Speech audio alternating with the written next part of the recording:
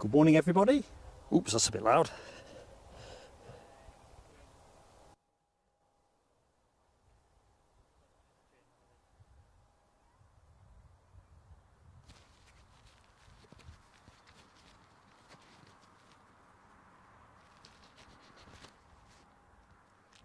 Right, that should be better.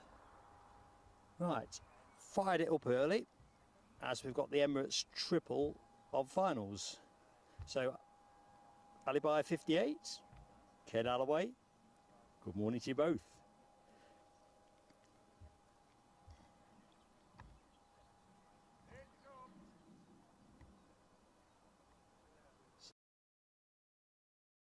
I thought it might be a little bit early, but I wasn't expecting it to be pretty much half an hour in advance. But hey ho, we're here and we might as well share it.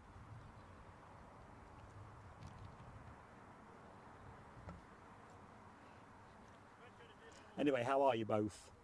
Hope you're having a peachy Saturday. Nice and warm here.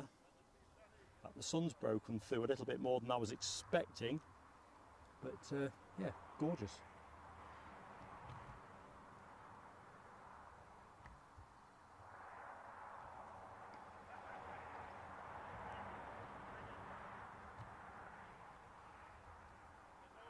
So this plane, having departed Dubai several hours ago, small seconds away from hoving into view.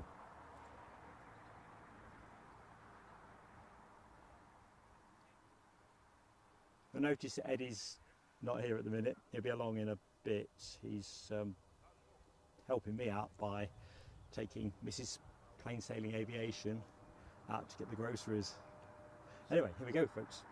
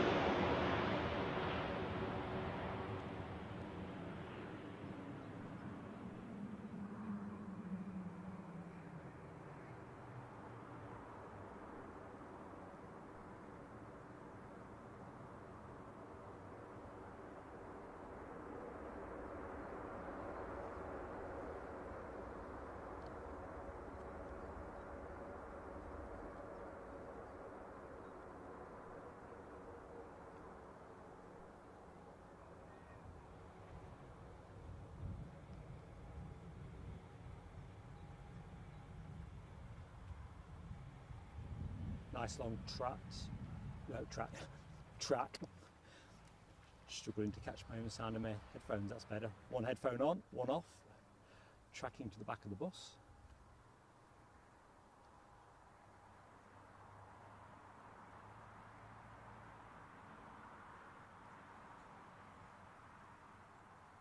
In fact, let's just lock the camera there for a second.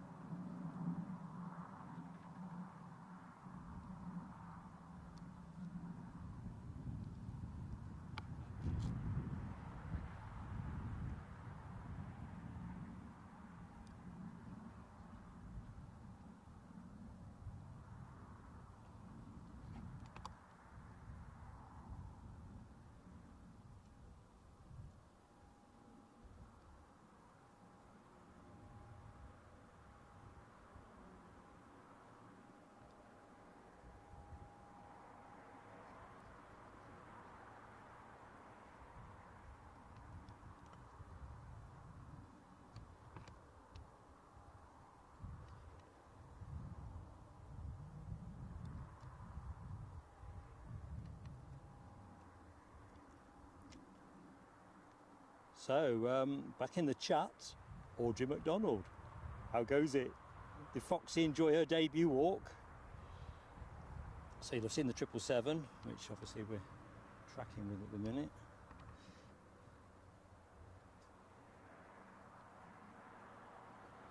Yeah, Ken, I'm in good shape. It is very hazy. I'm just looking at that myself. It's hazier than I thought. Let's come into the foreground.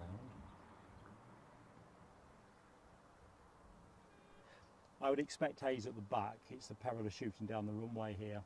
It was nice and cloudy earlier on.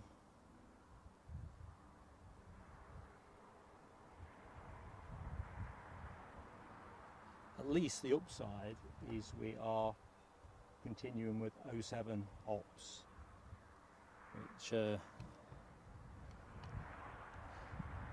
is definitely helpful.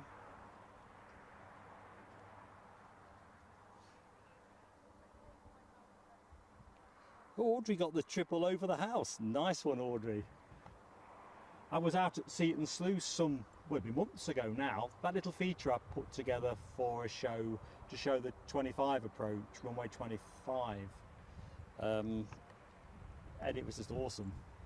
Just watching them loop in over the sea.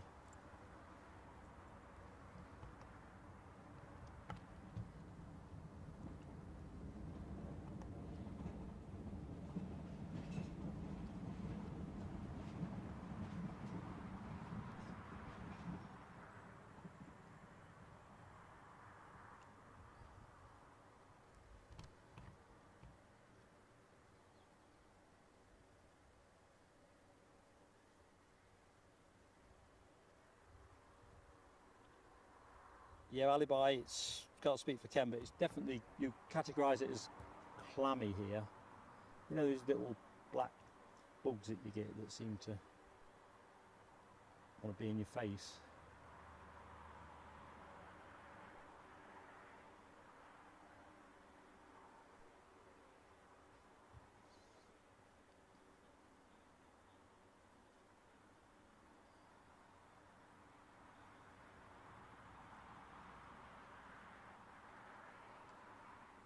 Anyway, nice and serene, gliding its way back into the pits.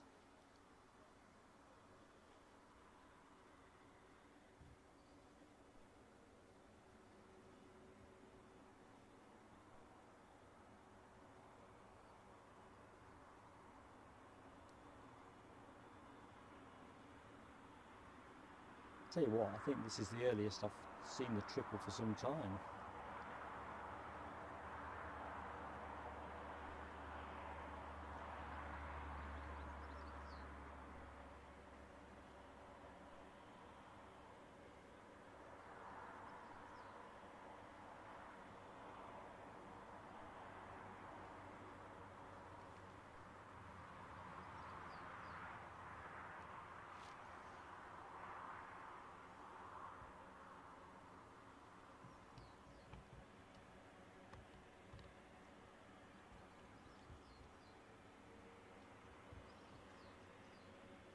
I don't know why it is, when I'm in YouTube looking at the chat, it keeps asking me if I want to be part of some trial that I must have said no to lots of times.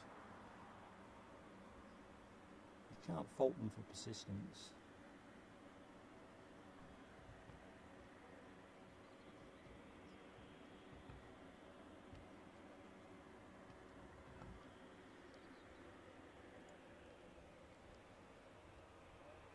Just bear with me, folks. I am just checking on a couple of little bits and pieces, as is my wont.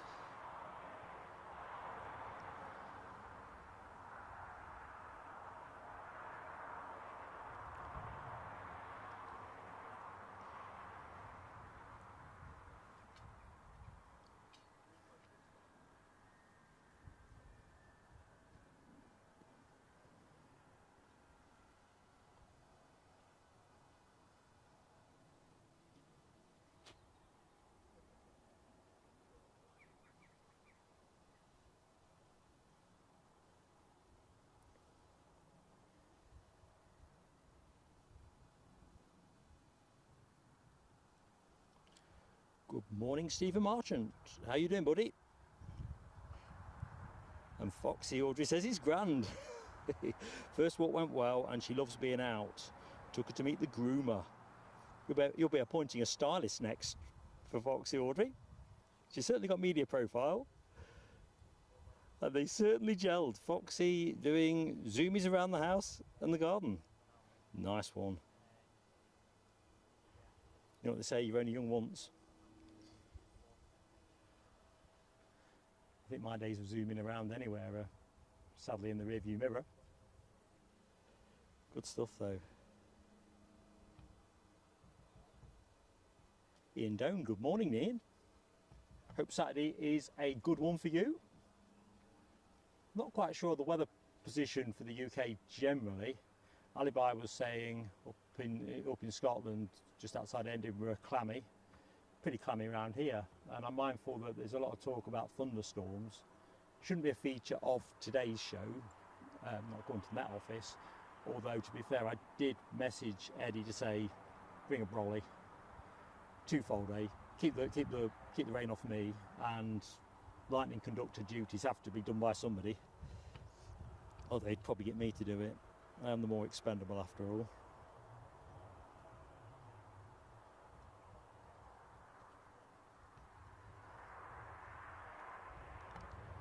Anyway, let's have a look. See, I thought we'd start the thing up early doors because the whole thing was about the whole scheduling decision was around catching the triple on arrival.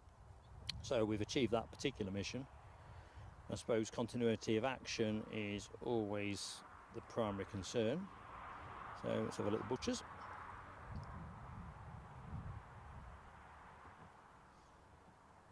It's hard to believe, isn't it? We are pretty much motoring towards summer solstice.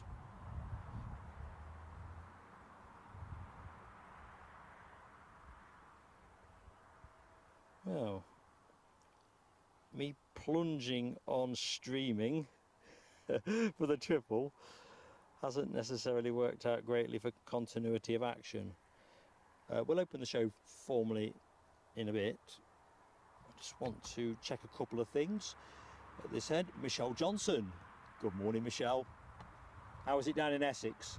You're our bellwether. Have you got any thunderstorms and torrential rain, that kind of thing? What should we be expecting?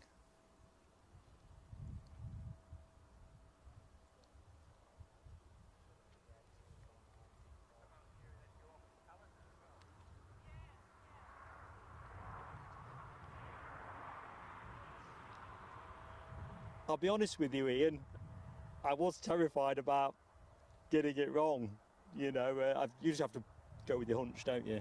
And to be fair, for everyone to get right, I'd probably get about 3 wrong. You'd think I'd tell anyone about that statistic, but I do honestly try my best on that. Anyway, delighted, my friend, to be on the right space on that. Michelle's got muggy, overcast, and a headache. Yeah, Mrs. Plain Sailing Aviation is more tending towards headaches when it gets like this. She's a migraine sufferer, so I suppose there's an element perhaps of that being triggered, I don't know, by humidity. It's pretty close, and of course once you've slathered up with factor 50, which if I've got that much factor 50 on, I'd probably factor 100. But I do take your advice, Michelle, from last time that I always forget during the show. You've got to keep reapplying it. Oh dearie me.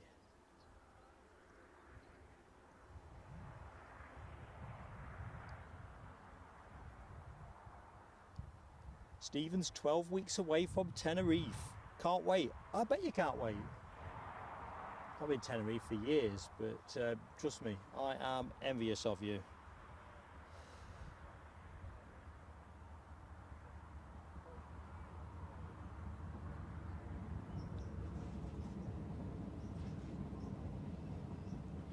Oh, and you'd like to retire in Tenerife as well. Yeah, I think climate-wise, it's just got so much going for it, hasn't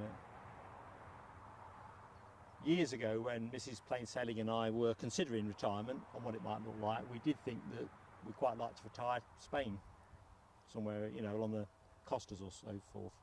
But truth be told, I was the keener on that, and even then I don't know. I like my cake and eat it. You should know that as show regulars.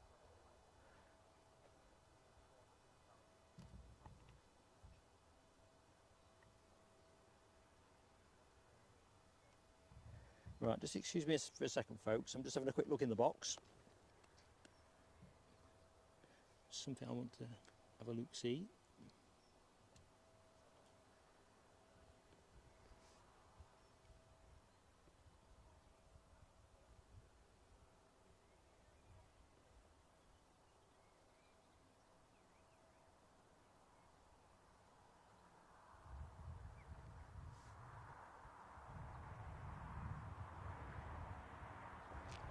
You know what I'm going to do, folks? Because I want to see if I can do a little bit better on picture quality. I'm going to close the stream down, or pause it and react. It might effectively close it.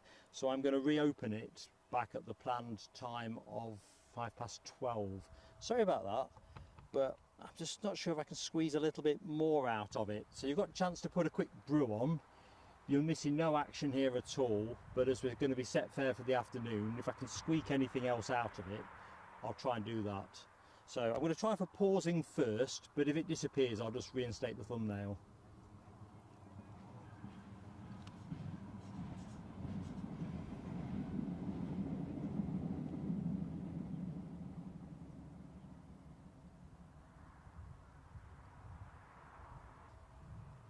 And if you're still there, I'm back.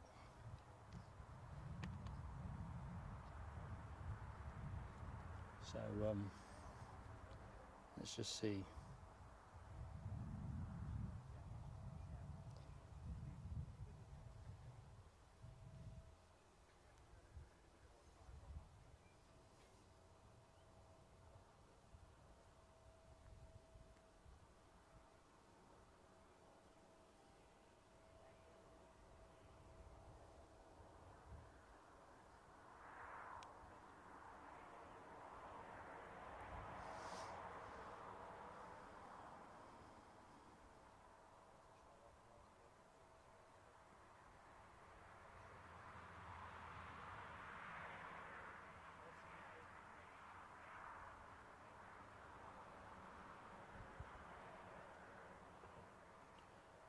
Right.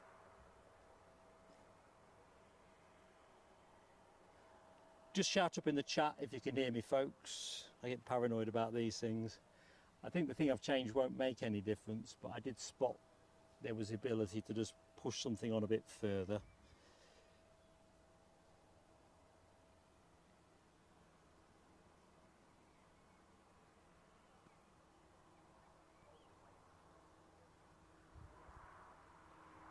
Thanks, Alibi. Whew. To be fair, I've never tried pausing a stream on this encoder, and when I was doing it off a laptop, I had no clue how to do it. So I thought, worst case scenario, I'll just have to reboot the thumbnail at the published hour of 12:05. But hey ho, all's well that ends well. So what are we doing action wise? Because I know when I said 12:05, it was all about the triple, as you'd expect. Ken's given me a 5 out of 5 on sound. Yeah, I don't think I'm going to get into that space on battery changes, am I? Not unless you've got some new charity rating for incompetence. I thought about that, you know, this morning, because I always check the charged batteries, what it tells me I've got, just in case for some reason we'd had a power cut in the night when I leave them on charge. Anyway, as I was clicking them in the doings, and I thought, why can't I do that on match day? Oh, I can hear a tiddler, folks.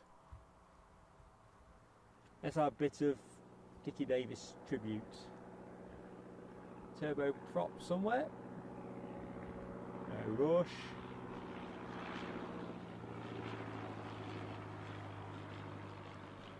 To be fair, since I've been down here, we've had quite a few circuits flown.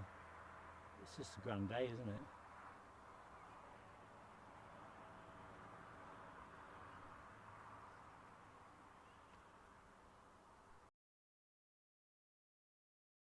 Essex-based observation. Yeah, I think it's a bit muggy here. I think we'll do the weather in a bit, but I'm sure they said around 10 mile an hour for wind speed. I'd be pretty surprised if it's 10.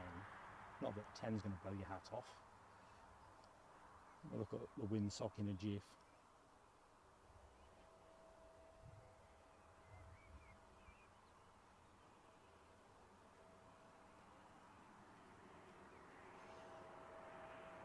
Vislandia.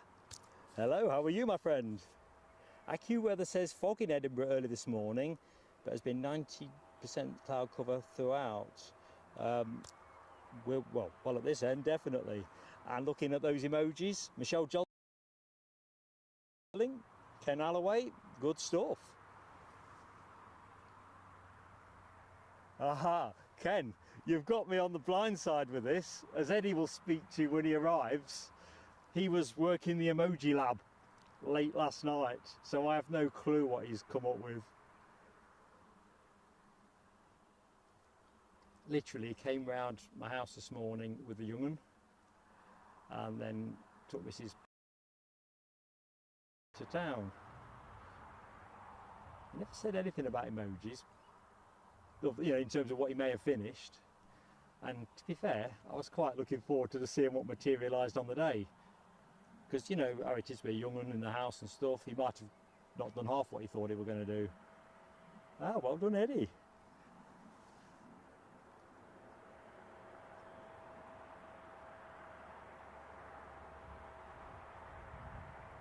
Now, my eyes aren't anywhere good enough, but that kind of gives me a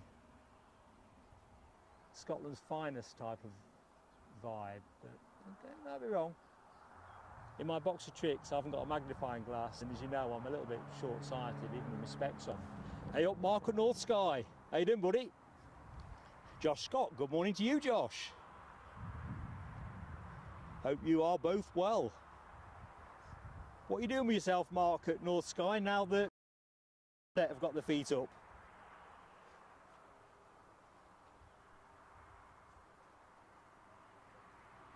Although I suppose, before you know it, pre-season friendlies are going to be filling up. Ken, I think Eddie in the emoji lab is in fact pretty sinister. You can probably imagine it was some kind of short of Eddie in his emoji lab, such as it is.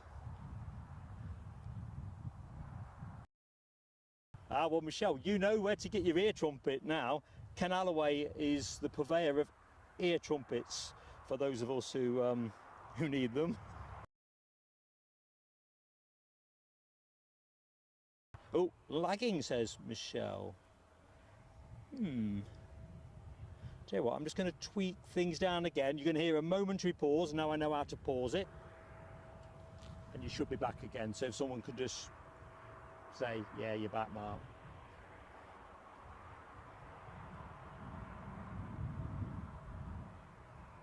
Yeah, I've just tweaked this down a little bit, Michelle. We've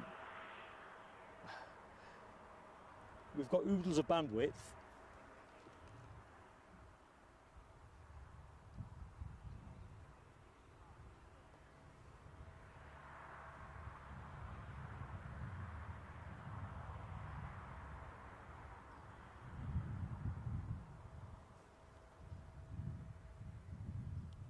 I'm still here, folks. I'm just investigating my box. At this end, I'm not showing any drop frames, which is interesting. Tabin Khan, how are you, Tabin? Well, Tabin, I'm sure I've answered this before, mate, so I don't get into the specifics because I wouldn't want to give the impression I'm endorsing one brand over another. But generally speaking, I mean, this is a Panasonic, I'll tell you that much.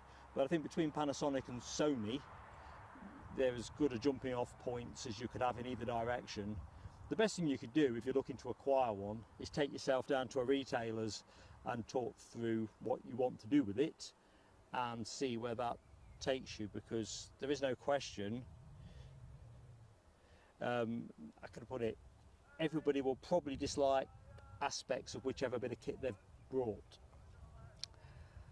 Okay, Visandia, yes, it could be a YouTube glitch, and it might not. But I'm showing no drop frames, but I just have tweaked down a little bit at this end. I probably got a little bit excitable when I was tweaking up.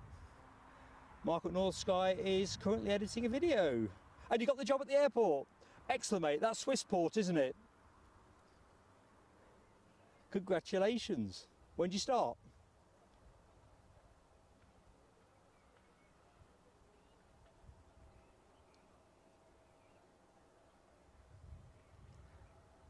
I think I can see Air France having turned Jaws-like over the far side.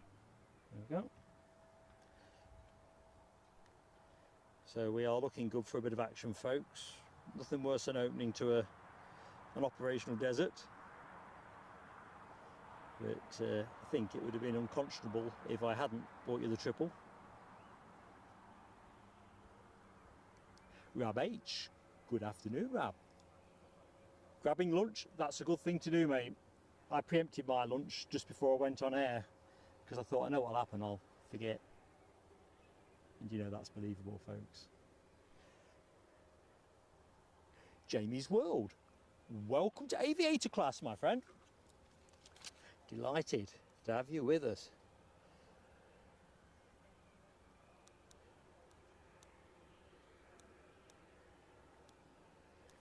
First green bar of the day. Yeah, Jamie's we're grateful for your support, mate, and it's smashing to have you with us. It really does help. As always, it's that pyramid of support, isn't it? So watching the show is where it all starts, and as you work your way up, I mean, membership is at that top end of it. So thanks, buddy.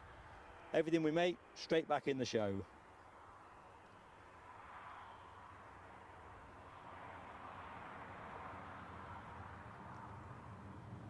Tabin says, why never live stream plane spotting at Newcastle on Sunday? Well, we might do something this Sunday actually, Tabin. Just not sure.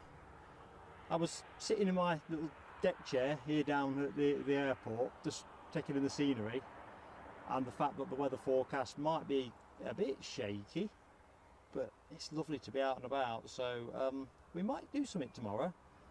I just need to think about that one. Bez54, how you doing, Bez?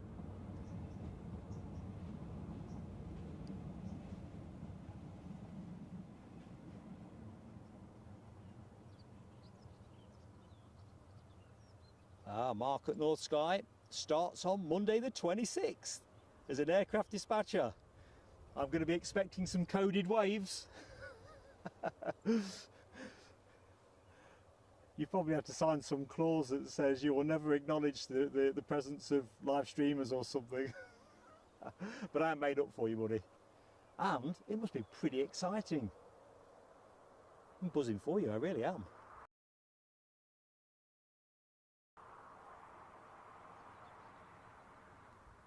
Alibi 58 brings me into the now. easyJet ATR 72. I think he'd bring on Eddie as well. I'm sure there were some essential supplies that I'd probably asked him to bring. Probably liquids as much as anything. Hiccuping, says Vislandia. I'm not sure.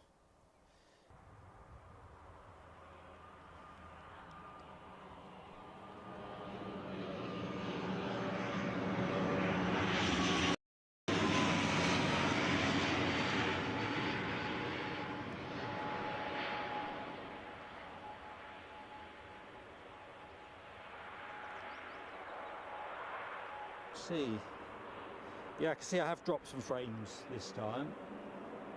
So what we're going to do, we're going to stay with the Embraer for the minute.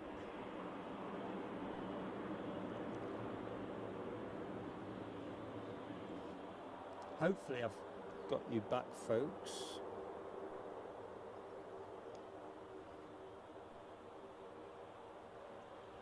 And we'll see how we do. Like I say, I've got plenty of bandwidth and I'm running well inside that, but what can't speak can't lie.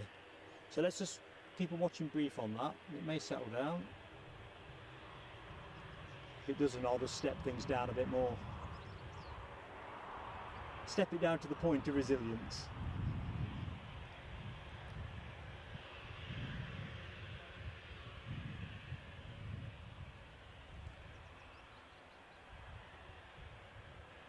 That's troublesome because I was going to put my in-screen graphics on, but I won't for the minute. Yeah, Ken, yeah, that's interesting, Alibi.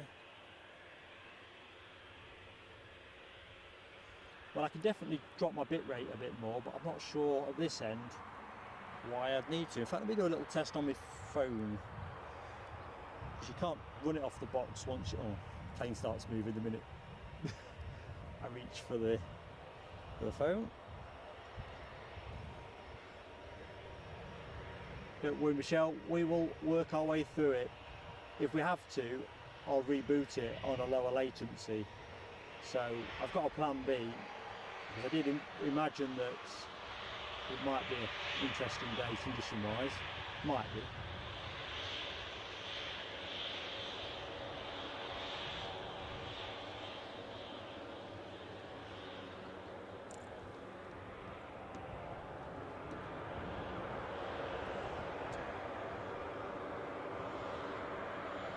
The two sims, you really shouldn't get anything here. Help.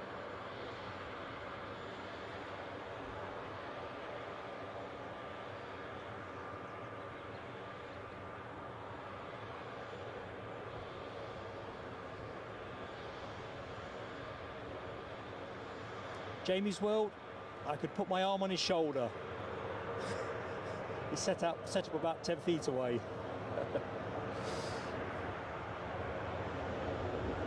Right, our Embraer 190 off to Paris.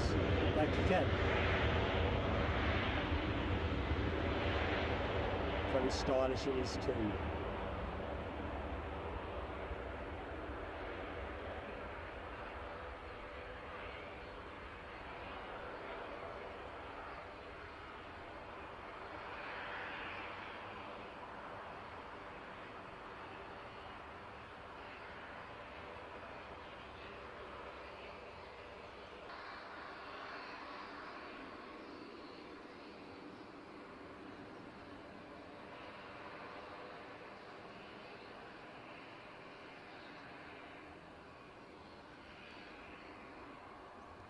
I'm guessing it's pretty warm in Paris too.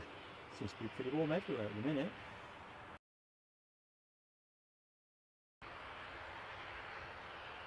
Yeah, Jamie's World, we don't tend to talk about other streams in my stream, so to speak. No offence and all the rest of it. No, I've got to keep it straightforward, mate. Pointing at the airside.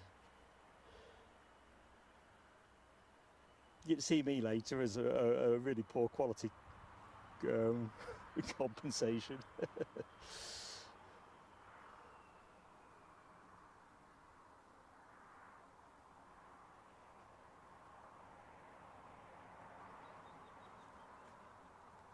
Yeah, thanks, Alibi. You put it way more concisely than I did on my typically verbose ways.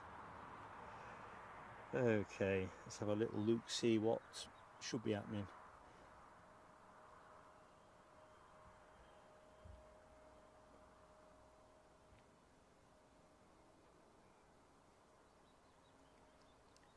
I'll keep an eye on the drop rate, the frame thing, just in case it rematerialises. My guess is it probably will.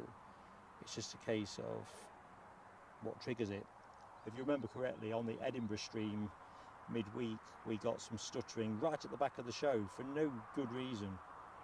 You know, even when I speed tested at the end, there was nothing pointing at it. So I don't think it's that side of things.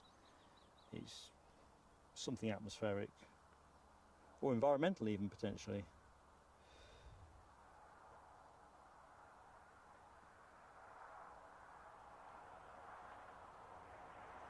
Saying that, we are looking to increase our bonded capacity further, so that will push that even harder. Right, where do we get to?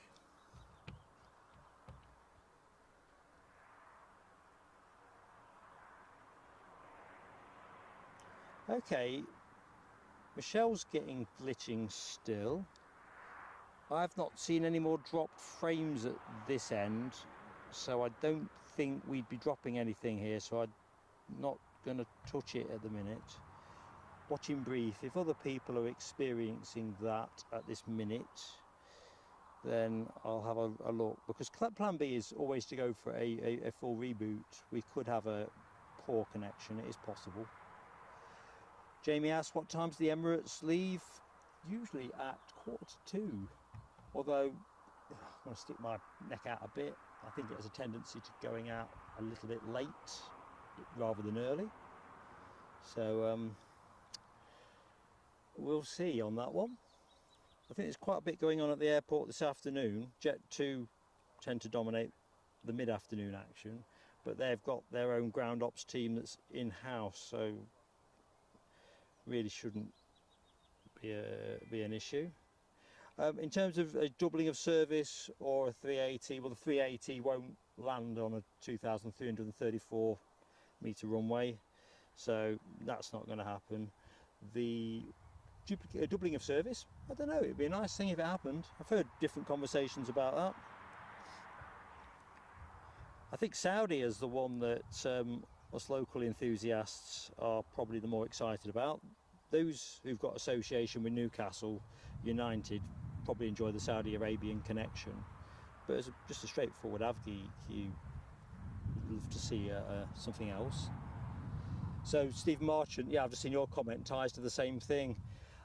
I think I've said this before, I'd be really surprised if the next shirt sponsor for Newcastle United wasn't Saudi, or if the stadium didn't have some kind of naming right thing. But of course, that's a tricky thing, as Mike Ashley found with the Sports Direct malarkey. So I would think the owners, who seem to be quite culturally aware of how they're received by the fans, would probably think that shirt sponsorship is the way to go.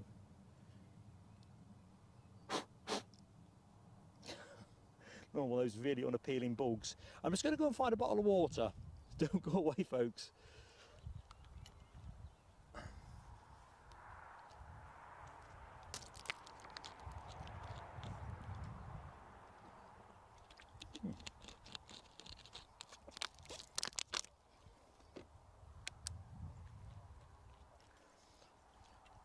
Of course, what's needed right now is a nice cold lager. So on finals, we have from Palmer a Thompson 737 Max 8.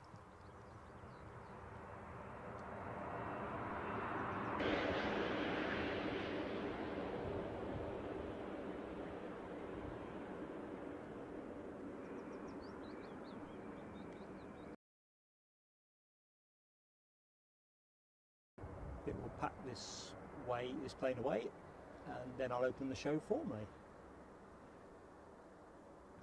Mindful actually, I'm 10 minutes into the show proper. You know me, Improv Central, Bislandia, let's have a look. Yeah, I have dropped some frames at this end this time. I wonder if that's in, yeah, I see that. I'll tell you what I'm going to do. I'm going to just drop down a bit more. So do not go away. I'm just curious. So let's have a look. So you'll lose me for a second, then I'll be back.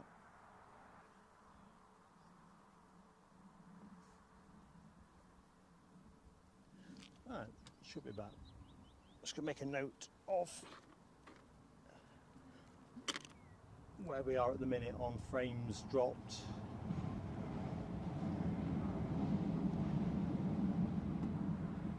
Yeah, Bez, I've seen your comments, and so I'm tweaked right down to, I wouldn't want to go much further down than that. We'll go for a reboot if this becomes a regular feature.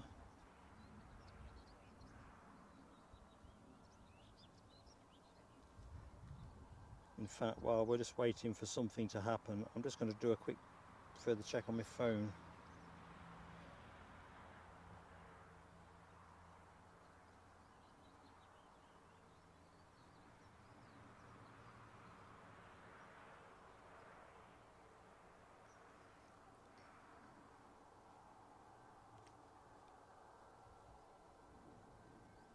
Yeah, this land here, I'm tweaked right down where I was to start with, to be honest. But I tweaked it up for different reasons, if that makes sense. We'll see. It's like a lot of these things, thinking on your feet tends to be what you gotta do. But upload is looking plenty. Plenty. So that's one provider. Because we're on 2 different networks as well.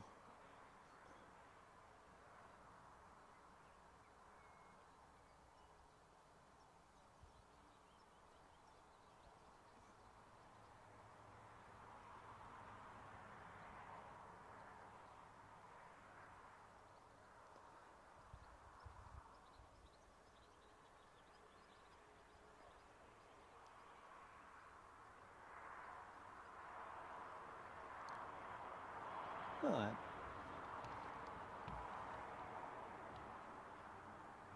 No, it's not Leeds, Michelle. It's entirely, it's either the internet connection. I don't think it's the encoder box, because that's just doing what it should be doing. We're working well within our signal. Like I say, if I have to, I'll go for a full reboot. I've got a contingency thumbnail set up for exactly that purpose, just in case you get a shoddy connection. But I'm pretty surprised that we have the issue we have. You can tell by my voice I am sounding slightly puzzled. Here you see the signal's pretty good.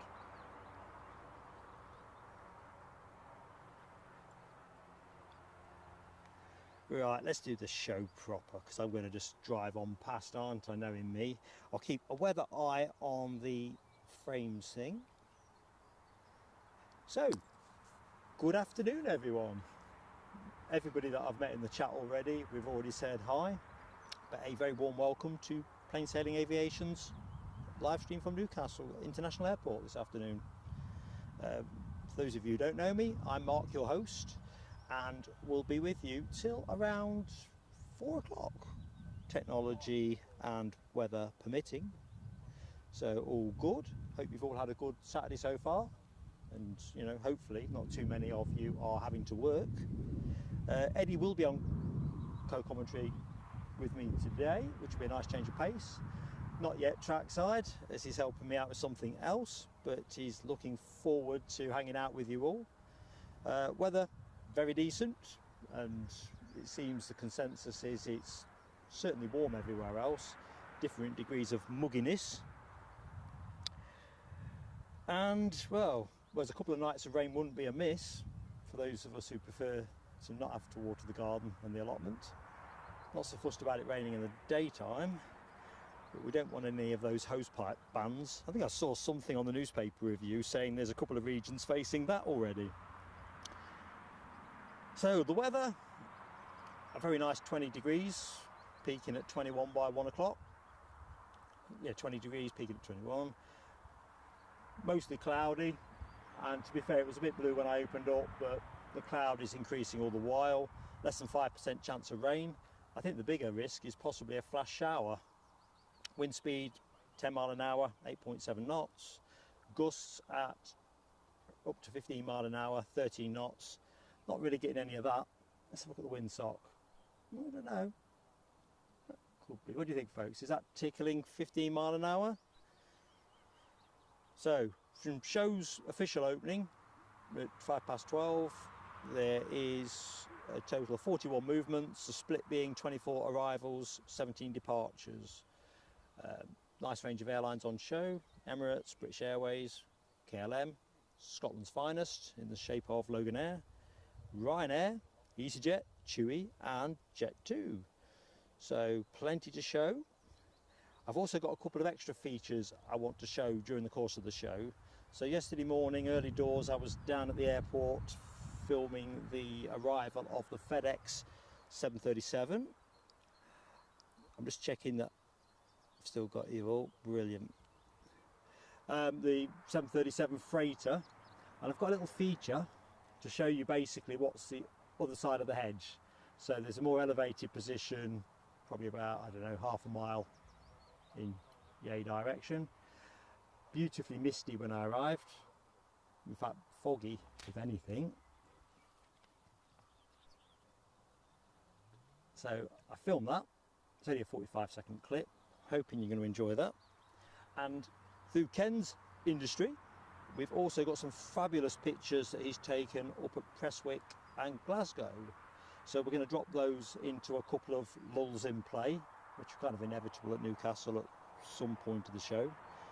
Absolutely fantastic. And there's a particularly unusual catch in there, certainly one I hadn't seen before. So I'll do no more spoiling, and let's just look forward to that when we hit the button.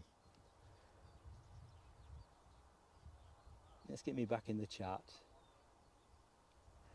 I could be a bit behind, couldn't I? The story of my life.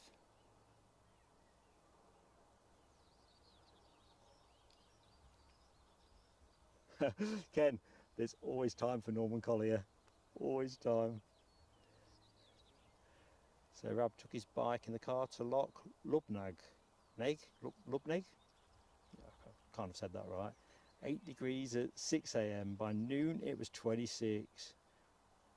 Yeah, I've got to be honest, I'd take my hat off to everybody that's pedalling away in 26 degree sunshine or this heat.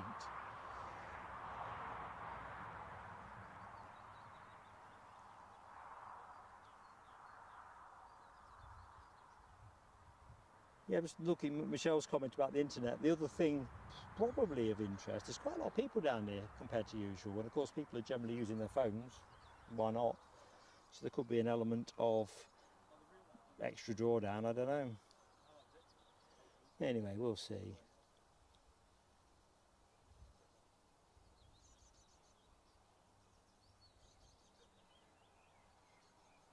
Yeah, I think Rab, definitely. Oh, sorry, Visandia, that is a healthy windsock that I was showing.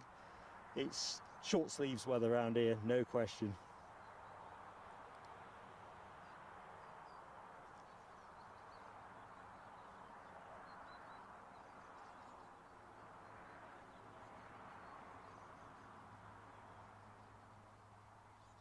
Yeah, you've got me there, Rab. This heart you're on about. Alibi speaks for me there. What? Has the emoji lab gone wrong somehow and was spewing out all kinds of symbols? No, I've not seen that one before.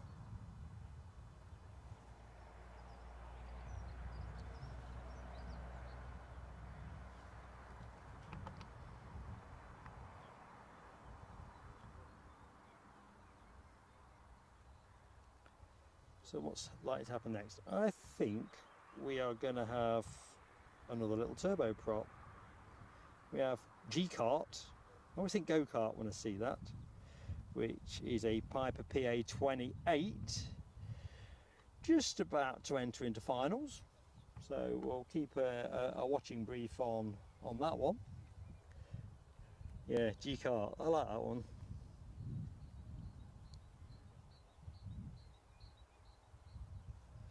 I've got a feeling we'll be seeing plenty of G-Kart this afternoon.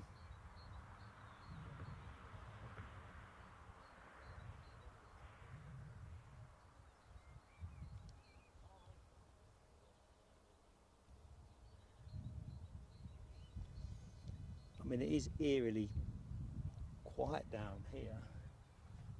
Let's just take the camera for a drive, folks. Tell you what we're going to do, because I can always re-show it later. Let me just conjure up from Mark's box of conjuring. Let's just check the...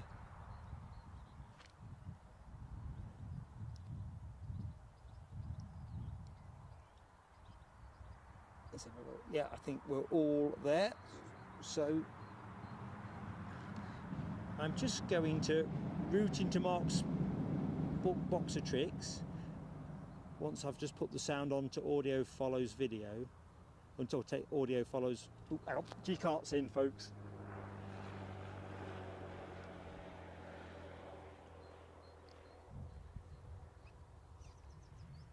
it staying or is it going?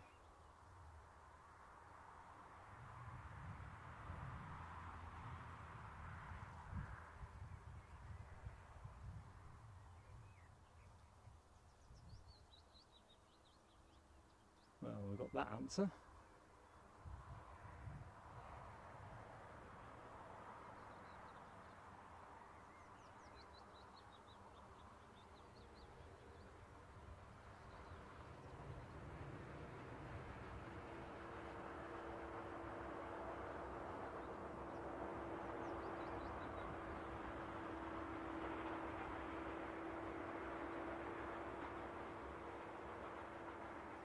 Right, what was I about to do? Because I think we've got time to do this without creating any mayhem. So let me show you the FedEx arrival that came in yesterday morning. I'm just getting my sorry act together, so just bear with me. Yes, Michelle, plenty of turbo prop in there.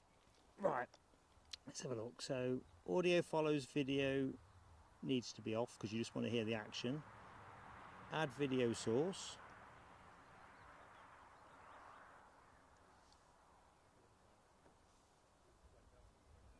And you'll be good to go in a second. So here we go. This is the, hang on a minute, Mark. So this is the FedEx 737-800 Boeing converted freighter operated by Airlines, inbound from Cologne. 45 seconds long. Let's do it.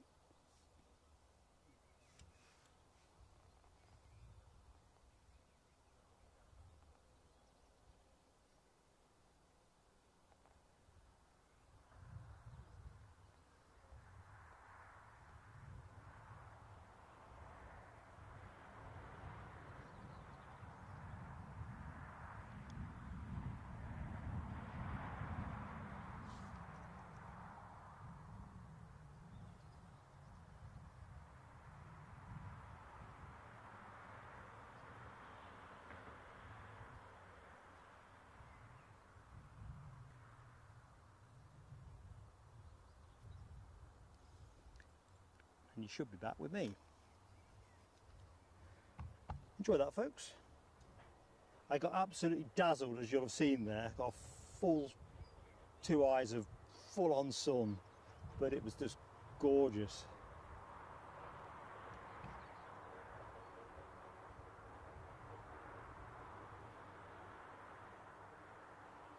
Oscar, hello Oscar, how you doing? Hope you're having a great Saturday. Michelle, you're right, those wing ribbons, divine. Thanks, Rab H. To be fair, I think they had some kind of fire in the Cramlington area. And driving down the A1, I swear the car had that horrible smoke smell rather than a misty, foggy thing. So when I got to the airport, I was a little bit doubtful that I'd be able to get anything out of it. But it works as it works.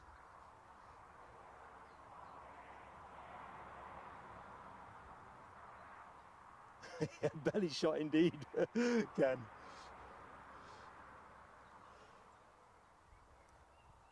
Right, Alibi's bringing me back to the future, or present should I say. Jet 2 from Rousson finals. Roger that, Alibi. Thanks for keeping me straight and narrow. Let's have a look.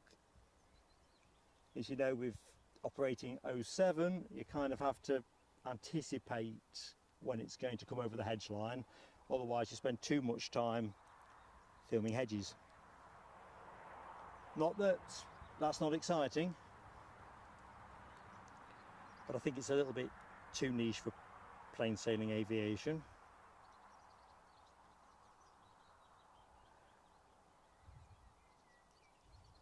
Although I suspect that hedge enthusiasts don't have enough YouTube coverage.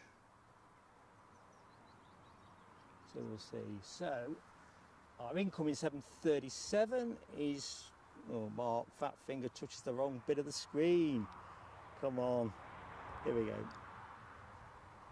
Departed 2 hours and 11 minutes ago. 737-800. Right, folks, incoming action. Brace yourself.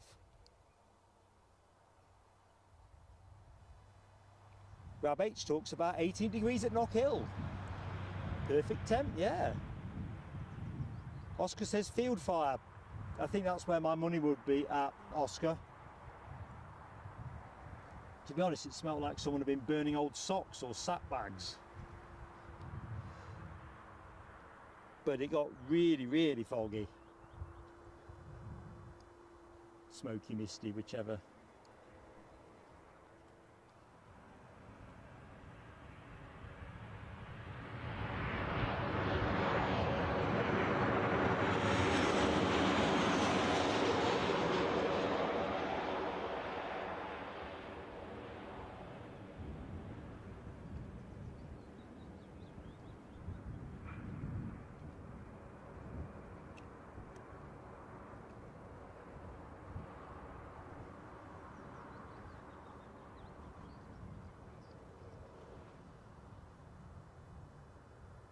All right, Oscar, there are lots of firefighters. Whereabouts do you live, my friend? You're obviously local to the area. I literally, going down the A1, hit pretty much a wall of white, like you might do in the middle of December or something. Luckily, when I went up to film that clip, it was, the sun was sort of burning it through, so to speak. So we just about got there.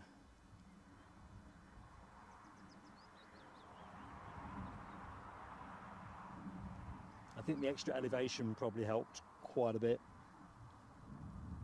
Gosforth, all right, so not far at all. I tend to use the Costa there, Oscar, when I'm having on my way to the show, caffeine infusion. Or particularly in the winter, a post-show warm-up.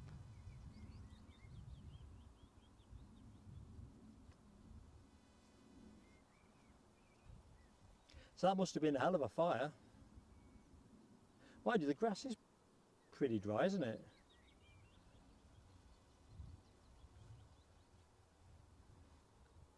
Bit hazy down there. See, that's just come out a little bit.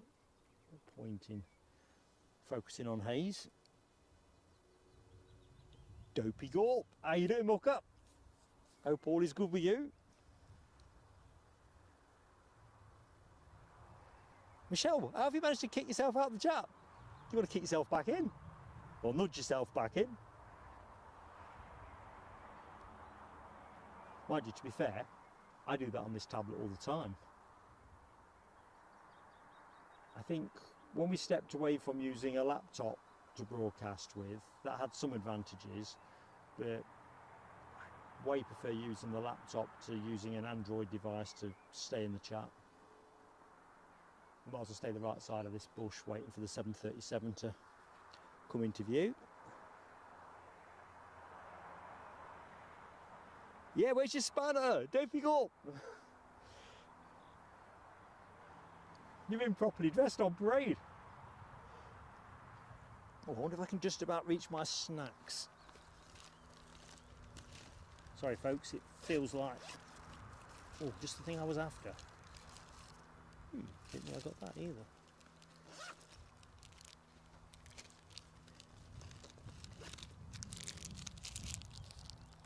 Sorry about the rustling.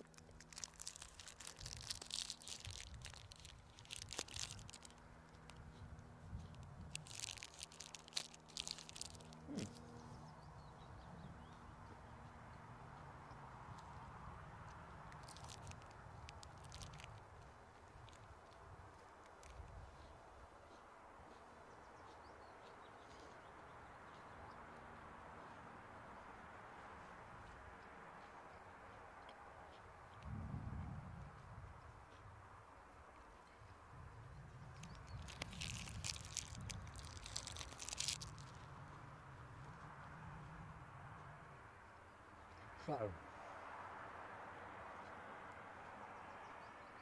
there's our incoming 737 from Roos.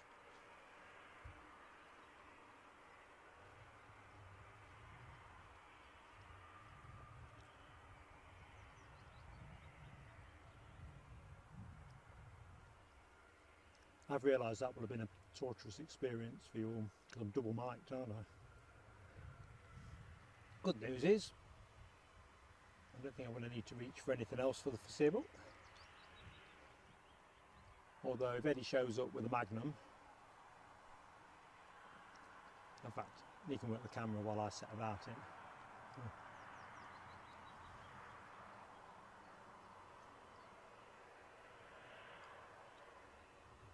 So plenty of Jet 2 action on the cards this afternoon.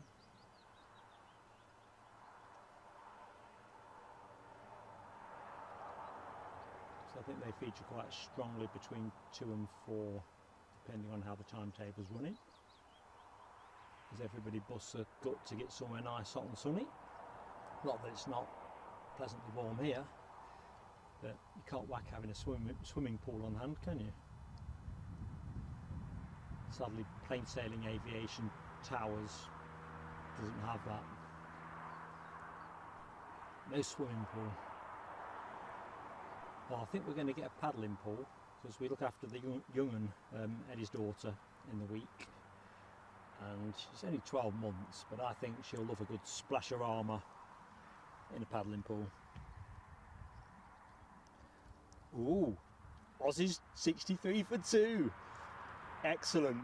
Audrey, while you're in the show, would you mind keeping us in the loop with that one? Don't pick up. Well, there's your triple. It came in half an hour early, mate. So you'd like to think that, and there's not, as you can see in the front gates, there's very little in at the minute. Which is kind of surreal, because when we did our pre-show prep, we knew there was a couple, I think it was a single 20-minute gap. But we are pretty good for continuity of action. You know me, I don't like to schedule if I've not got a reasonable prospect of continuous action. Mark at North Sky, not a bother, mate. When you next premming, and while you conjecture the answer on that, or you type it away furiously, DB Bassman, how you doing, mate? Come on, the Aussies! No DB!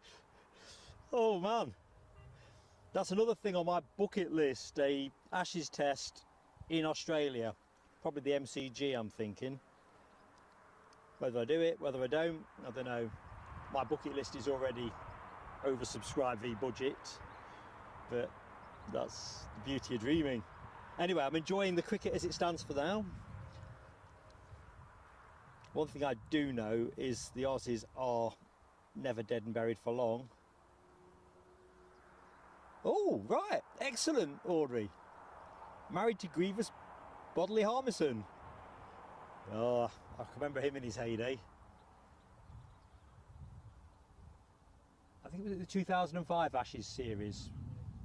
Proper classic. And oh, is that a helicopter? There's summit behind me. It could just be imagined. You can definitely hear a tram, a metro train.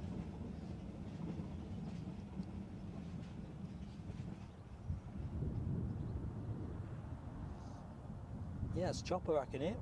You might get to give your chopper emoji a go. Oh, it's just showing now on flight radar. A Bell 206B Jet Ranger. Chopper time.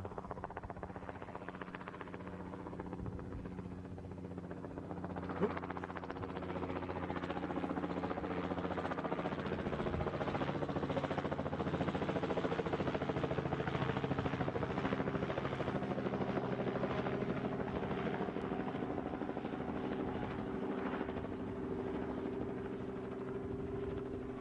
And there was a live streamer. I'm always wishing up action. But I wasn't quite expecting a helicopter to be the answer to my wish. You know, gratefully received nevertheless. Oops.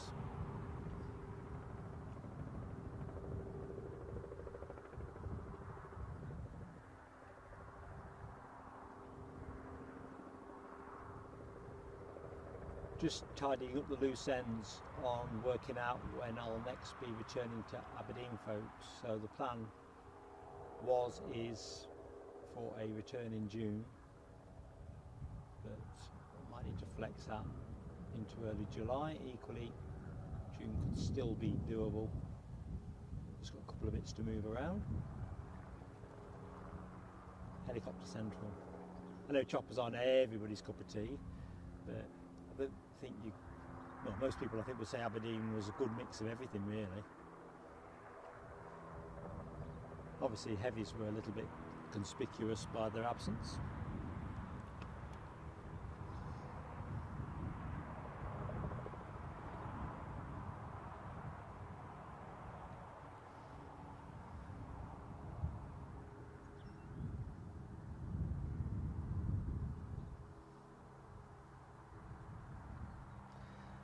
Ah yes, Father's Day tomorrow, Alibi. I've just spotted your comment. So that speaks to Mark's Prem tomorrow at 6:30, which I may or may not be able to do. I don't know, maybe I'll be being wined and dined or something. Eddie's cards are very close to his chest, and I'll not see my dad because he lives down in Leicestershire. Look at the chopper emojis led by Ken and Michelle. Good stuff. Not sure we've changed that one as well. That was on Eddie's to-do list. I think we may have done. I think it was about altering the background slightly so it displayed better on. Some people have obviously got different display settings on their laptops and so forth. A couple of people wrote in and said, could we do something with it? And I know Eddie was working on that.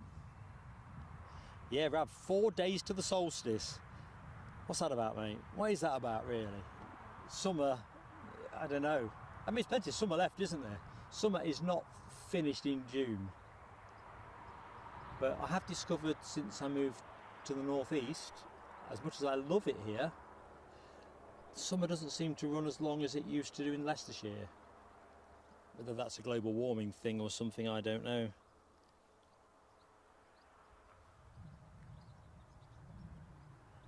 Oh my lord, Ken, that conjures up all kinds of worrying imagery. The naked cyclist at Stonehenge. Yeah.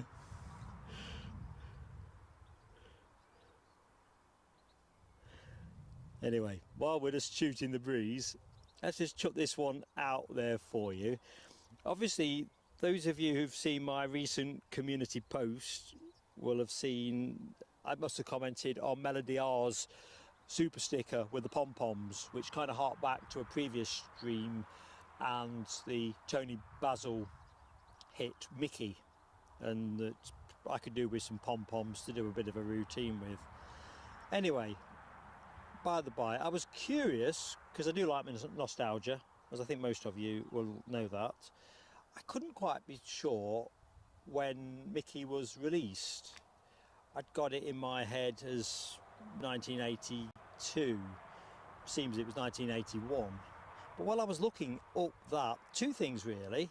A, the song wasn't originally written as Mickey, therefore under a different name. And also, let's just say, what was the song originally called and who sung it? Because I was staggered on both. So I can give you a bit of a clue with the second part of it. It is a British pop group that were prevalent in the charts around the time that Tony Basil did have her hit. Anyway, yeah, what was it called and who originally sung it?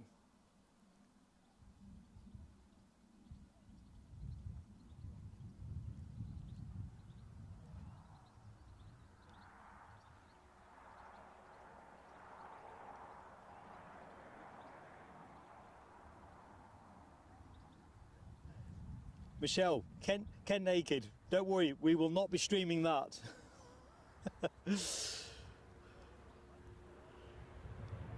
Although I'm thinking of creating a different stream called In the Arrival of Eddie. Could be an interesting change of pace. The Arrival of Eddie. Let's just check I haven't got any messages saying there's something gone wrong.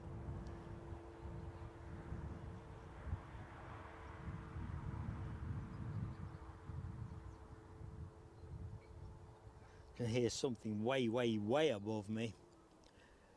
Let's see what that could be. Something fairly throaty. Yeah, an A330 heading from Schiphol to Minneapolis.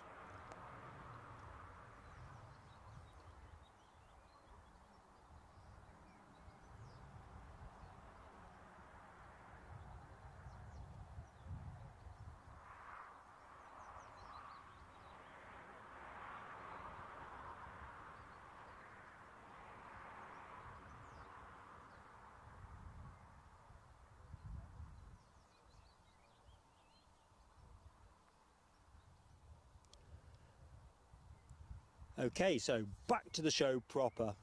Thanks Alibi 58. KLM 190 standard from Amsterdam on finals. So let's just get myself into position, flexing those digits.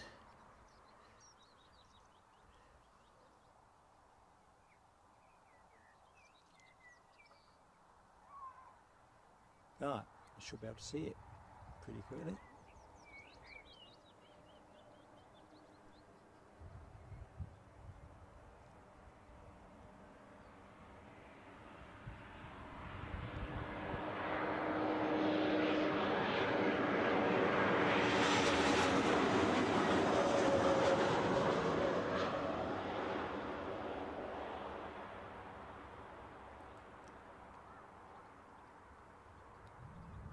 Nice short flight, that one.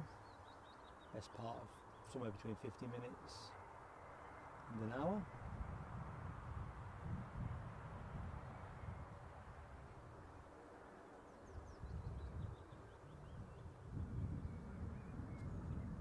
A bit hazy there, as we know, so let's not chase too deep.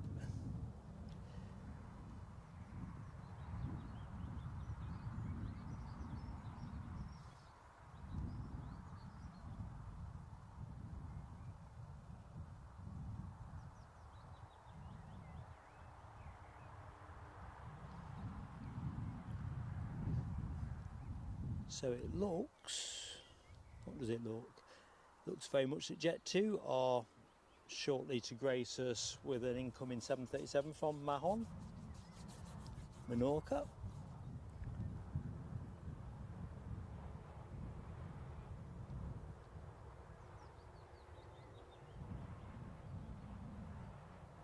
Yeah, DB, the traffic overhead here does tend to be pretty good. I just tend to be pretty useless at catching it, so the cloud has probably saved me trying to reach too far. Ooh. Ah, you see, Ken Alloway, you are right with the band, and bearing in mind I could have got some duff information, but the song was originally written with a different title, sung by Racy in 1979.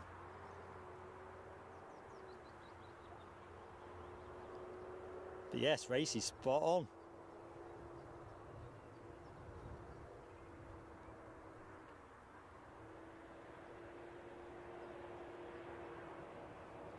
So we'll track with this momentarily.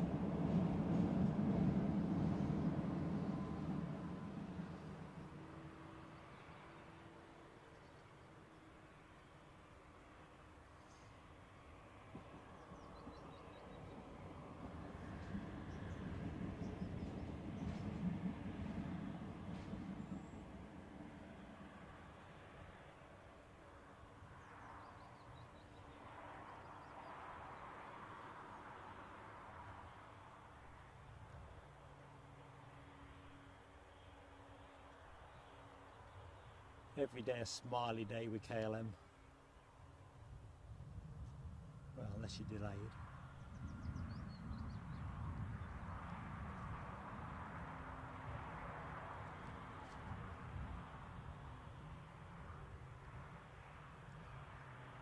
Ooh, is it coming from the shop? Usually it's over the far side. That's a rare treat for us, although there's plenty of space this side, so kind of makes sense. Battery change 16 minutes.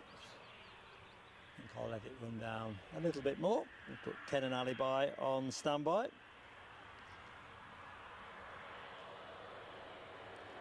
That's right, Alibi. Some girls, and probably got this slightly wrong, lay your love on me. They may have a bigger back catalogue than that.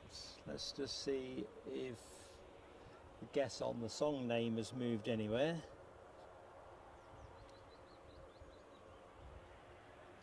Oops, that's me trying to stay in the chat. Can we get the countdown board? We might be able to. Yeah.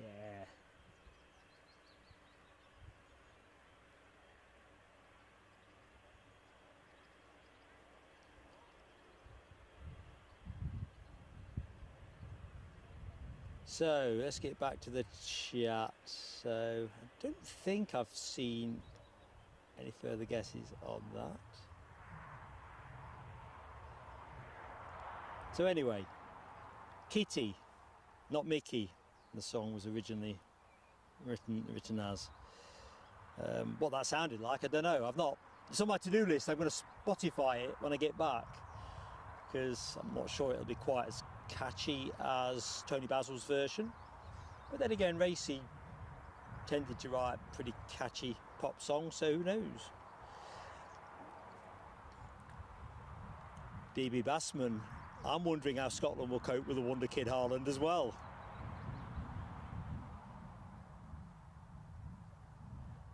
We'll see.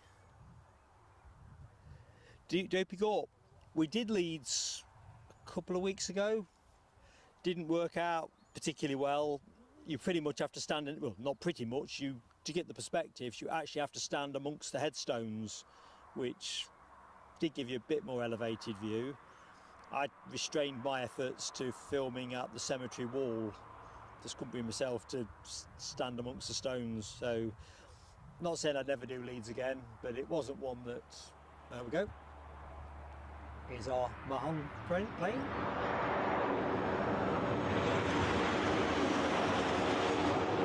And Heathrow, I am working on at the minute.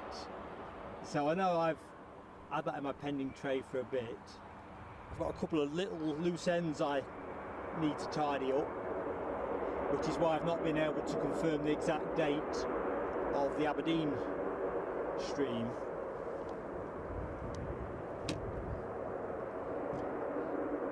I'll drop you a line on that one, mate. I think the other bit to factor in is the industrial action, which may or may not be happening.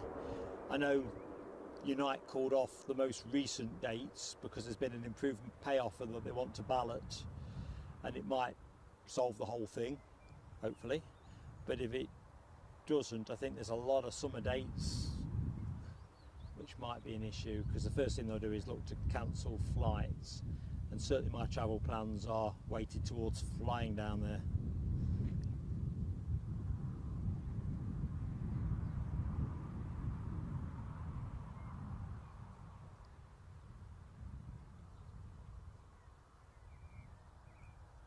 Rough idea. Okay, I'll tell you what I'll do. I'll drop you a line after the show. Sorry, mate. So if you say, if I could say in very broad terms, somewhere between the end of June and the first half of July, but that's a bit broad. I can probably do better than that once I've looked at a couple of other things very quickly.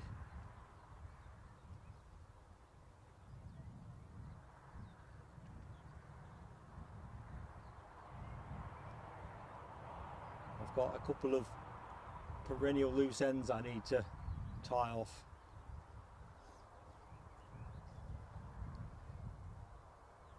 Yeah, Ken Holloway. It was the graveyard slot at Leeds Bradford. I think we closed the show with an audience of about 25, but the truth was the perspectives that I were broadcasting just were a compromise, a big compromise really. But you know what? All part of the adventure. Alibi says Chewy 737 from Verona on finals. Roger that, Alibi. I think I can hear it.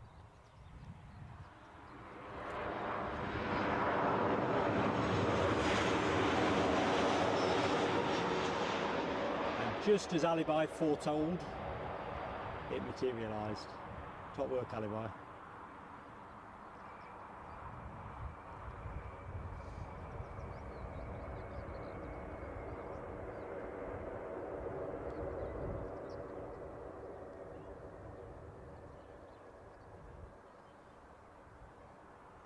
So it's quite a few people rocking up now. I'm guessing the departure of the 777 will naturally bring a bit more footfall. That's not due to go for another 45 minutes if all runs to script.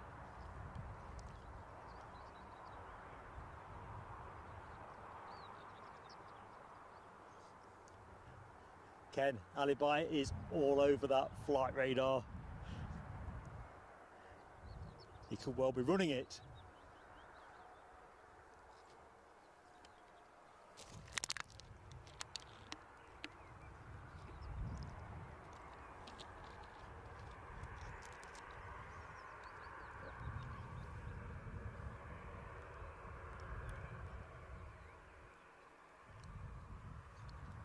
So we're currently locked on to our incoming Chewy 737 from Verona.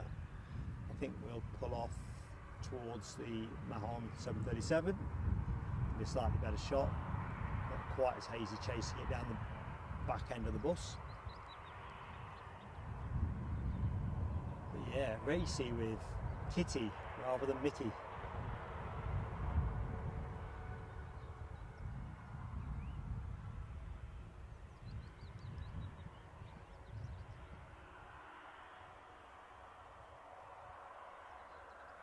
I reckon we can park this jet up and do the battery change before this Chewy 737 actually gets close to us.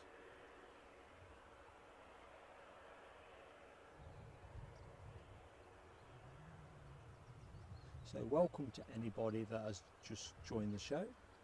I'm Mark, your host for Plain Sailing Aviation.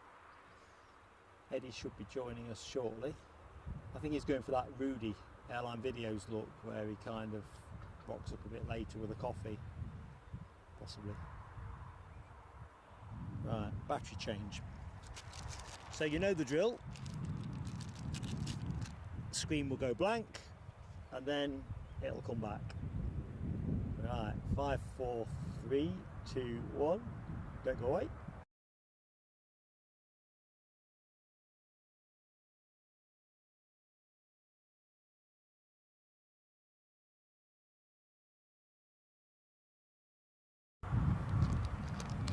Right, you should have me back. I think you actually caught some of that looped footage of the FedEx. Actually, note to self, do battery changes while showing clips.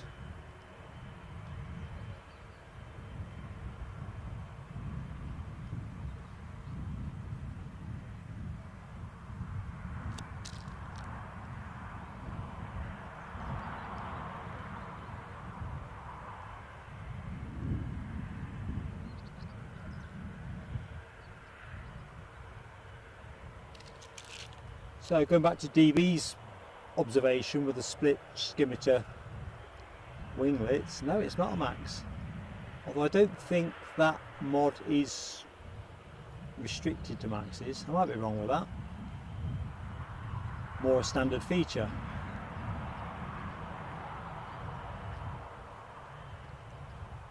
It's amazing, isn't it, how winglets have become such a, I think for most of us, a thing of beauty.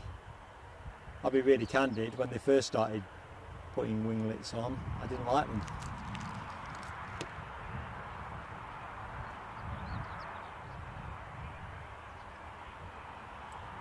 I get there in the end though.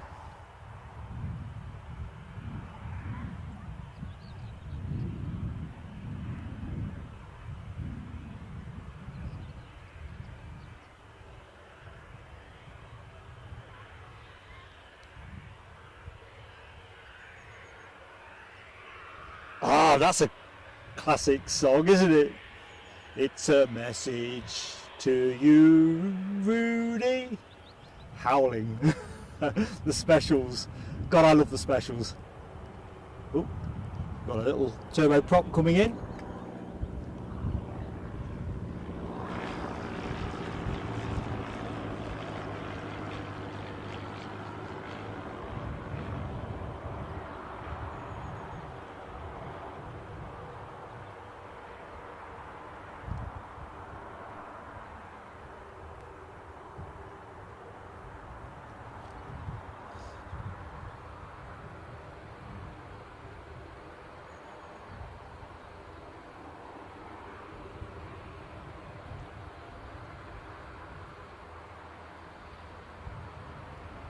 Right, might catch a little bit of the deboarding action.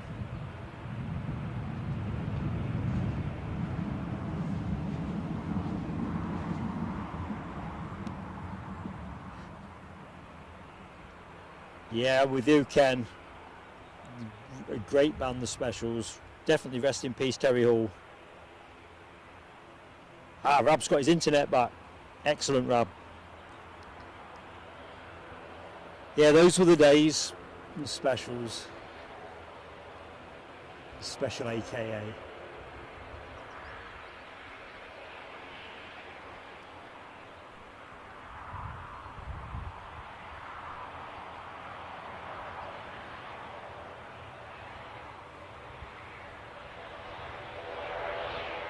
This will be our friend at Mark Sky, won't it? From the 26th. We probably should stream. It was a dreadful rendition, Ken. I only do dreadful. But you know that. In fact, if Mrs. Plain Sailing Aviation was here, she would definitely say, what on earth, what was he thinking? So this plane off to Belfast. Very short flight from here. Half an hour or so. Jolly Green Giant's lawnmower, as I'm fond of saying.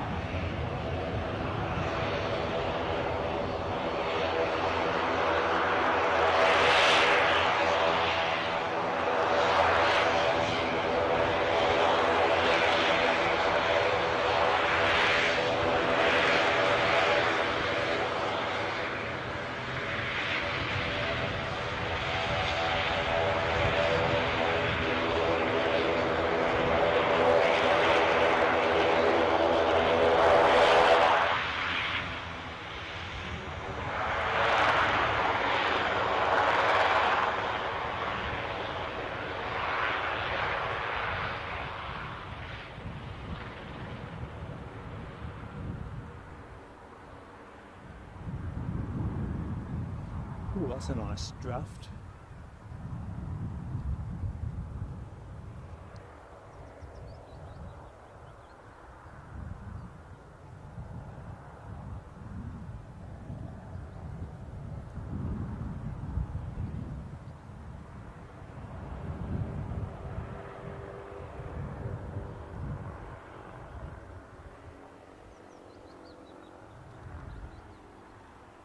Right, back on terra firma. They've got the stairs on. Got that Formula One style. No hanging about. Ian Doan has that turboprop emoji. Going as does Dopey Gore. Top stuff. DB Bassman. Are you leaving us? Let's have a look. Yep. New songs including Chelsea Dagger. Yep. And Beautiful Sunday. I know the Chelsea Dagger. Not sure about Beautiful Sunday. But anyway, catch you later, buddy.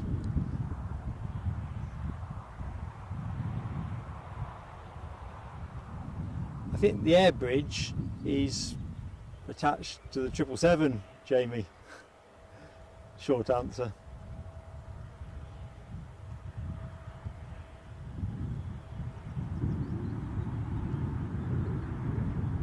So is that coming off the back yet?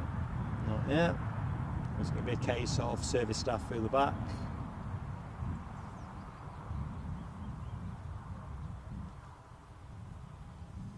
This is the point where we'd like Mark to just turn around and give us a thumbs up.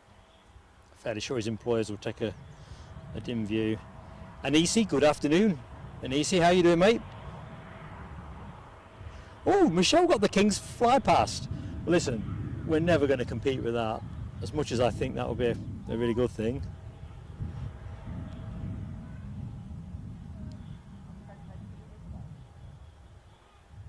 Yeah, Jamie's world, they only have what they have, mate.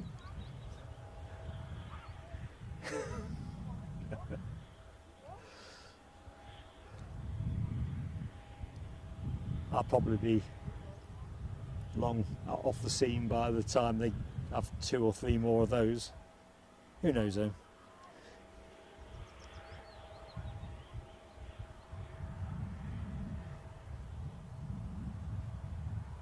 Right, what's occurring?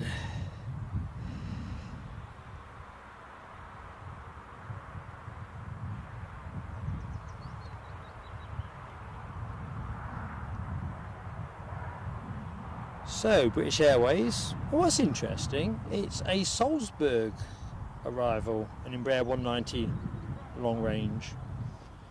I don't think British Airways do a scheduled route to Salzburg, so I'm guessing it's a charter of some description. Anyway, never a sad moment to see an Embraer, so that's going to be, I think, your next action, folks. It says 8 minutes on the clock here. So hopefully that will start picking our tempo up. Looks like we have an Air Canada 777 bearing down on our position, having set off from Amsterdam Schiphol to Toronto. But even if my camera skills were up to it, it's pretty cloudy now. The odd little dapple of blue. See the wind having its moment, but no real heft there. So let's get onto our KLM. They're boarding. No dallying with KLM. They're not just the fastest taxiing. They are pretty handy, I think, from a boarding point of view. Certainly my personal recollections, having used them a couple of times this year, were exactly that. Very organised.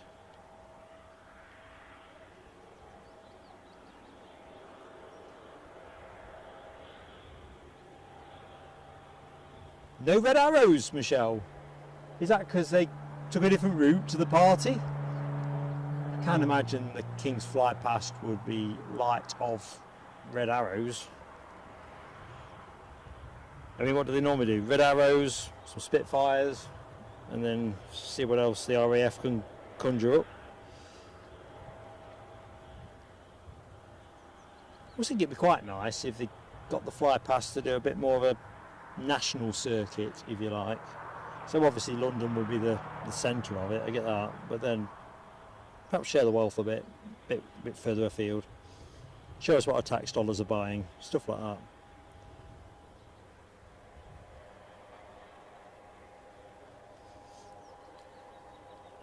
Oh, and the rain has started. Folks, you heard it here first. The weather's breaking. I said earlier in the broadcast, I would not be at all surprised if we got to a point where we got a flash shower here. It's not forecast. You know, when the Met Office say less than 5% chance of rain, they mean it ain't going to rain. They don't do a lower rating that I've ever seen. I keep meaning to see what it might be in the Sahara or something like that. See if they still say less than 5%. Definitely has a feel that it could just change very quickly.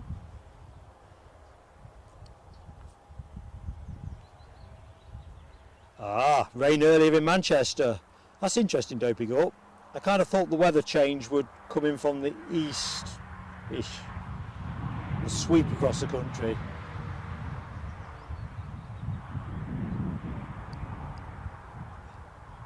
Well, these lovely people, Audrey, are off to Amsterdam Schiphol. Looks like a popular flight-ish. I didn't clock when the first people were going up the staircase, but they were definitely going on at a decent clip. But yeah, Amsterdam for these folks.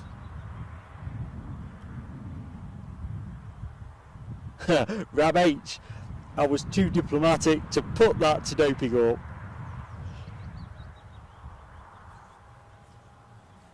My boss always used to describe Paris, get my words back to front, Manchester as the Paris of the North. And I've never been to Paris, so I've never really quite grasped that, but I assumed it must mean that they get their share of rain as well.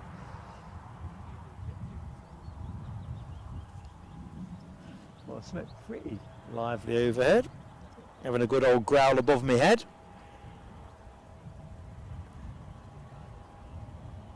Tell you what we'll do, I think we'll showcase Ken's pictures actually, because it seems, oh, someone's on finals, aren't they? British Airways, can't forget about that. Oh, we'll hold that thought, folks. Now, what was growling overhead? It was that Air Canada triple that's off to Toronto. Great sound off that. Don't know if you're able to pick any of that up. It's tanking along at 34,000 feet. Right, let's see if anything's happening with Chewy. Nope. Maybe we can pick through to the back of the triple. Is that staircase? I think they're still connected.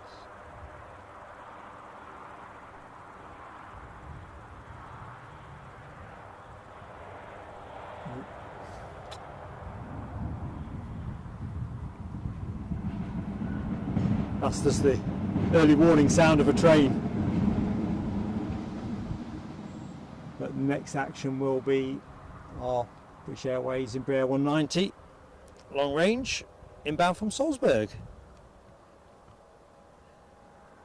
Beautiful place, having departed 2 hours and 3 minutes ago.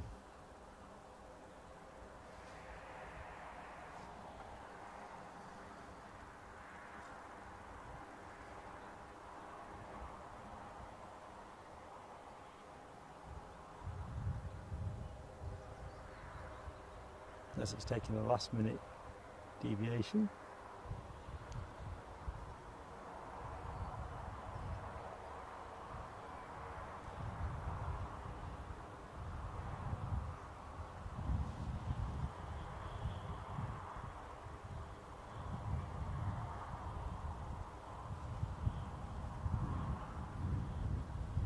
Come on, British Airways, make it easier for me.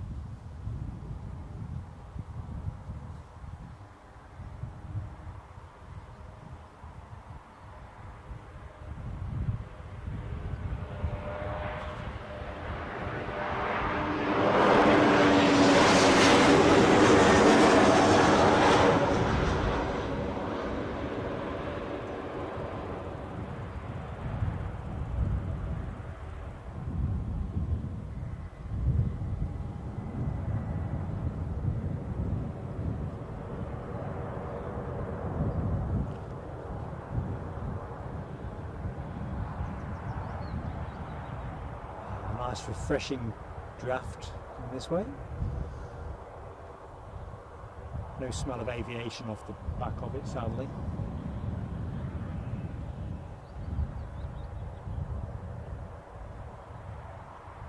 Well, it looks like that's the last of the passengers boarding the KLM Embraer 190. It's going to be heading back to Amsterdam fairly shortly. Memory serves, that's due to go out at 13:25 or something in that region, so I'm thinking we'll not be far off getting that pushed back. I can see some ops team activity around the base of the plane, so fingers crossed.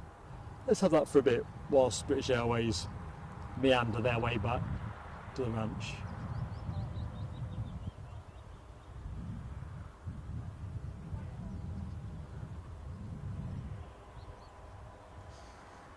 Ooh, Ken's had a buffer. Audrey's okay, Vislandia's okay. Ken Alloway. Well, YouTube took you off, but that could be a YouTube server type thing, because we'll not all be watching, or you'll not all be watching through the same servers, will you, potentially? I've got a feeling if these electrical storms turn up in the way they're projected to for elsewhere in the country, it might be a bit tricky to live stream if you're unlucky enough to catch one.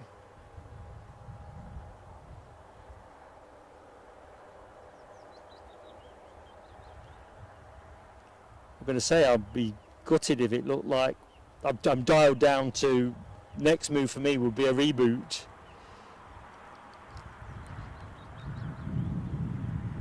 Playing it steady and all that. Talking it steady. Where's Eddie?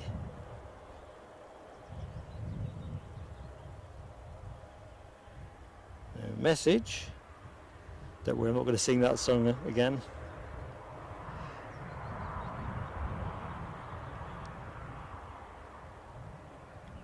Mark Carden. Good afternoon, Mark, from Cramlington. We were talking about the grass fire. I think Oscar was saying that there'd been some kind of grass fire earlier on in the show. Certainly when I travelled the A1 yesterday to film some early footage, I hit an absolute wall of white.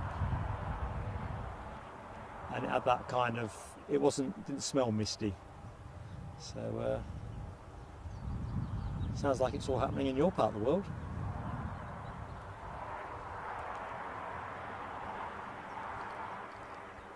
Ken, it's a good question.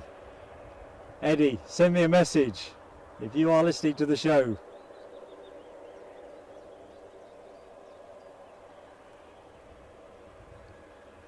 I don't want to have to introduce water rationing at this end.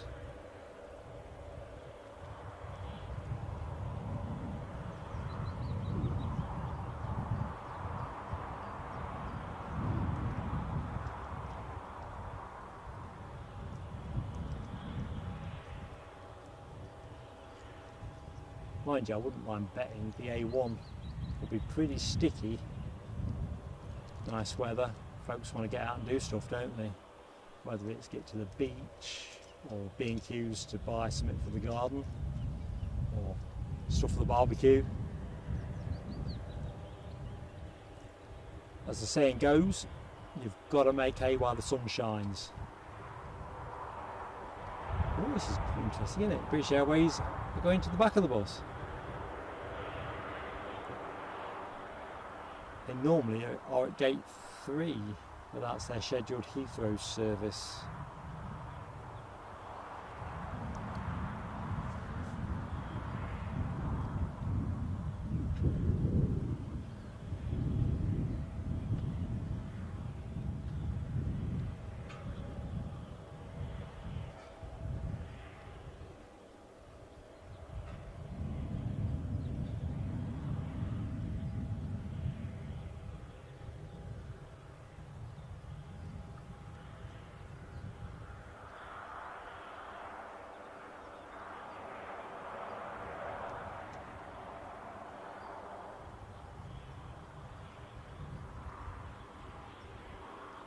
Let's see if, oh, looks like they've finished putting the bags in.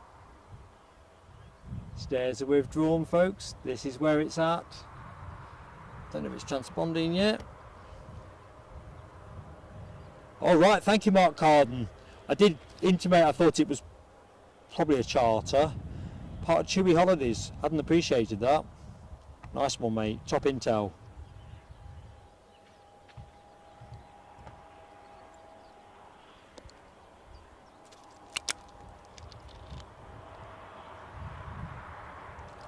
So, good afternoon to anyone that has recently joined the show. Welcome to Plain Sailing Aviation's Saturday afternoon live stream from Newcastle. We've got Mark at the minute doing camera and commentary. Eddie will be along shortly. Been saying that for a little while now, but he is expected to be on the show. All lots of hive bibs moving around there. Let's see what they might be up to. Getting the chocks out.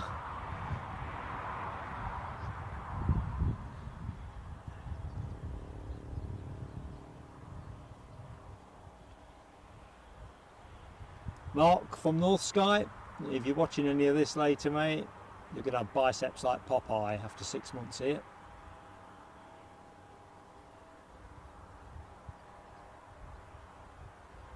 And you'll not need to eat all that spinach.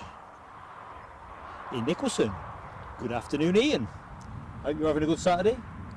Hope you're not working and you are definitely taking it easy. If you're up for taking it easy, you're in the best company. That's exactly what we're doing. Ooh, Australia 78 for 3 at lunch. Is Steve Smith? I think Steve Smith's probably at the crease, isn't he? How can I guess? Either which way, that's a pretty good start. Right, I'm just going to change a couple of plugs over. I think we're into that space of the show.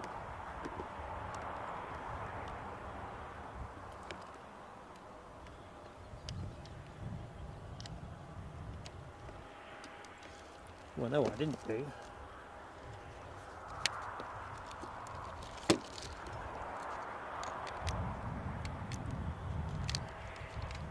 Battery number 2 on charge.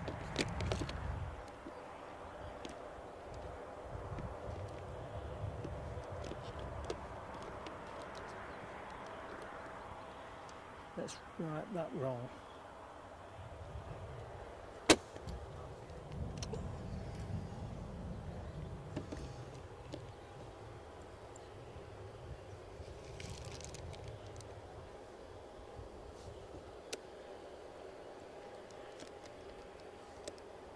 Yep, everything's charging furiously. Charging like the taxman.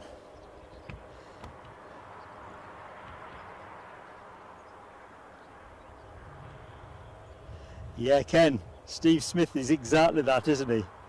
Fidgeter in chief. Look, here we go. Here's our next action, folks. Yeah, I can imagine though, as a bowler, he must be pretty wearing to be bowling to. Kind of not for the same technique, but for those of us who remember cricket in the 70s, Alan Knott, the England wicket keeper, as I remember him, he was always a bit of a fidget, but Steve Smith, I reckon, has it as an Olympic art form.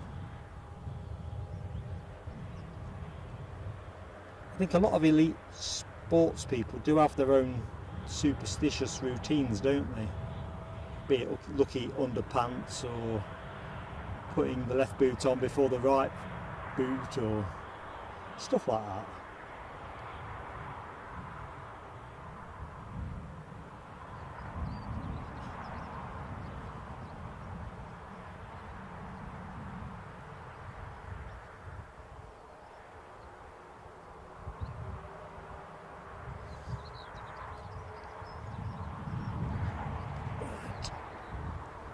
Have a look in my bag of tricks. So if I plug that into that, it'll make sense to me, folks. No, never mind. It doesn't.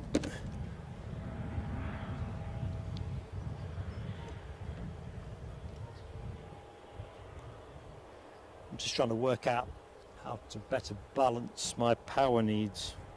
I think I've got it.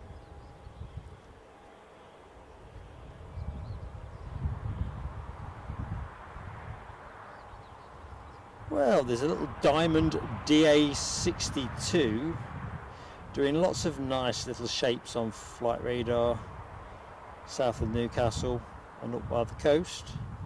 Doesn't look like it's coming here though. Set out from Liverpool. For its own little bit of the northeast by the look of it. Right.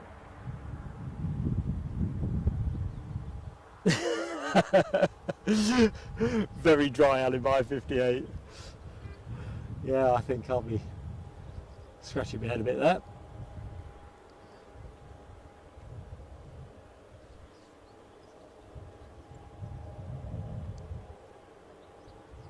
Yeah, the stream's definitely running. Rob, definitely.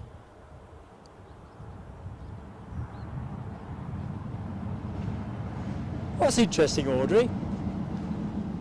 If you were older or suffered an illness and can no longer run, Ashington FC now have walking football. They tell me that's a growing thing significantly. Some chit chat about mobile providers. To be honest, looking at Dopey Gorp's comment, I'm not with Sky at the minute, but when we were, absolutely fine.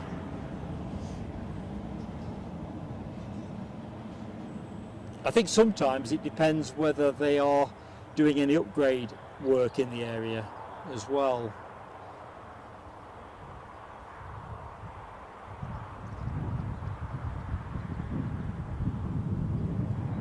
Because of course you only know what you know at home, but you don't know if they haven't got a couple of engineers swapping modules over in the local server room, do you? Oh, we're moving. Pay attention, Mark.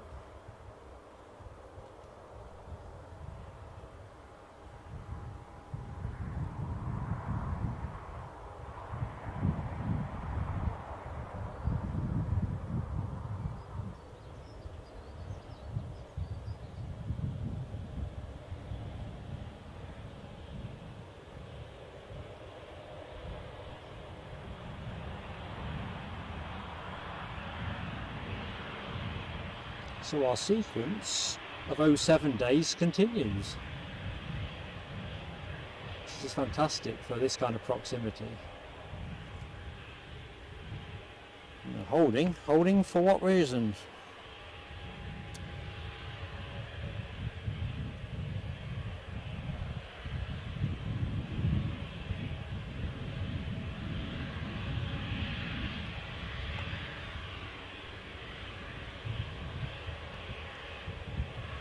I see nobody on finals.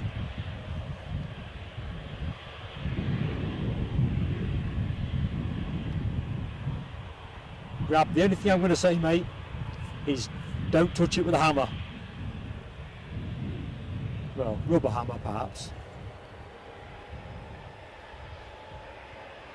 Sometimes, I know you've done it, sometimes you're better off just going for a straight reboot.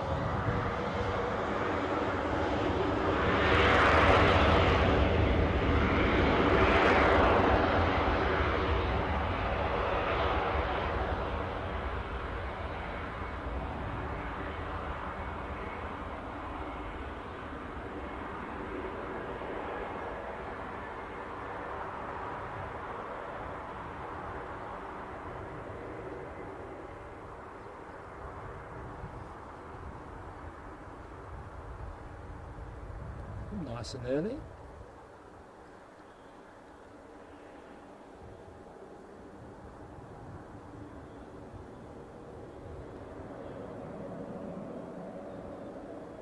Right, I'm going to have a quick look, check nothing is imminent, and we're going to get into Ken's photos. Let's have a quick check of the chat.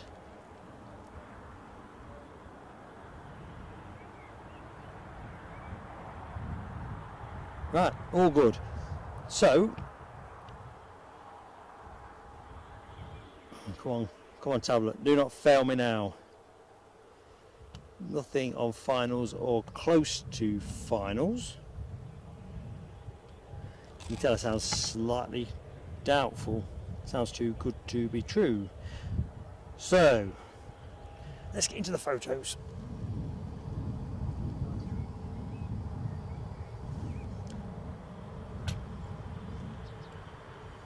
So first up,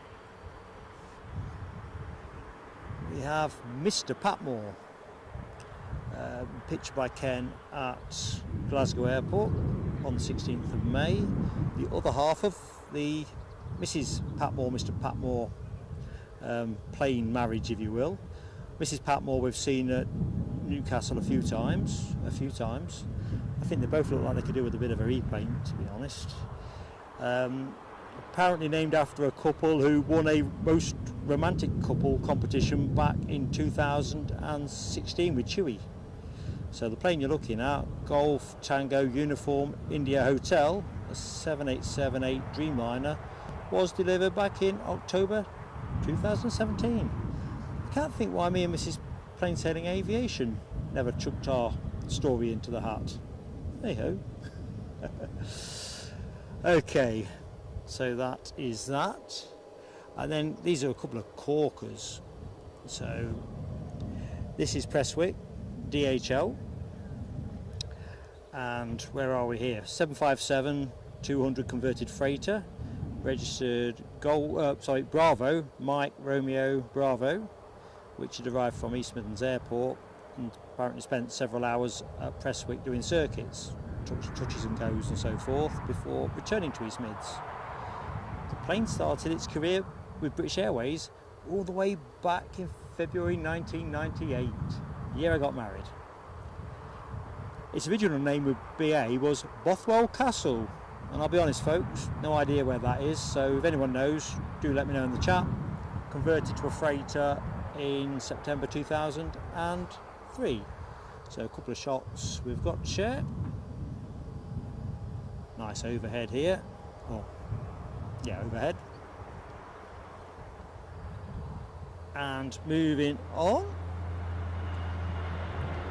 Doing circuits at Prestwick as well. An Aer Lingus ATR 72-600, which was at Prestwick on the 13th of June. That is Golf Charlie Mike Juliet November. Nice sunny day there, Ken. Hope you had the sun cream on, mate.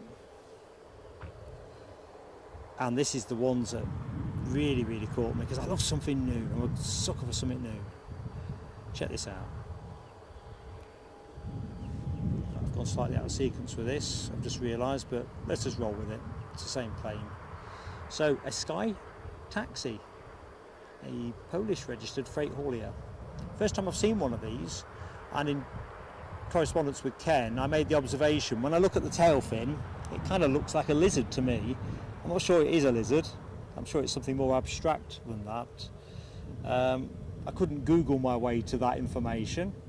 Don't know what you think, folks, but it's a 767-200 freighter, registered Sierra Papa Mike Romeo Echo, starting out its career, cripes, all the way back in October 1985 with All Nippon Airways. Pictured departing for Cairo, having arrived earlier from Ostravia in the Czech Republic. So I've got this one as it was going out, and prior to. But as soon as I saw these pictures, I thought Ken always pulls gold out of Prestwick. So well done, mate. Thank you for sharing that with the channel. Really do appreciate that. Keep them coming. Prestwick is one of those places, I reckon, that it's just gold, isn't it, for the unusual.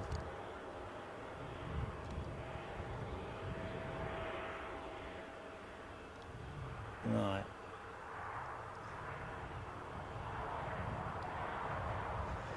Alibi, no, mate. You can't be digging up cricket grounds and planting tatties. Oh, the sacrilege involved. Oh, that has brought a big grin to my face. Nice one, that. All right, Dopey Gorp says Chewy departure to Dalaman delayed until 1626 from its original 2:45 departure slot. I get the feeling recent pattern here in the afternoon has pivoted more towards delay, if I'm honest. Dopey Gorp does balance that off though with some good news that the Emirates is looking on time for a 1:45 to depart. We'll see, Dopey Gorp. I'm optimistic. Somebody's turned over the far side, so we'll have that in a jiffy. Ken says Bothwell Castle is Lanarkshire near Hamilton. Nice one, Ken. I was going to have to Google that when I got back because I thought, well, I know now, it's in my head. Hey.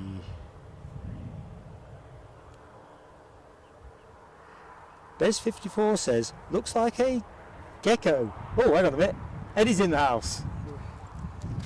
I'm not joking, there's some risks on the road over there. Yeah. Animal or human to be decided, but it's a treacherous road in, folks. That's why I'm a bit late today. No worries, you sort yourself out and I'll mic you up. So we've just done Ken's photos. Crikey, he's come with all kinds of provisions. Got a Father's Day treat. I've got a Father's Day treat apparently, folks. So I'm going to expose my abject knowledge. A gecko. Is a gecko a kind of lizard or a something else? Well, obviously something else, but you know what I mean. That's what I love about the show. My low level of education can be enhanced. Hey, Alibi, come here. You emoji'd in. Oh, I got it. Oh yeah, I like that emoji, Alibi. Yeah. Poor lad, looks like he's not stopped. Jamie's World says, any rain due soon? I was saying earlier on, you didn't bring the brolly, so we're not taking that bet. I've taken the executive call as the channel's oracle that it will not rain during the duration of today's stream. There you go, you heard it here first. Does that also include the risk of being struck by lightning as well? There'll be no lightning on stream today. There you go. The assurances are reassuring. Well, Jamie says, thunderstorm soon? I don't know. I think me and Eddie are on slightly different ends of the spectrum on optimism. Oh, Audrey says, yeah, there's a Bothell Castle near Morpeth. No, it's not that one, Audrey, but you are right. Crikey, I realised I've taken my mic off. Sorry, I'm shouting a little bit, folks. It wasn't where it was. Tell you what, Eddie, let me mic you up. And then we just say something, and then you can hear your own sound, so you'll get a rough idea where you're at. Hello, ladies and gentlemen. That sounds alright. Yeah. Is that pleasing for the guys at home? Hopefully, Answers yes. in the chat to that one. Try and be more dulcet as the show goes on. Still There relatively you go, new. folks. Eddie wants to know if he's dulcet. Silky, perhaps. Or even silky. And I've just clattered the camera. I don't know why I did that for. Just checking on power. Yeah, that's alright. What we got? Oh, very cool. You can a pre-unboxing. No, I You'd can't. have to do it now. But, I'm yeah. going to work out how that will work with my headphones. It doesn't have to be today, but whatever suits. Audrey says her mother used to work at the castle in the day, back in the day. Cool. Oh, hang on a minute. I say action, folks. Well, not just Eddie arriving, that's action of its own sort, naturally. A Thompson Roost departure, that'll be the return flight. There you go, folks.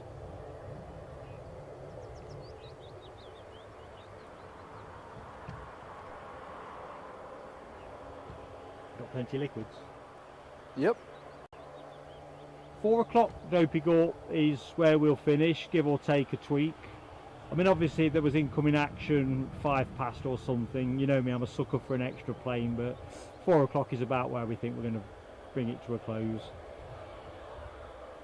I mean, even slightly earlier if the play dried up prematurely.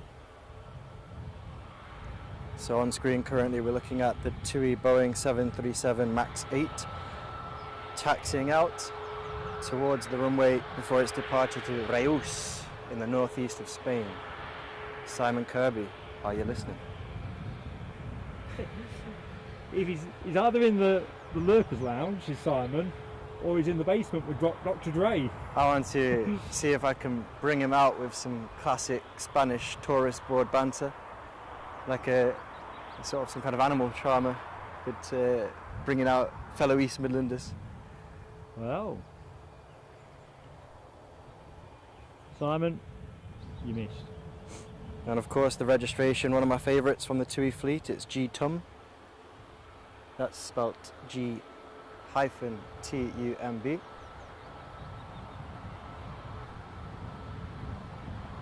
cutting a beautiful image to TUI jets in the foreground, and of course that Emirates 777, which I'm sure, no doubt, everyone is looking forward to seeing depart later on.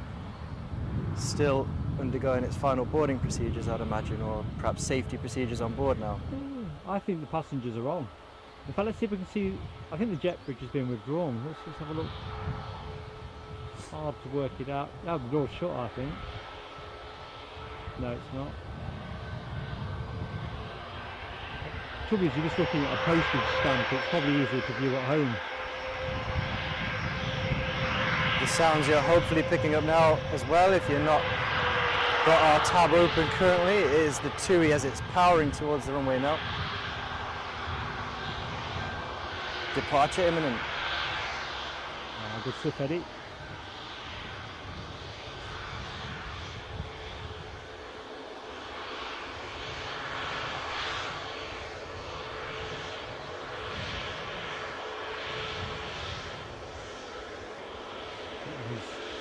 Skimmers into shot.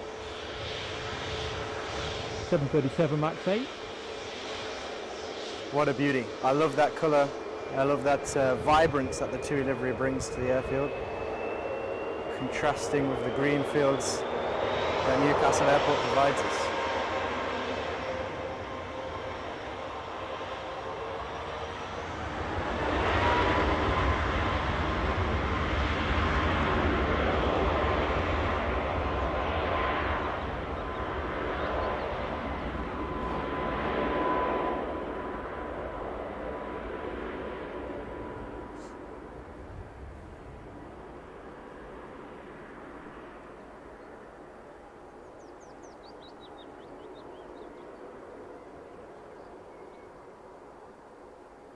Just as that aircraft departs, for those av geeks for life like myself who love a little bit of extra information about the aircraft and what it's planning to do for the rest of the day, well, it's off the Reus, back here to Newcastle, which I believe it's based at, before actually jetting on out to Rhodes, where I believe it will stay the night. Well, seems as good a place as any to stay the night. Well, I'm very envious of that airframe. This is going to northeast of Spain, back to Tyneside, and then off to the Greek islands of Rhodes. So a pretty jam-packed schedule for G-Tum.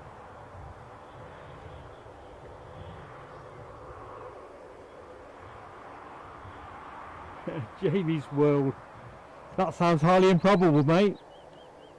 If you're going to give me some tickets, and then I'll GoPro it from the inside. Can we see what's inside? The Emirates says Jamie's World. I would love to. I would absolutely love to, Jamie. There you go. We'll be scrapping at this end for your free tickets. I would love it. I mean, anyone in the chat been on board the Emirates Triple? I know we have been frequented by a number of spotters and av geeks who have had the pleasure of riding on the Emirates 777. I think specifically on the Newcastle Dubai route as well. We've had some people who've done that on the chat before.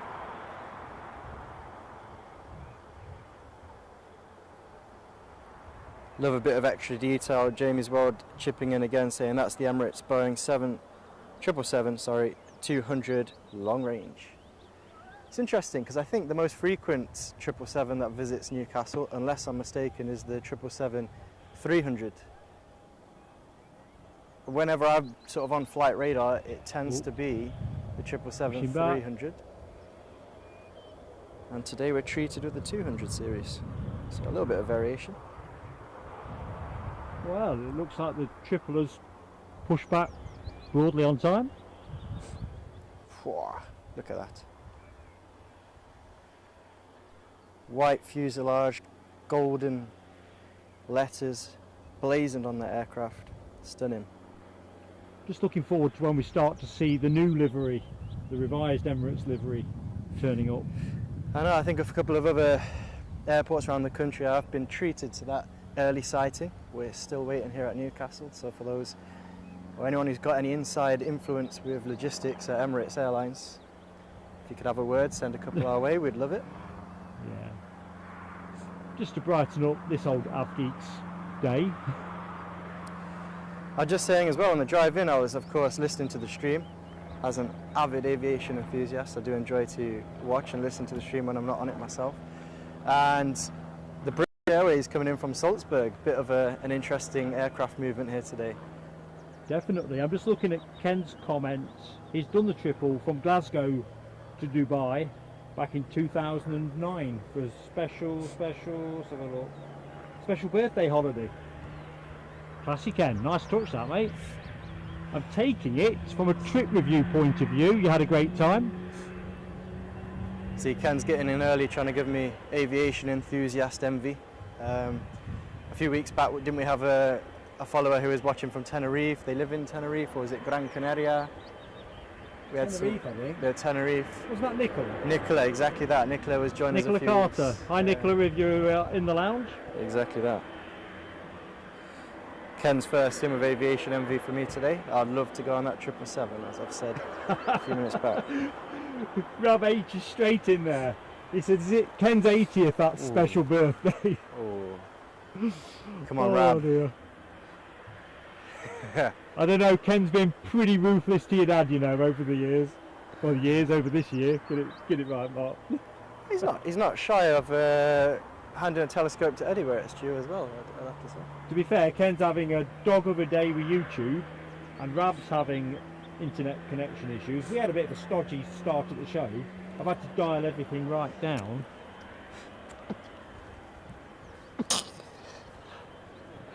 A new feature of the show is Eddie and his hay fever. Do you want some tissues? I'm good at the moment.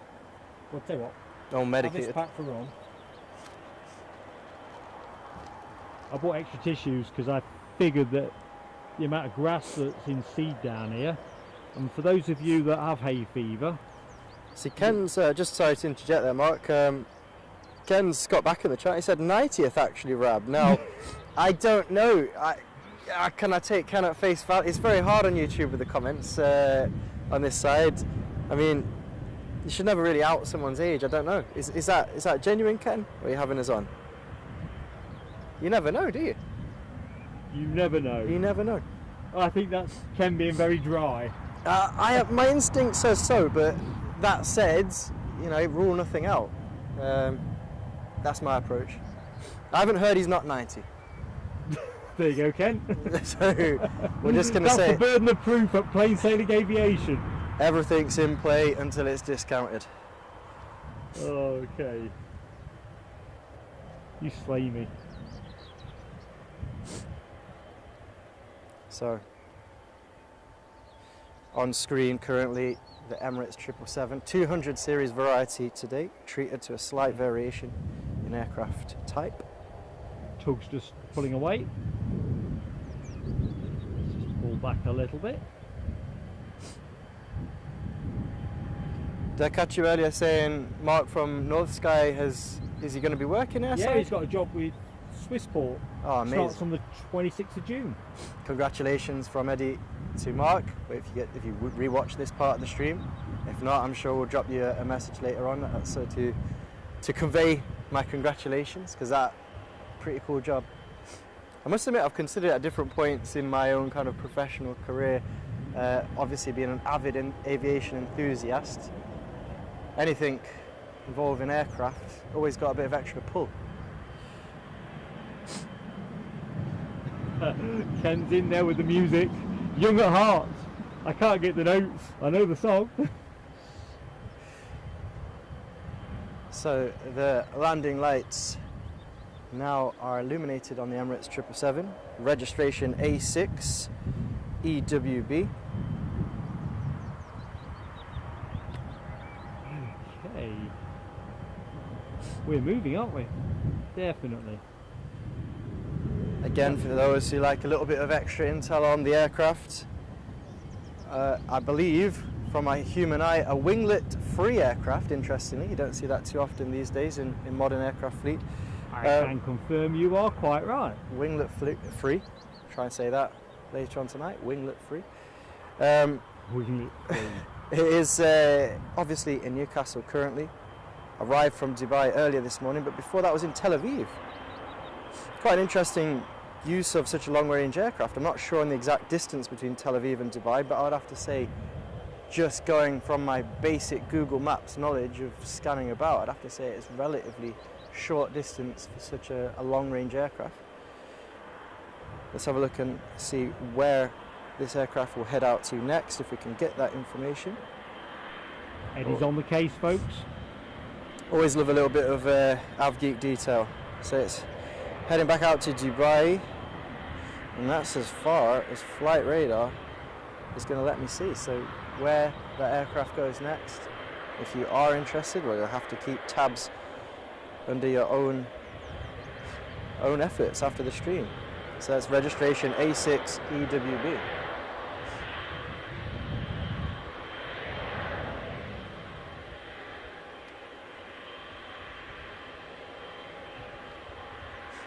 It is an absolute stunner.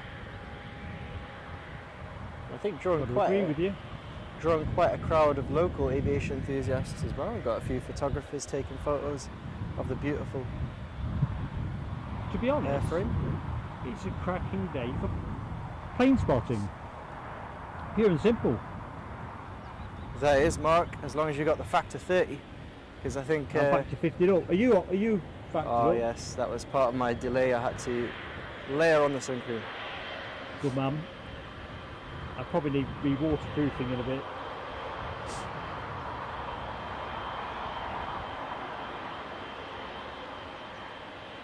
Jumping on Ken Alloway's comment, loves the big 777. Well, I think I've been quite clear on chats previously. I'm still mid-flow, Mark, of my smooth patter. We'll come to you briefly. 777 being my favourite aircraft. And staying 777, Dopey Gorp, a major friend to the channel, has just very kindly dropped us a super chat. 777. Awesome stuff, Dopey Gorp. Really appreciate it. Hang on. I'll cover this after it goes.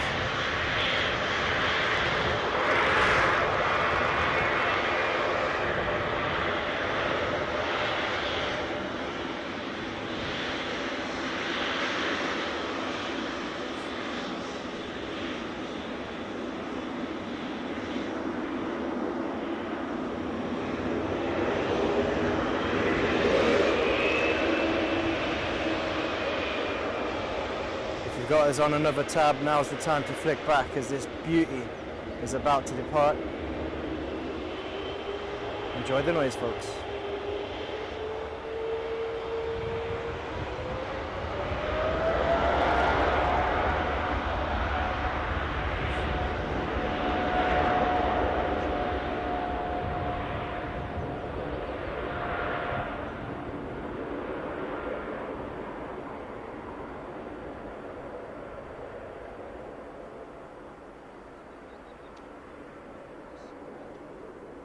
Huh? Oh no. Yeah. Are you an engineer? Yeah? Oh yeah? Oh, amazing. Yeah. Cool stuff. Now, for those who are just listening in, probably thinking, who's Eddie talking to? I'm just talking to a fellow aviation enthusiast. You work airside, you're saying, on the 777, so pretty tough aircraft you're saying to work on. Yeah. Am I wrong in saying the 200 doesn't come in as often as the 300?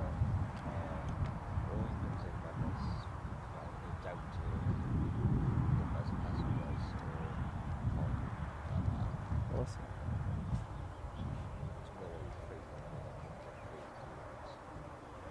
So great intel, you heard it here from someone who's lucky enough to work airside with that beautiful aircraft, saying the 200 is a rarer visitor to Newcastle and tends to be in line with a bit of a downturn in passenger numbers or cargo. So thank you for that. Hope you got some good shots. Yeah. If you want to share them with us, you can do on Twitter as well. You know, if you can tweet us and we'll retweet you. Hell of a camera, that. That is a proper big bazooka lens, that is. Awesome. Thank you. Right, Mark, what were you mid-flow? I kind of cut you off a little bit. I know, I was enjoying the conversation, to be honest.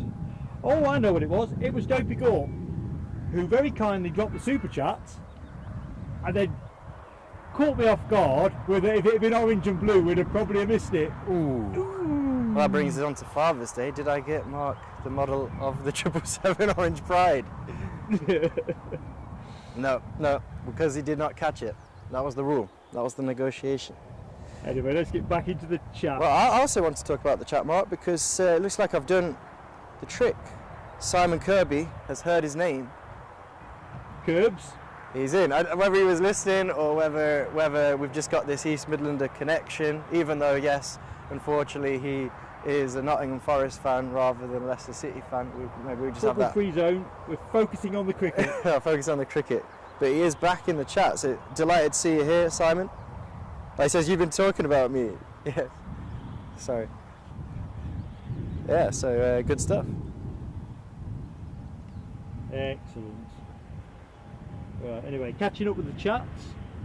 Oh, DB Bassman back in the house. DB, hope all is good. Don't know if Eddie was in the room when you were last here, but here he is now. Absolutely love that comment, DB, saying just back to see the 777 played through my massive speakers. Well, that's the way I'd listen to it if I had the option. Nothing better. Get the bass turned up, enjoy every single note those engines produce. And a very good afternoon to Nell W, one of our all-star mods. Nell, I hope all is good with you. Good afternoon, Nell. Sporting that blue plain sailing aviation badge as well now. Is that the 3-month membership up for guys with the blue badges and the red ones is 2 months? So it's good to see a number of supporters and mods, of course, in the case of Nell, Ali, Dopey, Gorp, Ken, all in the house today. So excellent to see. And to be fair, going back to Simon Kirby's comment, I think this is what they call the cocktail party syndrome, isn't it? Where you can hear your name at 30 paces. You can't hear the rest of the conversation. Yeah, well, no, so Simon, yeah, he says, just heard that I was talking about you. I was actually commenting on a TUI Boeing 737 MAX 8 registration GTUM, which is heading out to Reus as we speak in the northeast of Spain. And just for your benefit, Simon, I can't recommend the northeast of Spain enough. It is a wonderful part of Spain to visit. You haven't mentioned Spain recently. As part of my Spanish tourist board patter, and that's. Is this where we're supposed to say other destinations are available? I would do, but yeah, I suppose I should. Well, this yeah, Jet 2 that we're trained on at the minute is off to Jersey, so that is one of those places. Interesting. That. So yeah, Simon, that's how you came into the chat, because I know you like to give me a gentle tease on my Spanish tourist board crack here on the show. Jet 2 to Jersey. Is that a relatively newcomer to the summer schedule for Newcastle? Because I don't think I've seen many Jersey flights previously. I'm inclined to think it is. I don't think I've spotted it before. Well, I've been down here on a Saturday afternoon. Jersey links nicely to our cricket theme chat today, because I've played cricket in Jersey as part of a school tour as a youngster. I'm sorry, because I was rooted around in the box, so if I'm doubling up on your comments, Mecat62, good afternoon to you. Good afternoon, Mecat. Flying the 777 for the 8th time. Oh, here we go with the aviation envy. Ken started the ball rolling. 8th time, Mecat62. My daughter-in-law and 2 grandchildren arrived this morning on the flight. Oh, awesome stuff. Family reunion and great times to be had with aviation. Even better. I'm just interjecting. Alibi keeps us straight. We've got a Jet 2 from Faro on finals. Just around heading on the wall. I'm going to come in with small minutes out, folks. That's the next action. Small pronunciation correction here. Faro. Yeah, I'm going to stay with Faro. Faro, not in Spain. South of Portugal. South of Portugal. In what way was it going to be in Spain? However, I would say if you're interested in visiting the southwest of Spain, Faro is a decent option if you don't have flights to what I'd say is the largest airport in the southwest, which would be Jerez de la Frontera. Sorry. Checking Eddie out with all his moves. I'm going to get ready for this incoming plane, which I still think is coming from Faro. Not to be confused with the Egyptian pharaohs, just for the Faro. We'll just have to agree to disagree on that one. I think we're going to have to. You're the cultured one here. Anyway, what we can probably agree on is it took off 2 hours and 35 minutes ago. That is pretty much a matter of record. Oh, right. Yeah, Rab H has gone red. Gone green to red. Green well done, to Rab red. H. Like that red. We are loving it. Simon Kirby, I'm glad it's not just me. Asda always turn up at my door when I'm either on the phone or doing something.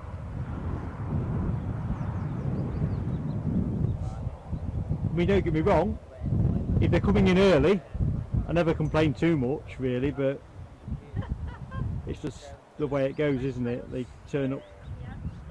Just going to jump on a comment from Andy Taylor. Thank you very much for your kind words, and I hope work goes okay for you.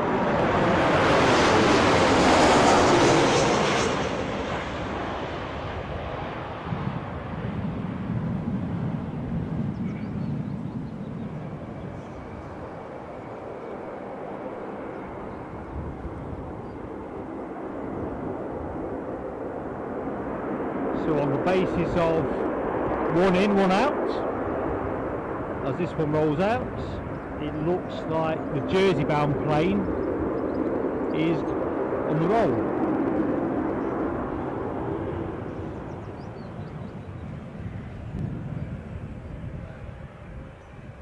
Sounds like a good metro service today. I think there's quite a lot going. I mean, obviously I'll do the North East Tourist Board now if you happen to be in the North East on a Saturday afternoon. Hang on a minute, Andy Taylor. I've not said hello to Andy Taylor, one of our supporters who loves the stream, which we love. Thanks, Andy. Work weekend, so you must go. Well, listen, mate, I hope it passes as easily as work can do, and look forward to catching you soon. Oh, we're going to be looking after your dog. We're dog sitting. What's your dog's name?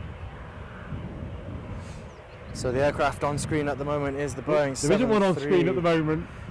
Eddie's mocking me, folks.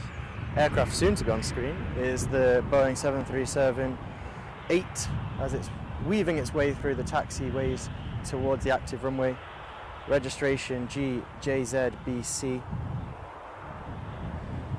And it's heading out to Jersey as we discussed before.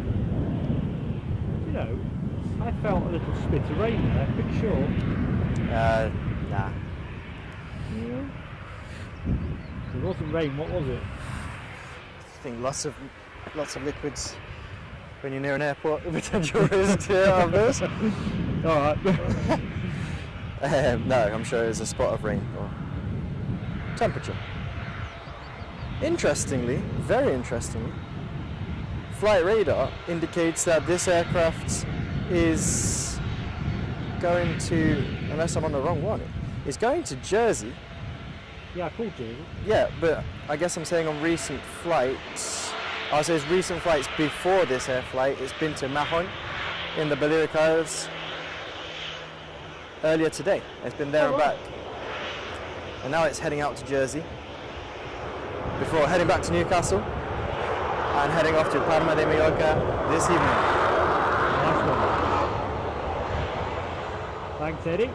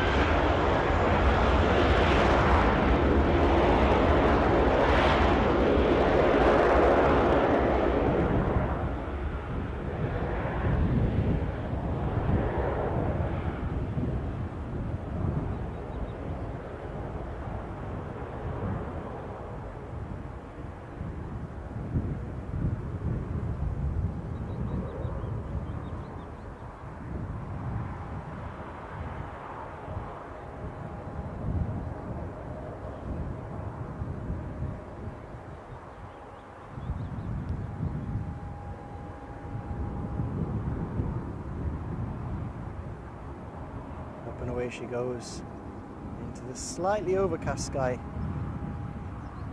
here today in the northeast of the United Kingdom. Yeah, it was quite promising. Earlier on, I'd got my collar turned up Eric Cantona style at the start of the stream, not because I was conflating myself with Eric Cantona. It's funny you say that. When I did arrive, the first thing I thought is you do look incredibly stylish today. I don't know if the viewers would agree when they see I doubt it. Well, not really, because I put a black polo on, but then when you put sun cream on, you tend to find it leaves marks. Safety first, eh?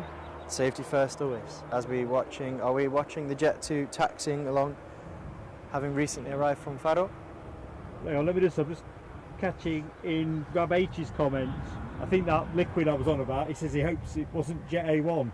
Grab, I almost hope it was. I mean, things a bit more combustible. So yes, we're looking at the Jet 2 Boeing 737 from Faro, recently arrived. Registration GJZHY.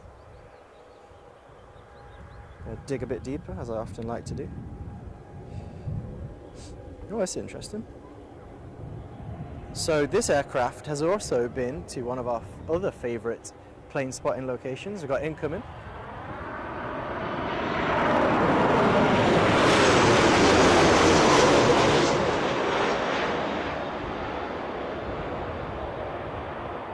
I think we're into the Jet 2 zone now. Of course, this Jet 2 coming from my holiday destination this summer, Ibiza. Aircraft registration GJZHJ. As it blasts along Newcastle Airport's runway at approximately 129 knots, reducing very fast to 67 at the far end of the runway. And on screen again, we're looking at the inbound, recently arrived flight from Faro, which I was just about to say has also been in one of our other favourite plane spotting locations, Edinburgh Airport, this morning. So it started the day off in Edinburgh, flew out to Faro, joining us here live on Plain Sailing Aviation from Newcastle International Airport. Have you seen Ken's comment with the glasses? Not yet. They are actually pretty similar to my glasses. Let's have a look. Mind you, I bought shades as well, folks. Although I think that was probably the kiss of death for the sunshine.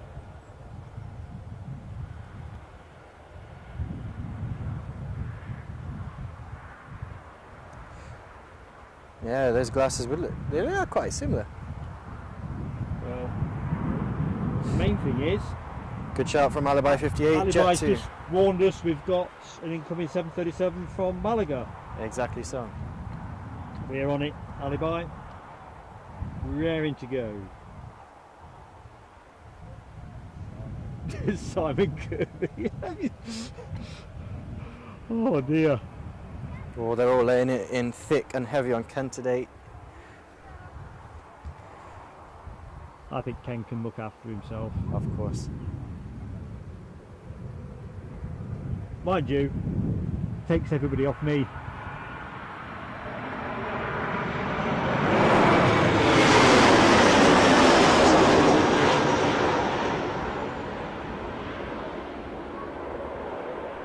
I'm never 3 steps away from a blooper.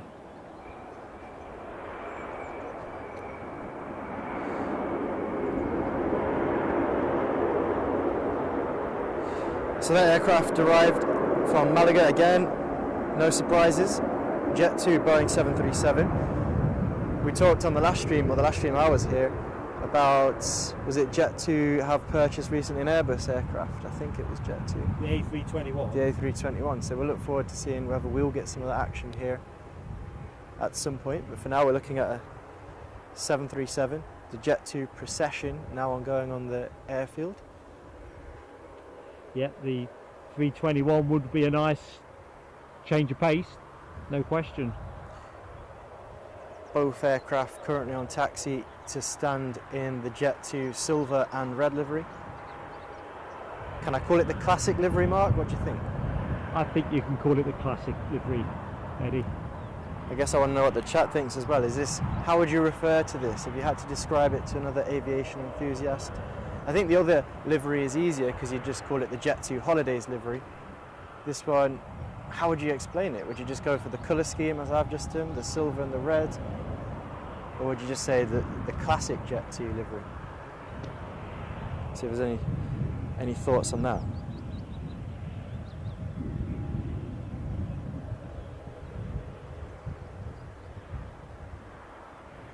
I mean, I do like the classic look, as you know.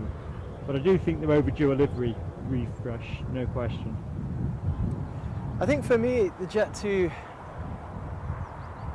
for me it's one of the liveries that I find less exciting. Less exciting, not saying I don't enjoy it, but less exciting. But then again, don't know, what would they change it to? Christopher Boys, I've just spotted your entry into the chat, Christopher. Hope you're having a good day, mate. Welcome to the show. And as always, I don't think I've mentioned it, have I? If you do like what you see, please do hit that like button. And if you're not yet subscribed, we'd love to have you with us. And of course, if you're subscribed, you can be in the chat.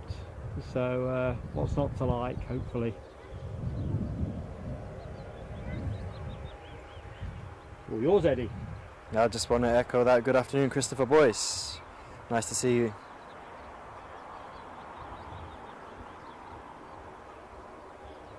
So we're tracking that aircraft taxiing by the tower. We will be shortly. We'll do in a jiffy.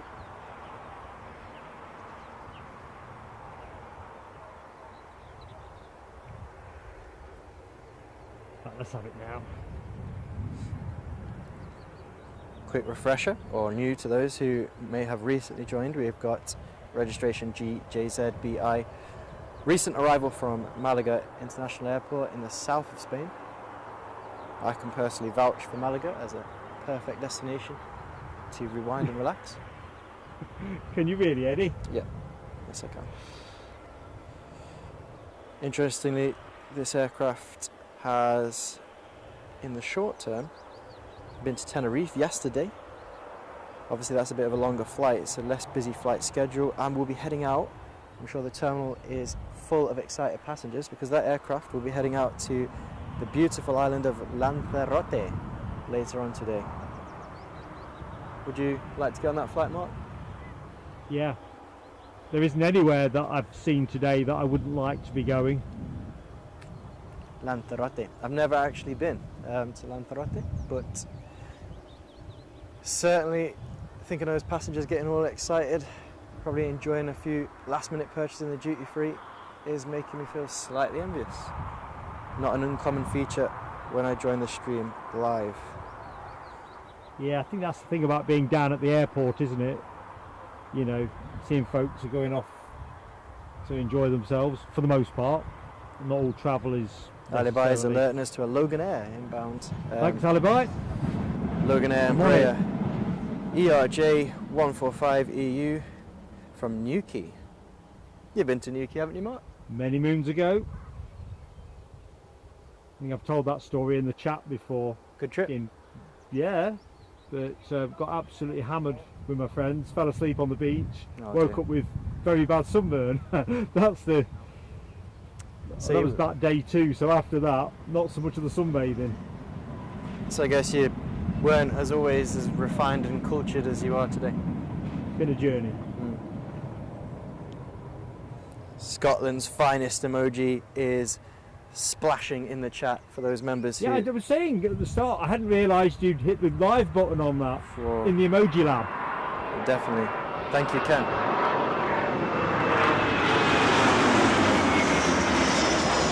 So there you go, folks.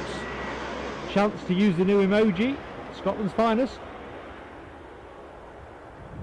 I think the second emoji needs a little bit of tinkering, but the first one, the Scottish finest, I'm happy with that one. But the second emoji isn't a finished product. Yeah, I was tinkering and changing. But yes, the Scottish finest jetting in. And talking of Scotland's finest, I was reading an article recently saying that Loganair's phasing out their turboprop aircraft. What, the Saab 340? Yeah, that's the one that's being phased out apparently. So, Yeah, I think they were supposed to have that phased out by the end of June. So we'll see how that goes. We might see some more Embraers. I would assume the logical step, I didn't see in the article what they said they'd be replacing them with, but I'd imagine the logical step for logistics and general running of the airline would be to have similar aircraft. I wouldn't imagine they'd be looking to go into the further afield market, but who knows. Ooh, I'll tell you what, Scotland's finest has had a good outing in the emoji stakes. I'm enjoying it. Yeah, nice one.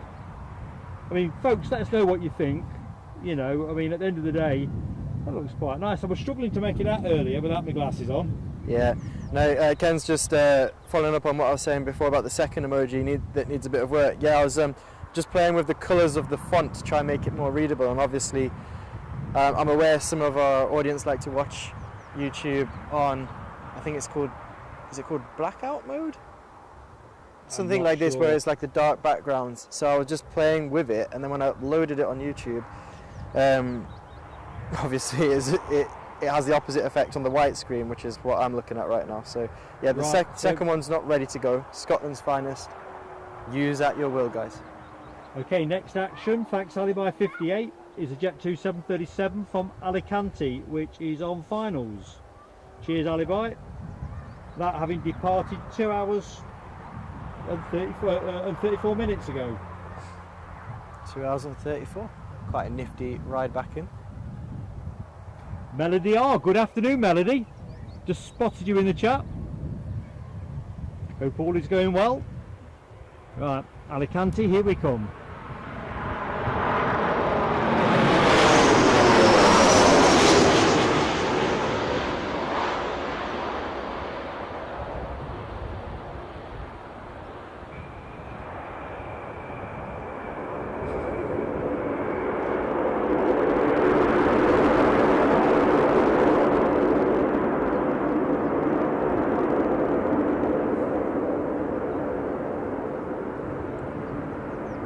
Doctor is in.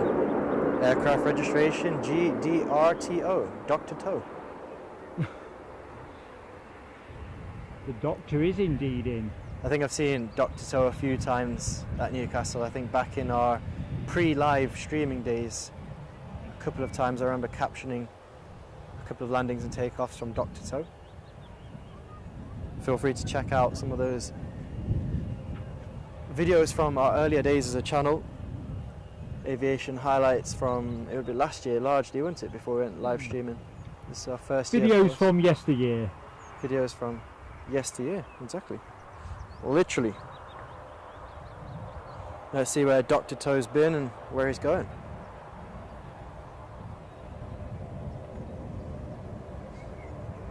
It is true, the show never stands still, does it, in terms of these planes? They're not stuck for long. Indeed they're not, Mark. So Dr. Toe jetting in from Alicante, we know that. Actually set out to Alicante on an early morning flight, 7:30 this morning, and expected to depart to Antalya, Turkey, where it will spend the night this evening. Simon Kirby is pressing that Glasgow press week button.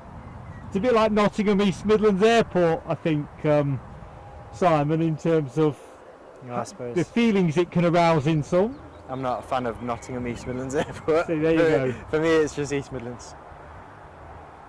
Trouble is, the argument for that one is it's in Derbyshire, and that's even less appealing.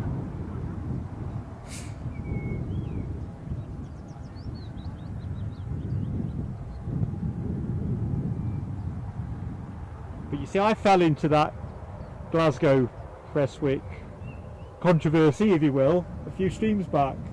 It's easy done. But the minute you transpose that to East Midlands, I'm like, hang on a minute, what are you about Nottingham East Midlands Airport? Exactly that.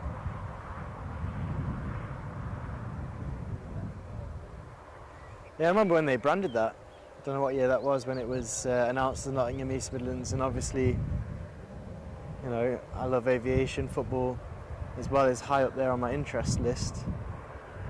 It was a bit of a stinger when they, because it's sort of, I suppose, if you think about it on a tourist board level, I suppose back in those days Nottingham was a bigger draw. Maybe it still is, with the whole kind of Robin Hood dynamic. And But it's funny that Radio 2, it may have already happened, got some kind of event in Abbey Park, I think it is. in Leicester. Yeah, in Leicester, yeah. And they were saying how much there was to do in Leicester, and then it was hilarious. The presenter kind of tailed off when it was clear there probably wasn't as much to do as their tone had suggested. And that's not a criticism of Leicester. No, we love Leicester. Yeah. But I think yeah, but that said, once you get past the National Space Centre, Leicester City. For There's me, some shops there, and there's Yeah. lots. They even said there's lots of parks. Okay, well that's good enough. Good to know. I think Leicestershire as a county's got a lot to offer. And I think, like we're saying, not knocking Leicester at all, but yeah, I don't think it's got any outstanding tourist board qualities that you'd say, oof, it's on my kind of bucket list of things to visit, Leicester. And that's someone who obviously likes Leicester.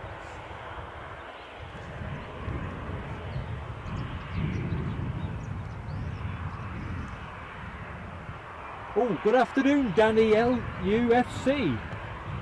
So, first, mate, commiserations with your football season being what it was, and ours being only marginally better. So, yeah, welcome to the show, buddy. Welcome to Plain Sailing Aviation. You are listening to Mark at the minute, and Eddie, my son, is the other voice you'll hear, who's co-commentating this afternoon. Good afternoon, Danny. Also, good afternoon to Les Donaldson, who has now finished work and is sitting back, relaxing, enjoying a bit of aviation. That's another box ticked, another day done, Les. Well done, mate. Welcome to the show. Feet up, as Eddie says. Kick back, enjoy, relax. Simon says somebody has to like Leicester. Oh dear. Somebody does. There's two somebodies here. Absolutely. No,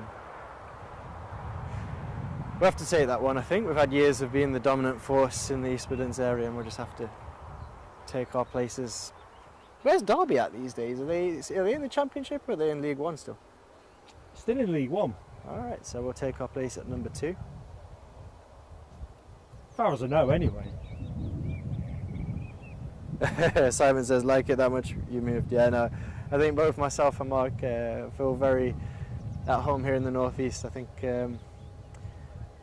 perhaps that Abbey Park journalist conversation sums it up a bit. Really, there's a little bit more to do here as a place to live.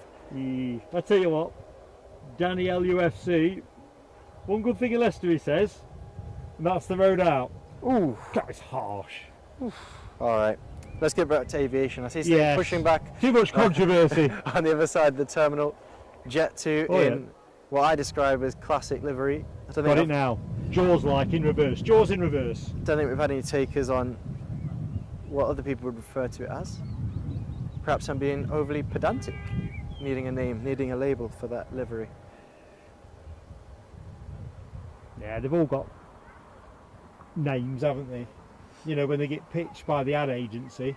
Yeah, well, they'll have an original name for sure. Maybe to say it, Jet 2 Original. Is it the original? Well, I don't know. Question for the chat. if anyone is a Jet 2 enthusiast. I know when, as a child, I was certainly as cool or less cool as it sounds. My favourite airline was nowadays TUI, back in those days Britannia. I guess it's just your sort of first experiences and what you see at your local airport that really drive that passion. So between Britannia and BMI Baby, British Midlands in the earlier days, that's where my passion stemmed from in terms of liveries and airlines. Just tracking it back to the footy, Rab H talks about some great Derby County teams in the 70s. It's what I'm thinking of. Rab may be thinking of some other ones, I don't know. Unfortunately, in the 70s, I think Derby and back end of the 70s, Forest did enjoy a lot more success than we did. Tough times to be a Leicester fan. Yeah, I think for you growing up, it would have been largely one-way traffic between Derby and Forest, wouldn't it? But with Brian Clough winning stuff with both, obviously.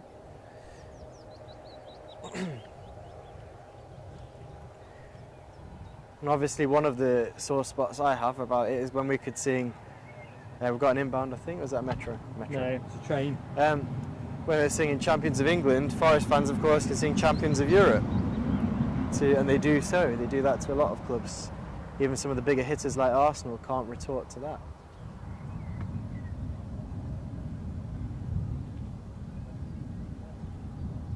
So we'll await this Jet 2. In fact, it has just broken cover. There we go.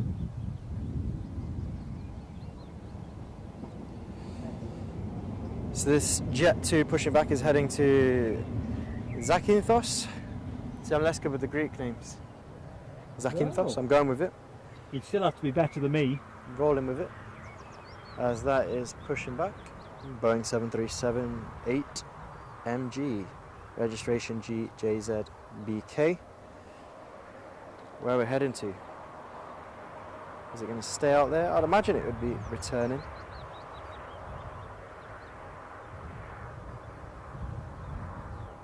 Let's see if we can get a bit closer. Always looks like they're taking it for a walk. Yeah, it'll be staying the night. I know. Newcastle. Yeah, I think it'll be staying the night tonight out in Greece, I believe. Is it mainland Zakynthos? Or is it an island? I think it's an island.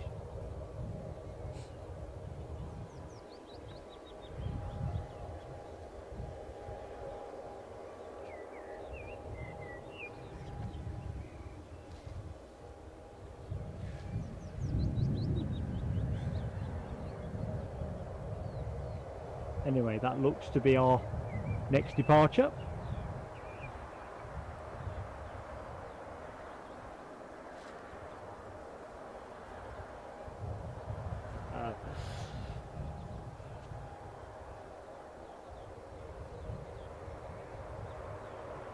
So I'm just having a laugh at Simon's last comment. What's Simon saying now? Simon's saying now that we'll never sing Champions of Europe. I think we had our chance, as slim as that would have been.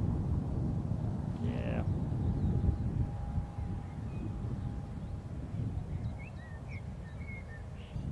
I think sometimes you just have to recognise when you've had an atypical era, don't you? Yeah, you just have to go with the flow and enjoy things while they last. Ah, Les is helping us out with the geography. And what's he saying? He says, where do we say? Zakynthos is an island west coast of Greece, also known as Zante. Ah, so that's the popular destination where people visit. But it's mainland then. So that's 1-0 to Eddie. There we go. Mainland rather than an island. Chastening. There we go. Just had an instinct about that one. Raw instinct. Simon, one word answer. Yes. That's for Simon. What was Simon's comment? Just read it. Well, maybe for those. I'm not reading it out. Oh, okay. Big smile at this end. Let me have a look. Let's see what's going on here.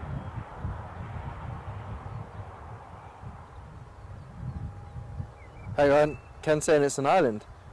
Ooh, It is. So, well There's a done, twist. Ken Holloway. Ah, it's an island. Alright, 1-0 to Mark.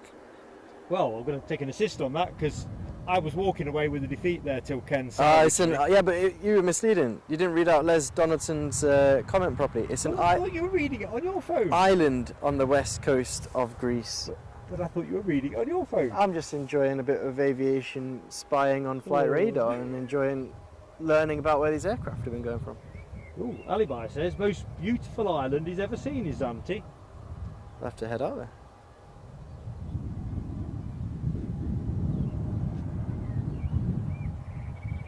Yeah, an interesting comment from Melody R. I don't know whether she'd like to elaborate a little bit more. Completely your choice, Melody. Saying that she's found her mum-in-law's stash of KLM things from 1955. So that'd be interesting what's in that stash. Proper time capsule stuff, isn't it? 55, a pioneering age in many ways. Atletico Madrid.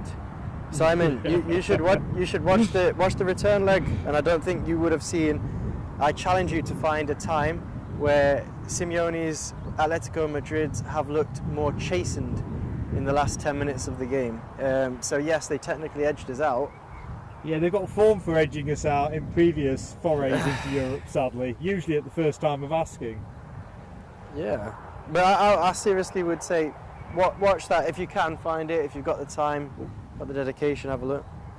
Oh, Mark Carden lives at Cramlington, does Mark, by the way. Yep. As a Newcastle fan, and he's clicked the like for a superb live. Thank you, Mark, so much, buddy. Much appreciated. And thank you on behalf of Eddie as well. Really appreciate that, and I'm sure you'll be looking forward to a few European away trips over the coming months. It must be pretty awesome to be a Newcastle fan at the minute. Maybe years. I know a lot of the talk is they might be the only challengers to Man City in the sort of mid to long term. Let's just move the camera for a couple of seconds. It's kind of weird, and I've probably missed the news, but at one time there was talk about potentially Man City being drop points and all this malarkey. Now it's gone away, hasn't it? Kind of gone away. I mean, there's a lot of talk about whether Everton should have been punished for their infractions financially as well. Infractions, eh? I don't know whether, I can't remember the exact name, but I know we've got a Leeds United fan who's recently joined us. Danny from LUFC joined us. I'm sure he might be following that story closely. About, I think, Leicester, Leeds, Burnley and Southampton are looking to levy some kind of appeal against the final outcome, whether it's probably likely to be financial. Quick shout out for John Hutchinson, who enjoys the stream. So John, we enjoy having you, mate, so thanks for spending your Saturday afternoon with us here at Newcastle. Completely echo that, John. Thank you for joining us.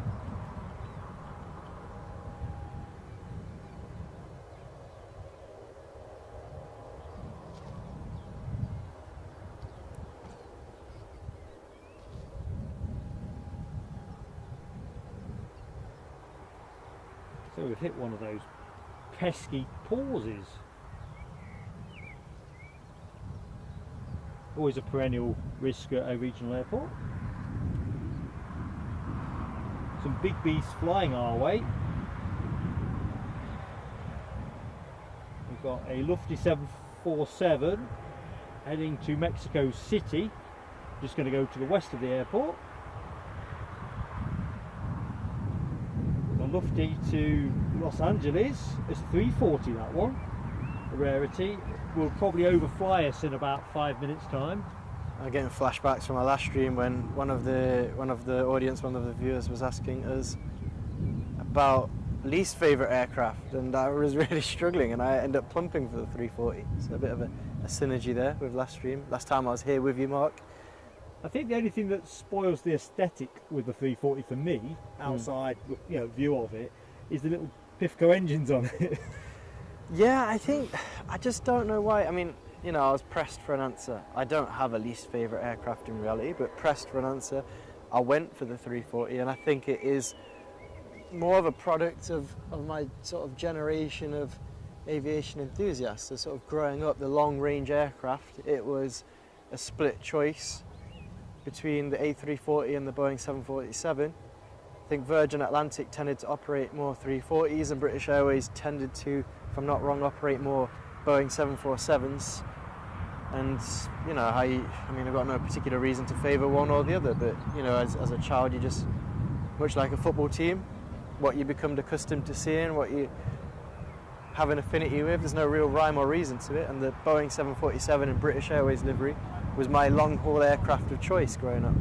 And I suppose that's why, if you think the opposite of that in a kind of binary aviation world would be the Virgin Atlantic rival in the A340, that's why I plumped for least favourite aircraft being the A340. But that said, if we were joined on stream with one today, I would love it. The Lufthansa A340 I think is my favourite one. And I've got to say, I don't know if it's retired fully now, but it was flying relatively recently. And I've got to say, hats off to Lufthansa as well for operating and still maintaining quite a wide variety of aircraft. I think they've got their A380 back up and running. They're still operating the 74, the Queen? The answer is yes to that. It's flying over to the west of here, we've got one. Awesome. So they've From got... an airline point of view, operating so many types, seems to be counter to the conventional financial narrative in the aviation sector. Well, that's what you'd imagine from, you know, a complete outsider. We're just enthusiasts who trying to share that enthusiasm with guys at home, yourselves. But, you know, I've got to say hats off to Lufthansa. I saw a couple of summers back, I think it was the summer preceding the pandemic, or it might have been one of our coming out of the pandemic initiatives, but they were flying the Boeing 747 from mainland Germany, variety of airports, on flights to Palma de Mallorca. Obviously Mallorca is one of the more popular tourist destinations from Germany, and they were just giving people, I think it was in the retro livery as well, they were just giving people a chance to fly on the 74.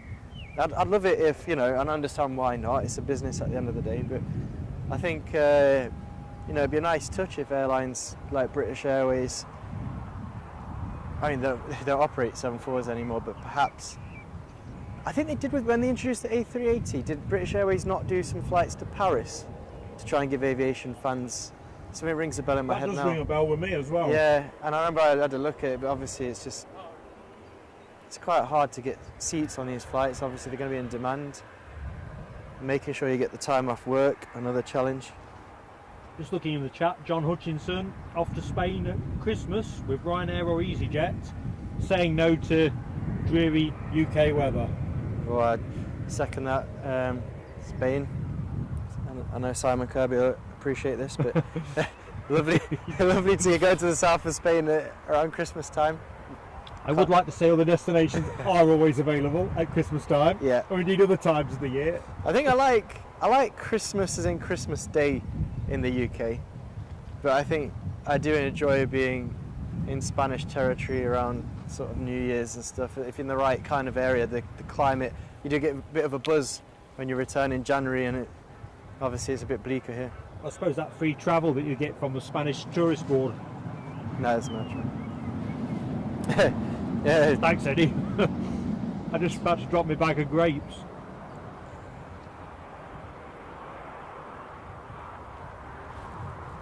Yeah, so it's not free travel that takes you there. Just going to pick up on Visalandia's comment to John Hutchinson about easyJet, and as somebody who likes them so much that he's paid extra to be a member of their loyalty group. Well, I wouldn't say I've done that, but my last flight to Gibraltar, my last flight with easyJet was in the Christmas period. We've actually got a video of the landing into Gibraltar on their aircraft. I think it was easyJet, and I had a really good experience with them as well. I mean, to be fair, as an aviation enthusiast, an airline would really have to go some for me not to enjoy it, but you know, it did what it said on the tin. Decent price. Edinburgh not being far from here. Yeah, nothing to complain about. Home from home, Edinburgh for us. Yeah, no, I really do enjoy flying from Edinburgh, I'll have to say that, I'll throw that out there as well. I know we've got a decent proportion of our audience are from Scotland.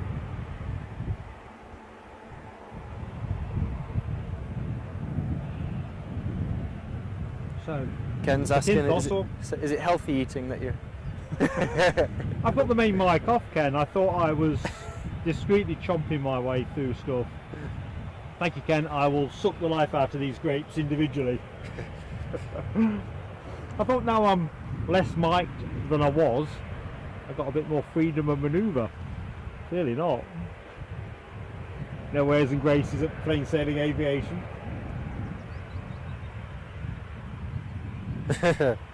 Simon speculates, are you on a tenner every time I big up Spain? If only. If only. Well, now I'm thinking my next holidays needs to be out to Zante in Zakynthos, which is where this aircraft heading to, or have I just completely No, it's where it's heading got to. out of sync? Yeah, so they obviously sat on tarmac a little while. It's not been in any rush to go anywhere. I'm sure this was due out about 1:55, but Probably one of those situations, maybe they push back a little bit early. Maybe they push back early, or maybe they missed their slot. Don't know. Either way. 10 past 2. Either way, it's on the move now. And you should be hearing notes of the Aviation Symphony Orchestra provided to you by Jet 2 Boeing 737. Symphony Orchestra, eh?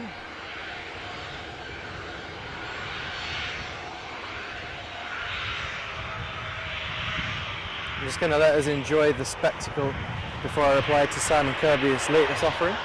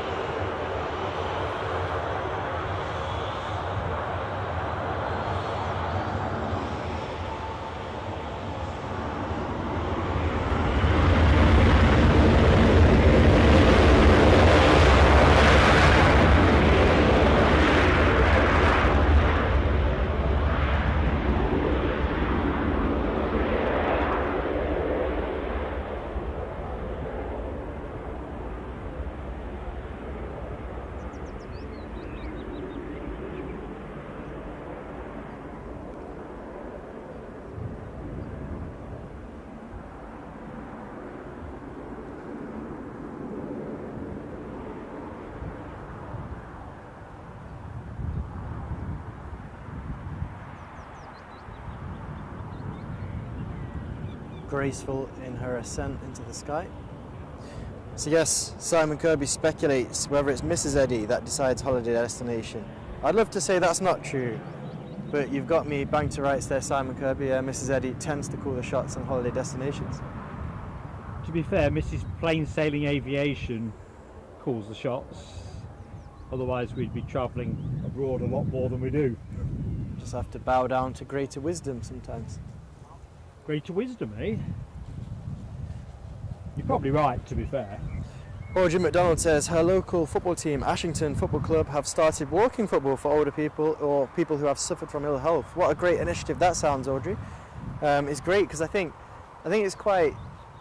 If you're, I played a lot of football when I was younger, and it is sometimes a little bit disheartening when you get to the age where you're not as fast as you were, or things start to ache a little bit, and you just miss being around it. So I think initiatives like that really helps keep people in the game, gives people somewhere to. I think you can't underestimate this enough either. It gives people a place to go and a place to socialise and a space just to escape, the more everyday elements of life. So big up Ashington Football Club for doing that. We've got a private jet making its way out of general aviation. It's currently holding. That will be the Dassault Falcon that came in earlier. And Alibi 58 calls it about right. Red card on the footy. Red card, no more football. Fair. We've spanked football and it's an aviation channel. Fair. Although we probably should do a footy one. Well, never say never. Anyway, this is a thing of beauty.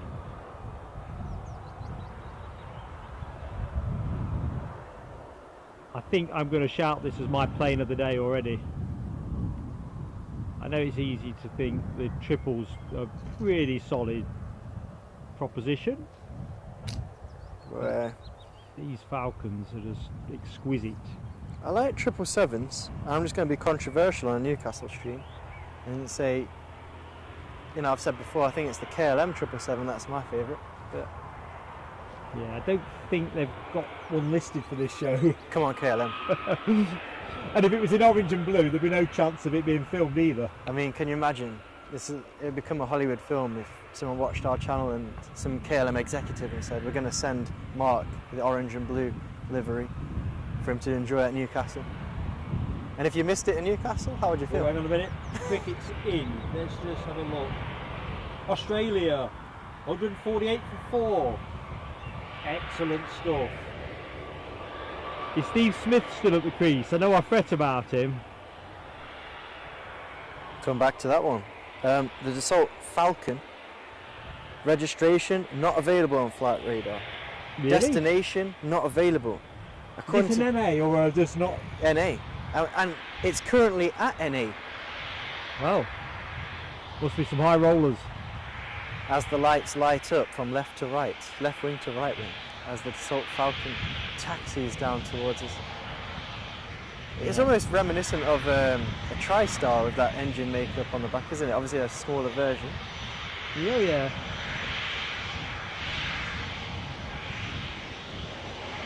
Almost feels like a fashion runway, as it. Yeah, the bushes at the front.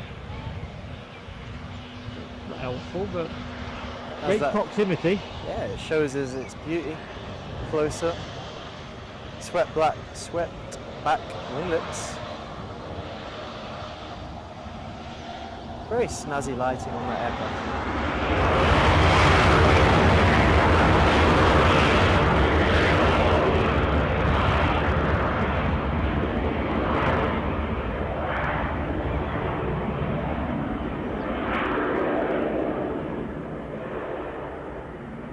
This is probably because of the tri-jet arrangement, but my bizjet of choice.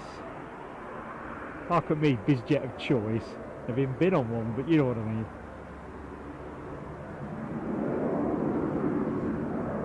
Up and away.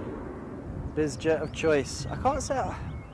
I mean, I really enjoyed seeing that Dassault Falcon up close. That was pretty special. But I have to say, I think, you know, you say what's my aviation go-to. I love a bit of commercial passenger jet sort of. That's my vibe, I think, generally speaking. Nell's giving it a triple plane of the day, and that's good enough for me. It's pretty special. See, I think if I were, I'm going to use the subjunctive here, if I were a billionaire. If I was a rich man.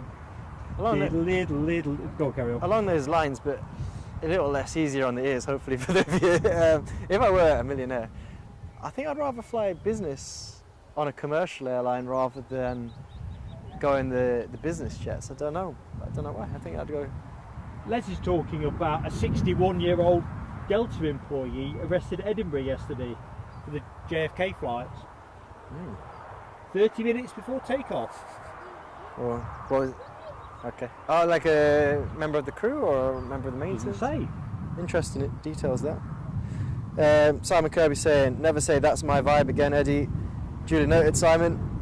Always looking to improve and bring the viewers what they want. I'll scratch that from my phrase book. No more vibes for you, Simon Kirby. Yeah. Ken's also pitched in with a plane of the day and a rocket as well for that Falcon. Alibi keeps us back on the track because it's easy to fall off track. Jet 2 from Palma on finals. Nice one, Alibi. You don't know how many saves you've pulled off in this show. It's like a slip fielder, just scooping up what comes off the edge. He really is. Although he doesn't care for cricket, Does he that's not? a different thing. All right, moving on swiftly to that inbound. What did you say? It was a Jet 2 coming in from Palma? Yeah, from Palma de Mallorca. Palma de Mallorca. There we go. I teed him up. 2 hours and 26 minutes ago it set out.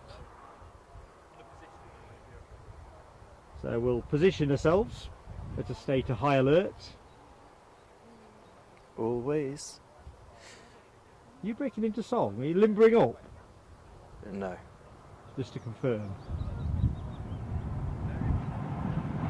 Just the Metro. Just the Metro indeed. And here she comes. Showtime.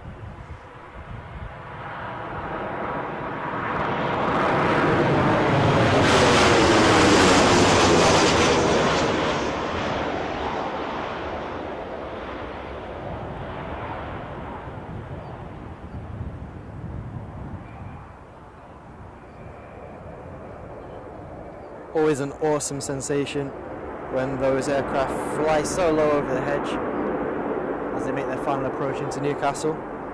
This aircraft, GJZBE, I think we've already covered, it's from Palma de Mallorca.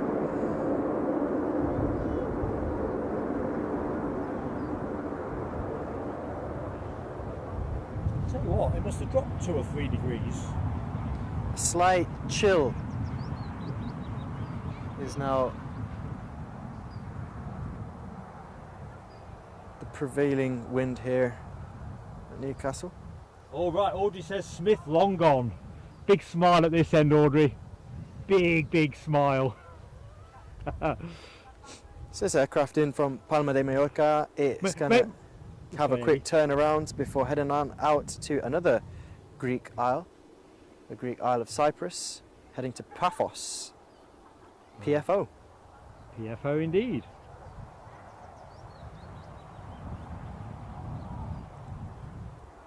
Yeah, the idea of Stephen Smith with his feet up, having batted and not got many, suits me down to the ground. He's perhaps watching plain sailing aviation, trying to make the best out of the day.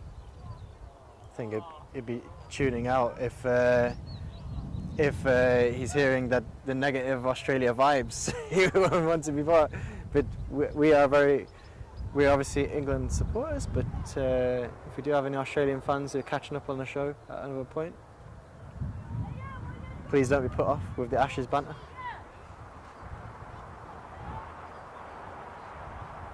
Jamie Miller, good afternoon, Jamie. I've just spotted you in the chat. Sorry if I missed your earlier entry. Well, he's been doing a bit of sleuthing on that Dassault Falcon. Excellent work, Jamie. It's registered to an address in Wilmington, Delaware. Looked up the address and gave the HQ of a business compliance company called CSC. Fascinating. I do like the intrigue around the private aircraft. That's what I would say. I'm more inclined to commercial aircraft, avoiding the use of the word vibe there. But you know, the intrigue that surrounds the private jets, I like a bit of that. CSC, what's that all about? Who knows? Conspiracy solutions. Next arrival anyway, Ryanair 737-800. And on screen, Putting it in from Newcastle, from Milan to Newcastle. Milano. Departing 2 hours and 3 minutes ago. Ooh, and our chewy departure looks like it's finally moving, although I can't see it. On good old flight radar. Flight radar is not playing us a solid, but chewy are off somewhere. So let's just go with that. We'll keep one eye on the horizon for the incoming Ryanair flights. Les Donaldson says his intel suggests that was it a United member of flight crew we were talking about before? United? I don't want to misquote the wrong airline. Sorry? Was it a United flight? Delta. Pilot had been drinking, according to Les Donaldson. But you know what? It's not the first incident. It's quite. I've seen it. It's relatively common. I say relatively common. Don't be sitting there terrorised about your next flight. But I mean, I've seen more of those news stories than you'd expect. But then again, they're only human as well. It is quite interesting. I think it's easy to think that these guys, they get to fly to exotic destinations, they just get to kick their shoes off. I think, but there's stringent rules on alcohol consumption, so it's not like they sort of land in Hawaii and they're out having cocktails and then they're flying back the next Do they have to be dry 48 hours? I'm pretty sure it is relatively restrictive. So when they're on the layovers, you know, it's not necessarily Party central. Yeah, and I think it's easy to assume that, not necessarily party central, but it's easy to assume that they're going to enjoy themselves in these destinations, and I'm sure they do without the consumption of alcohol. But you know, it is more restrictive than you might at first assume. Jamie Miller says CSC is Corporation Service Company. Still sounds very Shell company like sort of not very transparent. No, it feels like it might be one of those kind of Russian doll type companies, you know, a company within a company within a company. Corporation Service Company. Could be anything. The intrigue is only heightened with the sleuthing. Can't whack a spot of sleuthing. Well done, Jamie. Right, ready to pivot? Any second now, folks.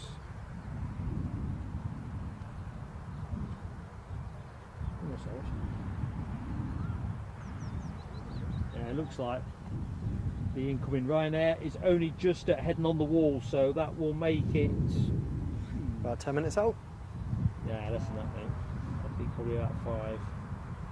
You know, I'm absolutely delighted to see, you know, and from our position here, we can see people down the road. You know, aviation, the love of aviation, is very live and kicking in the northeast. We've got, you know, a number of people. There are a lot of people wearing Newcastle United shirts as well, so it's a big crossover. Yeah, they've been playing football down on the local sports ground. Yeah, it's a big crossover. So shout out to all those enjoying aviation with us here today as well. Definitely. Anyway, next action, folks. small minutes away. Not enough time to put the kettle on. There is enough time to reach for a biscuit. And don't kick back for a beer if you're a pilot. That's the message I would take. If you're a pilot enjoying the stream, make sure it is non-alcoholic if you're flying. Ken's giving me some heightened guidance on the Russian doll thing. Matryoshka dolls, to be exact. Did not know that, Ken. I think that was a good attempt at pronunciation. I didn't know it really was. Thanks, Ken. I applaud. I just think of it as the layperson, Russian dolls. But yeah, you know, like that thing about financial transparency, you often do get companies that are wrapped up within other holding companies. Not saying that CSC is that, by the way. It's just the fact that if you've never heard of them, sometimes you kind of wonder. It'd be like, yeah, I think that reminds me of one of those tasks on The Apprentice where they have to come up with a brand of something, I don't know, any product that Lord Sugar or, you know, comes up with. And often one of his comments is, well, I can't tell from the company name what it does. And I think that applies there. Inbound, just about inbound. Any second now it's going to crest the hedge.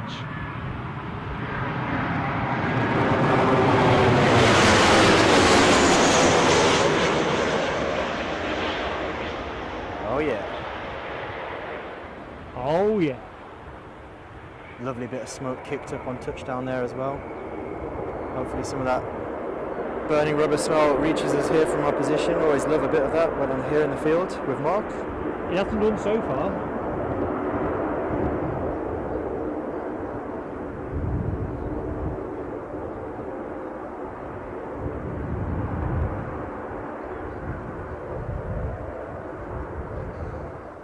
Nice early turn off. Les Donaldson nipping out for a little while, but we'll be back soon. Look forward to seeing you again later on in the stream. Roger that, Les. Take it steady, mate. This one from Milano. Ah. Buonasera. Bit of Italian for those linguistically minded in the chat. Buonasera translating to good evening. A little bit early for that, I think. But try the afternoon then. Come back to me. Come back to me on that one.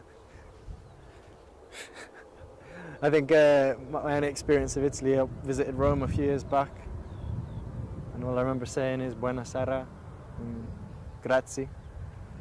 Sure, there's loads of spotters down up the road. I'm not zooming close. Are we expecting something unexpected? Probably make out. Or we just, or was it just aviation, like I said, alive and kicking here in the northeast? It's lovely to see. Lovely to see. Especially the people down here with their children, passing that passion on. Well, that's how we got into it, wasn't it? Exactly. I think passing it from generation to generation. We've talked on previous streams. I know Mark has about our family links to aviation, specifically London Heathrow. Just catching John Hutchinson's question, which Alibi has answered about the stream. So yeah, it's a 4 o'clock finish, John. Not strictly 4 o'clock. We may run on a little bit longer if the action's there. Equally, if it dries up, we'll take an early finish. No point in showing you empty tarmac when we can avoid it. Oh, I've just had a backstream message for one of our mystery viewers. A what message? A backstream message. I don't even know what that is. I'll tell you what it is. I'll tell you what it is, a backstream message. One of our mystery viewers who wants to be... I'll have to pick up on that. I think we might have something inbound.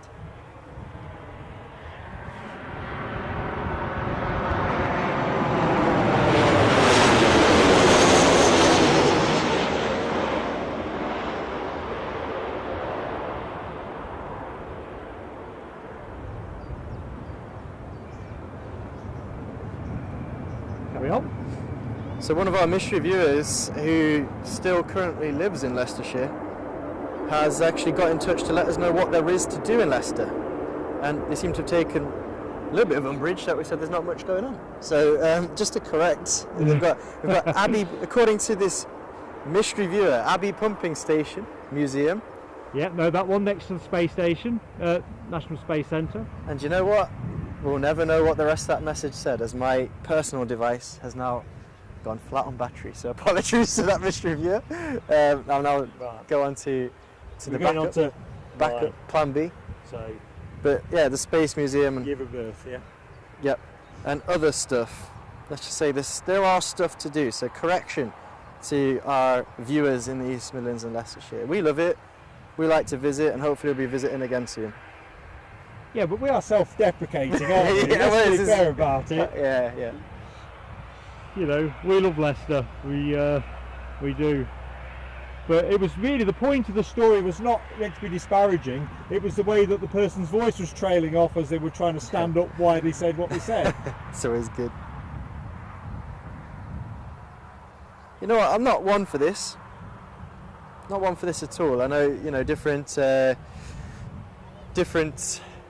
live streams want to go the way they want to go. They can do. We're not one for always bigging this up. But I have noticed casually that we must be within 10 subscribers of reaching the 3.5k. So if you are someone who's new to the stream, if you're enjoying it, and I want to emphasize that if you're enjoying it and you think you'd like to potentially consider watching us again sometime in the future, hit that subscribe button. You could be subscriber 3,500. And that'll be a story to tell future generations of plane spotters in your family, perhaps. Maybe I'm over-egging it a little bit there, or not. But you know, it'd be nice if we hit that landmark live on air. Let us know if we hit it. If we hit it live on air, that'd be stunning. Rab H loves red Leicester cheese. I can't do cheese these days, Rab, but you're right. Back in the day, that was a firm favourite of mine. Yeah. Red Leicester, I think that's my experience a little bit too strong for my tastes. Although I've never had one of these. I don't think I've had one of these, but I have got a bit of a craving to try or to eat a Melton Mowbray pork pie at the moment. I think I saw it in the supermarket a couple of weeks back, and I thought, maybe I've reached that point in my life where I need to give it a go. And talking about exciting things like Melton Mowbray pork pies, I can see the British Airways Embraer, which I am absolutely excited and ecstatic to see here at Newcastle Airport. Bit of variety from the more frequent Airbus A319s and A320s, the occasional A321 we see here. So very much enjoying that. Is that on screen at the moment? Yes, it is. Buongiorno, says Melody R. There's another Italian word for us on stream as well. Plane returning to Salzburg. Ich kann ein bisschen Deutsch sprechen auch. I can also speak a little bit of German if anyone would like to test how far that could go. I would like you to test him stringently. Ich mag Fußball. I like football. I can say a number of expressions. Let's see how far that can go as we await that departure to Austria, German-speaking Austria, of course. Salzburg, certainly on my list of places to visit in Europe. Although I can't think of many places that wouldn't make it onto my list if I'm brutally honest. Salzburg. Salzburg. You've been there when you were small. I have been there, but you know, as much as I appreciated you taking me, I don't have any recollection, unfortunately. No, you were only 18 months old when we took you, so I'm pretty sure that you didn't know an awful lot about it. So yeah, I'd like to go and experience it as someone who can hopefully remember what happened. All the lights on, landing taxi, TUI 737, holding to allow, what do they call it in Heathrow? The company Embraer? Is that what they call it on the ATCs? Don't know, I've heard. Company. I think. Yeah, Spielberg company. Yeah, it's been a while since we, you know, when you hear spotters next year. Gort was asking earlier in the stream about when we're next going, so I'll drop him a line and. London Heathrow, I love it. I love the vibe as well. Oops, said vibe again. Sorry, Simon. Love it there of all the spotters. Look at that Embraer. I think it's variety that really lights my candle here, aviation-wise. We see, of course, this, well, not specifically this one, potentially yes. We see Embraer aircraft in the British Airways livery when we take our short trip over the border to Edinburgh, but not very frequently from Newcastle International Airport, which is of course where we are at today.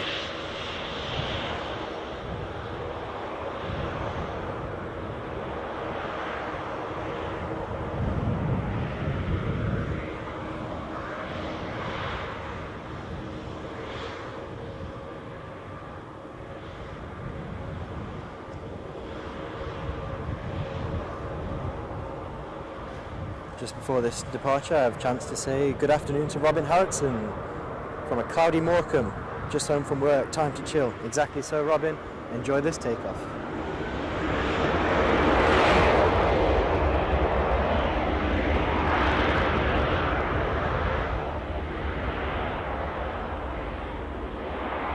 Yeah, hi Robin.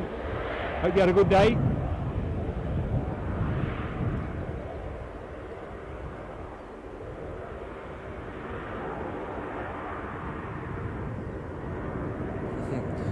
Simon's taking the German too far here. I know ich liebe. I love my, and then I don't know the next word, Schokoladen, chocolate cooking? I don't know. Hör auf, Vibe zu sagen. Yeah, Stop saying vibe, is what he's saying there.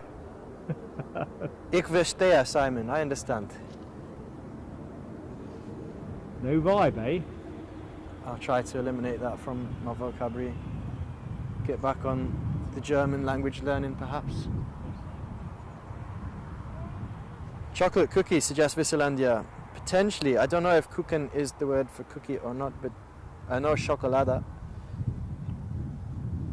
Melody Art saying she knows a bit of Norwegian. Feel free to share.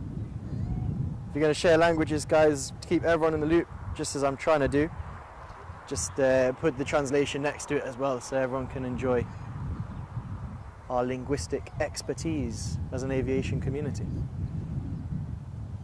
Yeah, the expertise at this side of the channel is all with Eddie. They speak a bit of East Midlander sometimes. Oh, I do a nice line in Mumbo Jumbo. Yeah.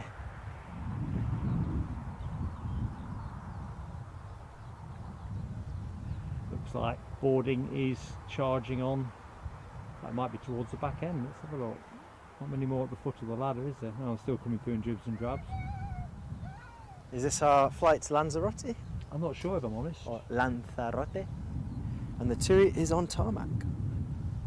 Because that's the other question. Could it be another sort of slot issue ongoing here, or they just push back a bit early? Possibly. Trying to sneak an early departure. I always love it when the captain does that. It was so cool when they come on the tannoy and say, oh, bit of gap in traffic, we'll push back a bit early. Well, it was scheduled for 14:45, so we can safely say that moment's gone. So it's they'll a be on slot a new flight issue, I'd plan. imagine, yeah, slot issue. At this rate or not, so they might be waiting on another one. Plus they're working their way up the You just slot got to list. take your turn in the queue. And it also depends where you're heading. Maybe I'm just completely talking out my hat here, but from my own experience as a passenger, I tend to find when you're heading towards mainland Europe, if you miss your slot, it tends to be a bigger deal, or it feels like it as a passenger. It tends to be a bit more waiting around on boards. Whereas if you're sort of heading, plug for Spain again, you're heading to the south or you're heading to the Canary Islands and the slot missed, I don't know, it just didn't seem to be as big an issue, but that's probably could be just fluke flight. It's not like I've got a vast wealth of data to pour over to come to a pure conclusion. Melody are saying I have to be bilingual here in Canada, French and English. I think that's one of the super cool things about Canada is the bilingual nature of the country. Love that. The main word I know from Norwegian is tak, says Visselandia, which means thank you. I'll bear that in mind. I think, were you not saying you've got in the short to medium term plans to head on out to Norway at some point, Mark? Oh, definitely. Yeah. Just working on Mrs. Plain Sailing Aviation, because the Paris thing went south in April because of the argy-bargy there, and not quite sure if that's entirely finished, but quite taken with the idea of going Oslo for a few days. Tak is a word for you then, meaning thank you.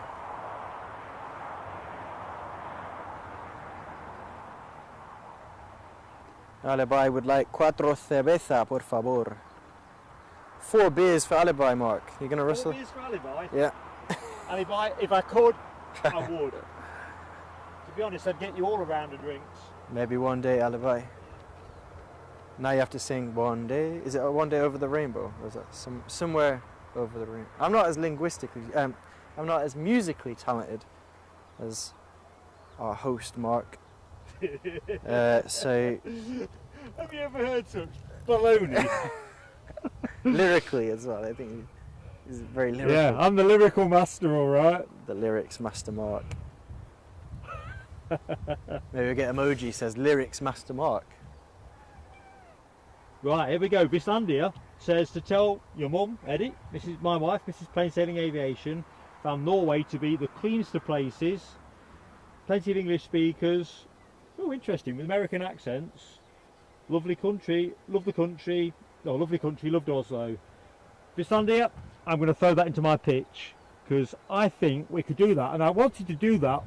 I'm not sure if Scotland's finest. Yeah, it's a Bergen. Or is it Bergen? Bergen. I think we've seen one of those today. Because I'm or trying to. It's heading out there later. No, it came in from Newquay, didn't it? Well, the thing is, I thought, oh, if I could have done that with Scotland's finest, then I'm ticking another box. I fancy a little trip on Loganair. I've never been on Loganair as a passenger. I'll take the GoPro and then I can let you live my experience vicariously. I'll enjoy that. Back at Plain Sailing Aviation HQ.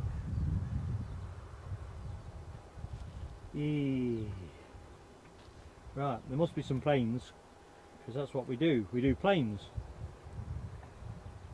So this Tomo plane to Antalya, not rushing around, no real sense of urgency. Split scimitar winglets, split scimitar. I want to see some things moving.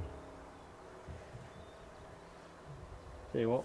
Well, the field is stacked. We've got a number in the foreground. We've got two Jet 2 Boeing 737s in the Jet 2 holiday livery. We've got two, I'm going to go with it, classic Jet 2 livery Boeing 737-8s as well. And we've of course got the Ryanair Boeing 737 recently landed from Faro, also in the turnaround procedure.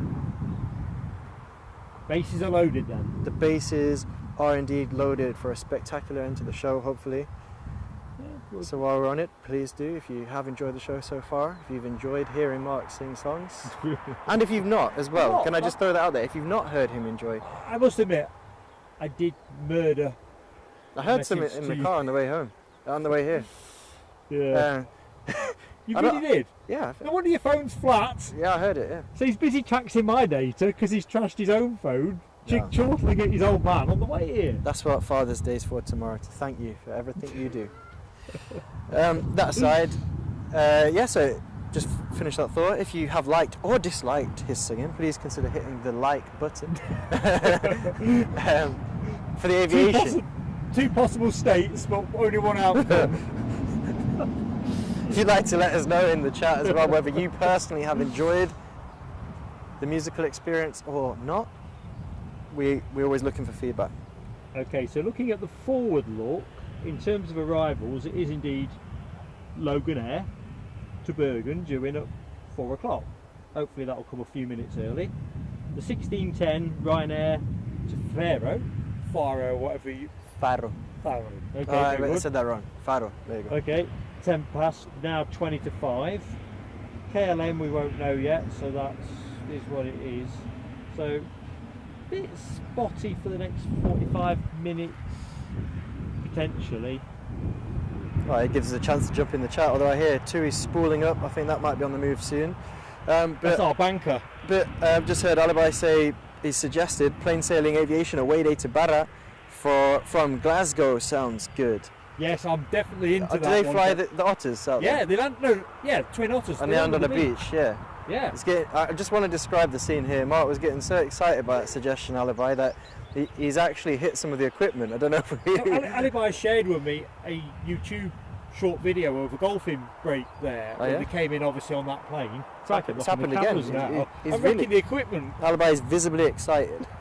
Mark is visibly excited on this end. Sorry you can't see it, folks, but he is visibly excited about this trip to Barra, so we'll have to look into it. Definitely looking into it. Just want to see what the ticket prices look like, but it's the kind of thing that proper bucket list territory. Visilandia said he'd be very envious of that as well. He'd just want to stay and not take the plane back, says Visilandia. I couldn't comment on that. I've never been. I'm sure it's beautiful. I mean, I find Scotland as a whole a very beautiful country. Not with my data, but when you get home, if you go into the functional mailbox, you'll see an email from Alibi with a YouTube clip attached to it. It's excellent. Well, from good news to less good news, just a chat from Rob H saying Mark's musical rendition earlier had all the cats in my street screeching. He's a public menace, Rab. That's all I'm going to say. He's a public menace. Oh, yes. I don't get many bookings. That's why I've been dispatched today. Just keep an eye on him. Try and control the musical inspiration that often flows. And it's festive. I'm kept away from alcohol as well. Right, yes. So Alibi, if we ever did get cuatro cervezas, 4 beers, they're all for you, none for Mark, because we don't want to entice him and lower his threshold to give us musical renditions than it already is. Well, to be fair, I did say if we are streaming at Edinburgh and the Smiths in this, tomorrow at Les Donaldson's retirement, yeah, I'll go keep it up. Eddie's pointing at me to do what I'm supposed to be doing. I feel like I'm on one of those LA channels where the director. Well, anyway, where was I going with this one? Yes, so the point was, if that also coincided with an Edelweiss departure or arrival, you're going to, is it Yodel? I would belt out a couple of lines and no more of Edelweiss. Anyway, Dopey Go Up anchors the chat perfectly by saying next departure is the chewy Boeing 737-8, destination Antalya, Turkey. Thank you, Dopey Go Up. And also interesting because Turkey, how's their rebranding going? Because I think a few years back they wanted to move away from Turkey spelt the conventional way that I'm used to, which is Turkey, to what I would describe from my knowledge of a little bit of German, Türkiye, where it's TU with the what I would describe as dots above the U, RKIYE. I don't know if that's still full speed ahead or don't know really.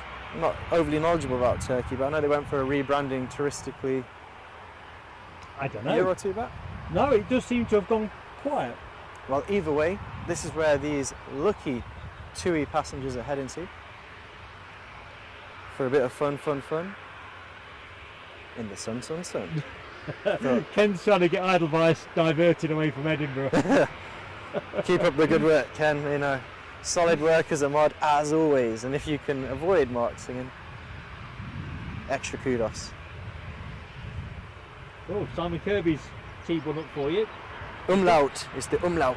Umlaut. Exactly right, Simon. It's been a while since I've been doing German, so a bit rusty on that one. But danke schön. There you go. Danke schön, of course, having the umlaut on the O, I believe.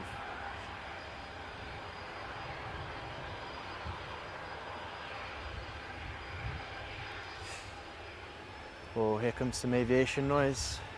The adrenaline starting to flow through my body now. Very good. Anticipating this departure. Hope he gives it full thrust, nice and early. Rather than an economy takeoff. Yeah, I mean, I don't know if there's different procedures, but there are certainly, as a spectator, different volumes that can be had.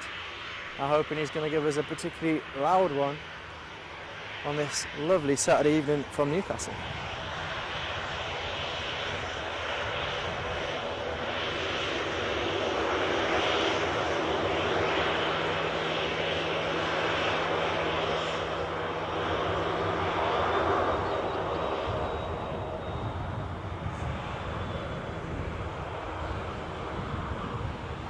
Ooh, there's Donaldson baiting me with an Iberia starts flying for Edinburgh tomorrow. Who does? Iberia. Oh, right. Iberia in English pronunciation.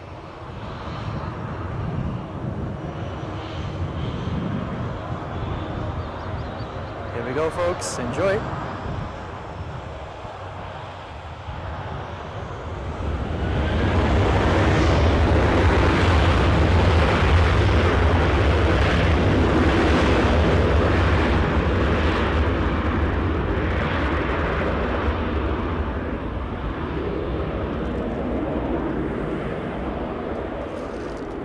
Go have your snap, just unmic yourself, mate. Yeah, I'm gonna have a sandwich, guys. Yeah, just pass us the mic and I'll click on, otherwise. I'll describe the sandwich afterwards. Yeah, you just don't want too much information.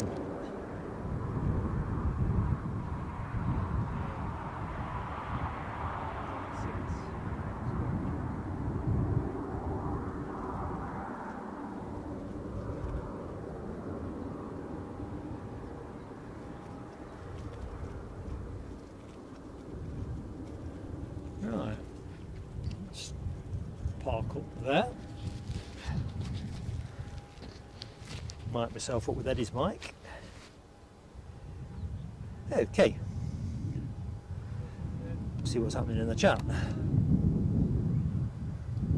So yeah, Ken was definitely encouraging EDI to basically have no more Edelweiss planes in. Probably wise. Yeah, you were mentioning Les and the Iberia restarting a service. Alibi says, try a cheese and jam sandwich. No, I don't think. In fact, I'm going to have a little mosey over and see what he's got. What have you got? Tuna sweet corn. Oh. He's actually on tuna sweet corn.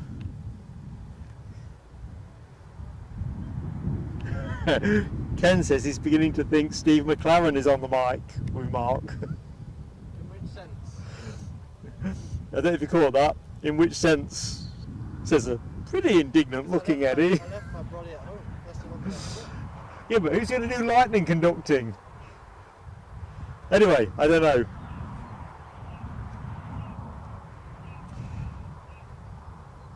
What have you got my phone? Oh, you're watching the chat from there, carry on. Kind of lost without my phone. Silly accent. They're not accents, okay? Sorry? You're saying silly accents. Ah, very good. Right, we have some action. Jet 2 pushing back to roads. I'm pretty sure it is starting to spit with rain. You're getting it. 2 or 3 bits. I'll see it on the camera.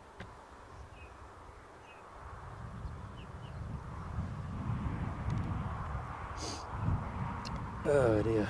Right, so this plane off to roads, scheduled to go at 15:25, so it's pushed back on time. Hopefully it'll get to go out pretty much straight away, rather than suffering the fate of the Chewy departure to Antalya.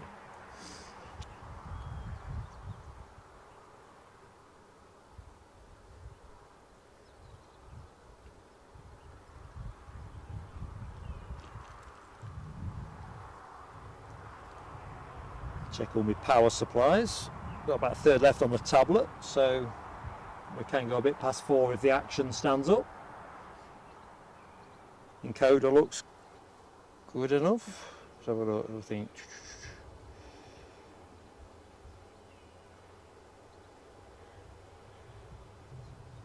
Yeah, I think all things told, all unequal, we are good on juice, folks. So here we are, off to roads, where me and Mrs. Plain Sailing Aviation had our honeymoon back in 1988. Ixia. I think I've said that on the stream previously. Back in the day. If I remember correctly, there was a heat wave, a pucker heat wave, like we suffer every so often. It was mighty hot.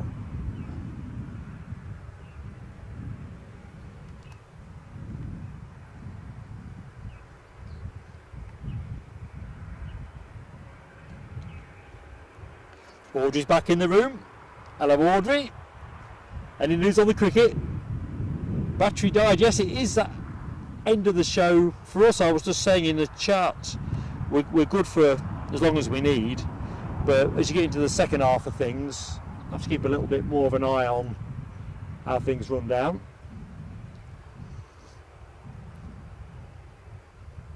Ah, Smith got LBW'd for 16, didn't he? Let's hope he can't buy a run in this series.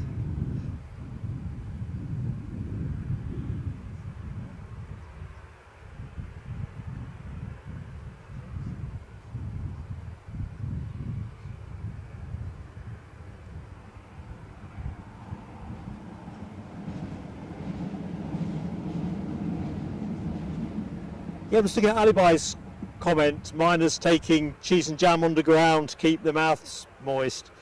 Obviously, I think I've said on my chat before, back in the day, that's how I started out, went down the pit at 16. I was thinking about something else on then, about snuff. There's another rare thing I've not thought about for 30 odd years, snuff. We used to take a lot of snuff back in the day as well, just to alleviate the dustiness. It's what one kind of does for another. Oh dearie me. Right. No, I'm not going to say this correct, but let's just go. Lynn Zygu. Lynn, you live in Sunderland, not far from us. And it does look like rain in Sunderland. Eddie is in total denial, Lynn, about the prospects of rain here at Newcastle.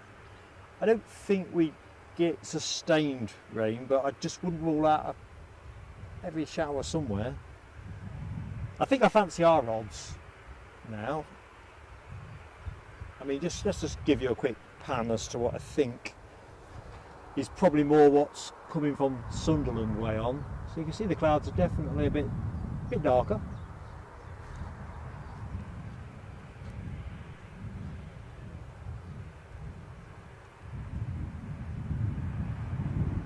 There we go.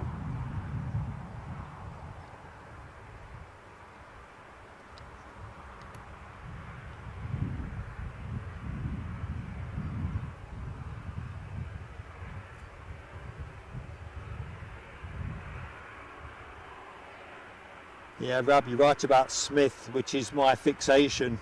I think if key players like him can be kept quiet, England's chances are much improved. To be honest, I just want to see some really tight cricket, to be truthful. Ewan, good afternoon, Ewan. How goes it? Hope Saturday's proving a good one.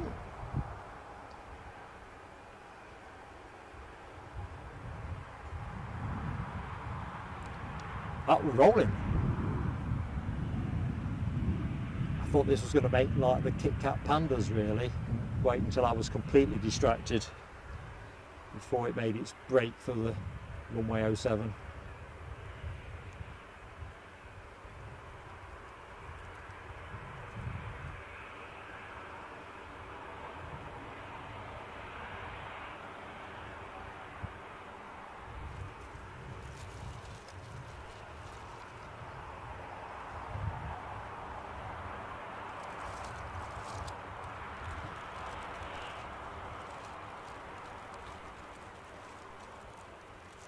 Now some more rustling from Eddie, not me, just for the avoidance of doubt.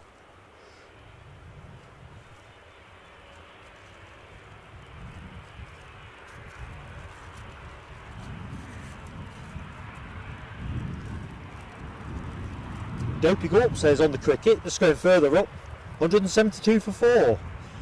Feels like they might be patching it up now then. I think it was 148 for 4, was it not? Last time I responded to an update.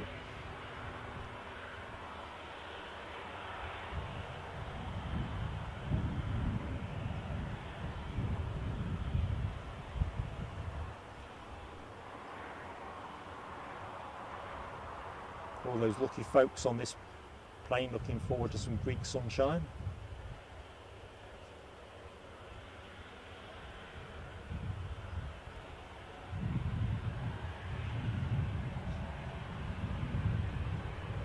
Yeah, going back to Fislandia's comment, cheers for the suggested advice on selling Oslo to Mrs. Plainsailing Aviation. Definitely going to do that. Jet 2 pushing back in the far side. So it looks like the Jet 2 Avalanche is on the roll.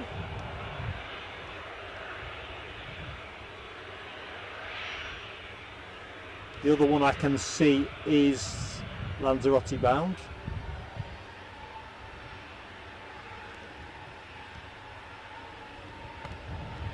We'll stay with the Rhodes bound plane first.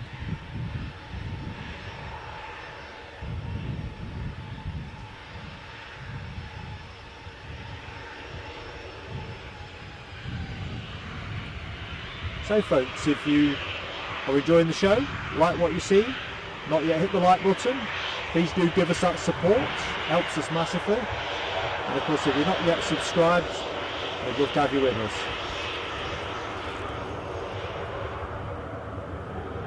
Of course, they're both free.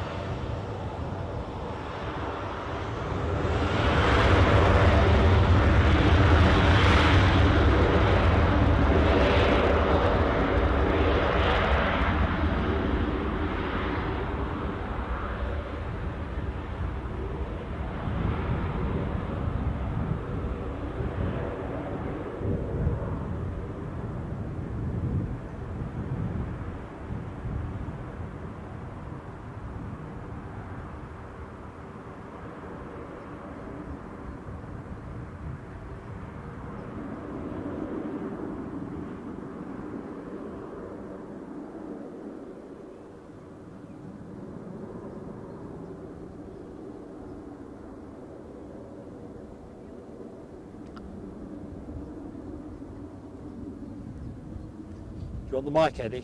Yep. Let me just pick up the next Jet 2.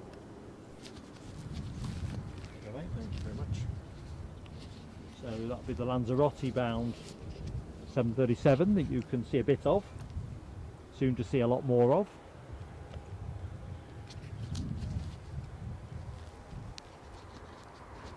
Ken, it's a good question about the grapes. I think the answer is no. No, the grapes weren't, mate. They were very Moorish.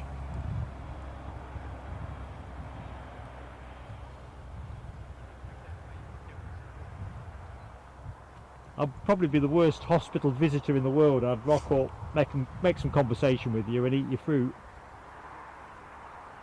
And possibly your biscuits too. So we've got a couple of Jet 2s. Just sorry, I jumped straight in there. It's Eddie back with the microphone. Eddie's back on the scene, folks. Eddie's in the house. Don't worry, Mark is still with me, but this is the voice of Eddie. Oh, hang on, Michelle's back. Michelle, sounds like you've had a hell of a day. Yeah, we are still live. Trackside, Mark and Eddie. Hello, Michelle. Lovely to see you again in the chat, and a pleasure to be actually here live, able to talk to you in person as well. So great to see you. I'm just going back to the Norway adventure, Operation Norway.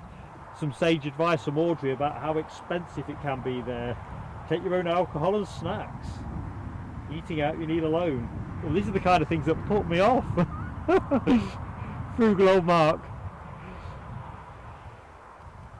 Mind you, to be fair, I am a cheap night out these days. Mm.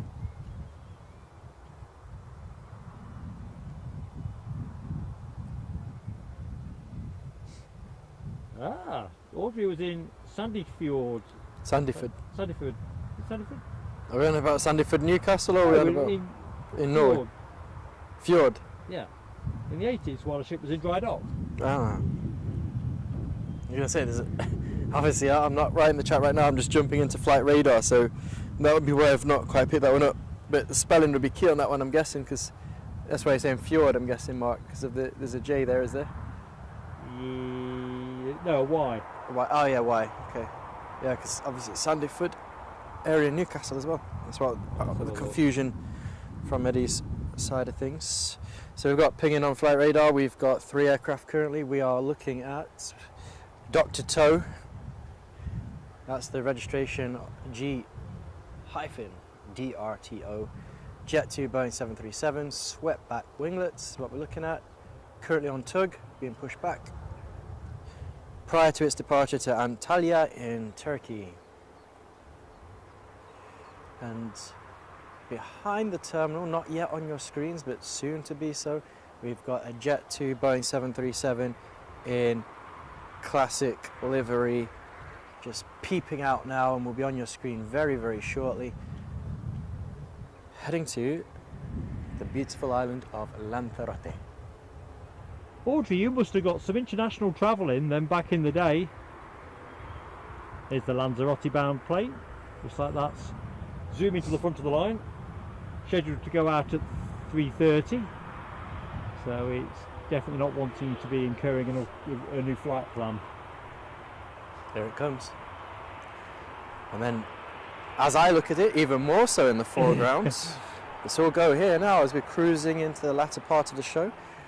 Almost probably in a bit of a race to the Canary Islands. I'm sure pilots don't race, but if they were allowed to, we've got another Jet 2 Boeing 737, classic livery as I like to call it, heading on its way to Tenerife as soon as it's disconnected from the tug that has pushed it back, tail towards the west.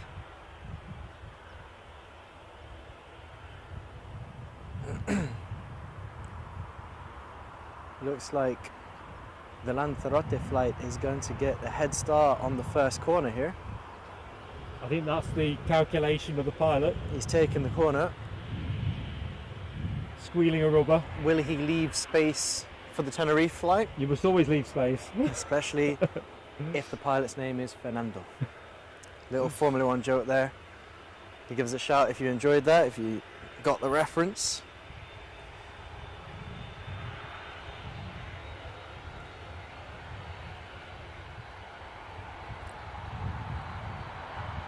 Just picking up on Audrey, jumping in saying she did a couple of trips to South Africa.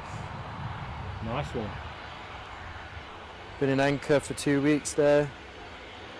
Pretty cool, Audrey. And her first husband, I don't know if you've touched on this, but her first husband was a seagoing engineer. That must have been pretty exciting.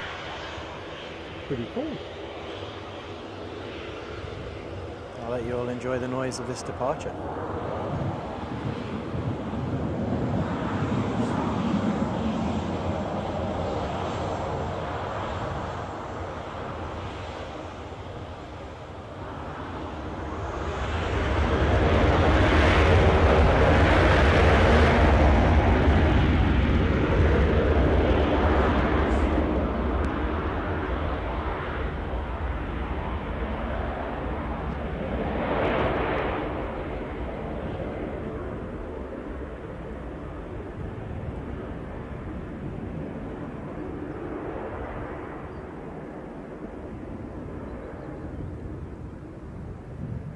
So we should see a few Jet 2s now proceeding out.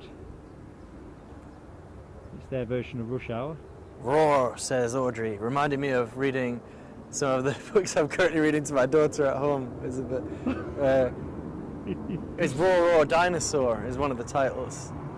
The thing is, I'm chortling away because we have, for us, the granddaughter, Eddie's daughter, with us in the week.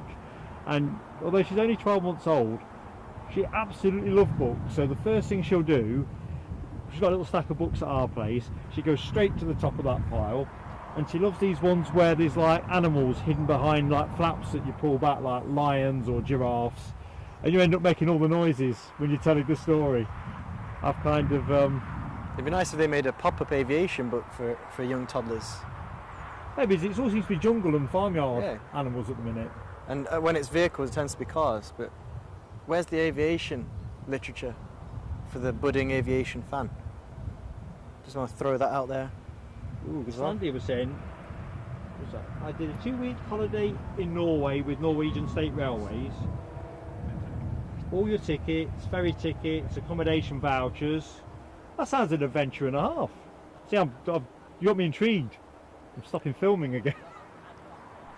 Oh, we've said it before, we'll say it again. You guys in the chat, the plain sailing aviation general community, that, you know, we're very happy to share your time, or that you share your time with us when we go live.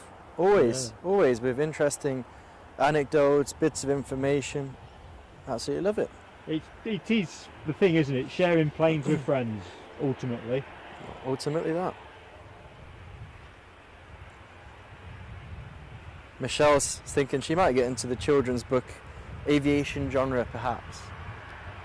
I think I'll tell you from sort of customer end experience, my daughter seems to like pop-ups and where things peel away. So if you can make an aviation themed one like that, love it. John Hutchinson, just seeing you're leaving the show, mate. Thank you for your support. Thanks for watching us this afternoon. Stay safe. We're not sure what we're doing tomorrow, so do make sure you've got the notification bell clicked so that if we are streaming, you've got the choice. Exactly that, John. Hope you've enjoyed it today, and we hope to see you again in the chat soon. Yeah, Audrey's right. It's that thing, isn't it? If you start making the wrong noise. Exactly that. I've discovered already that my granddaughter, if you miss anything out, she'll pull you straight back. Not sure she knows what I'm saying, but she knows if I've missed it. Those are the routines. Talking of routines, here comes our takeoff routine.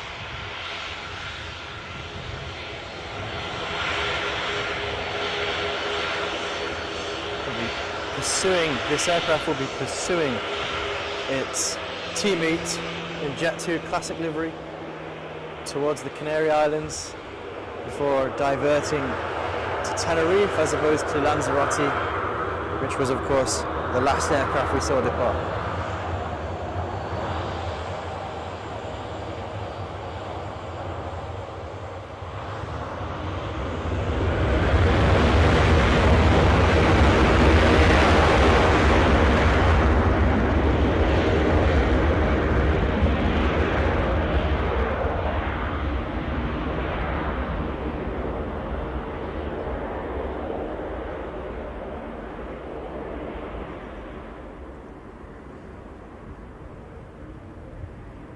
I wonder how Scotland's finest are doing with their 4 o'clock arrival.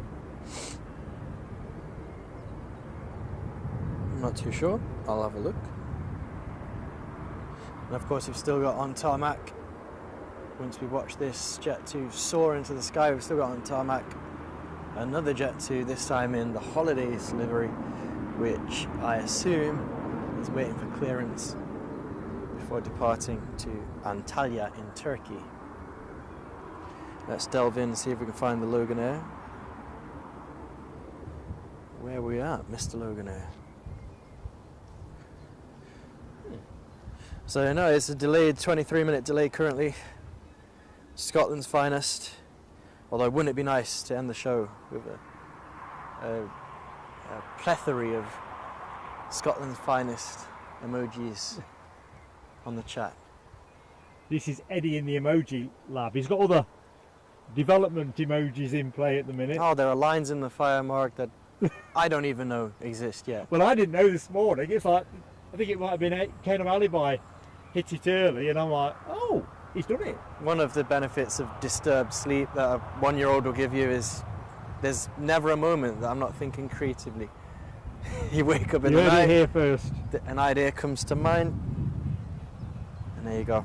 Now, I hope, joking aside, I hope you enjoy them. I'm obviously a complete amateur, an enthusiast, if you will, entering into the emoji market.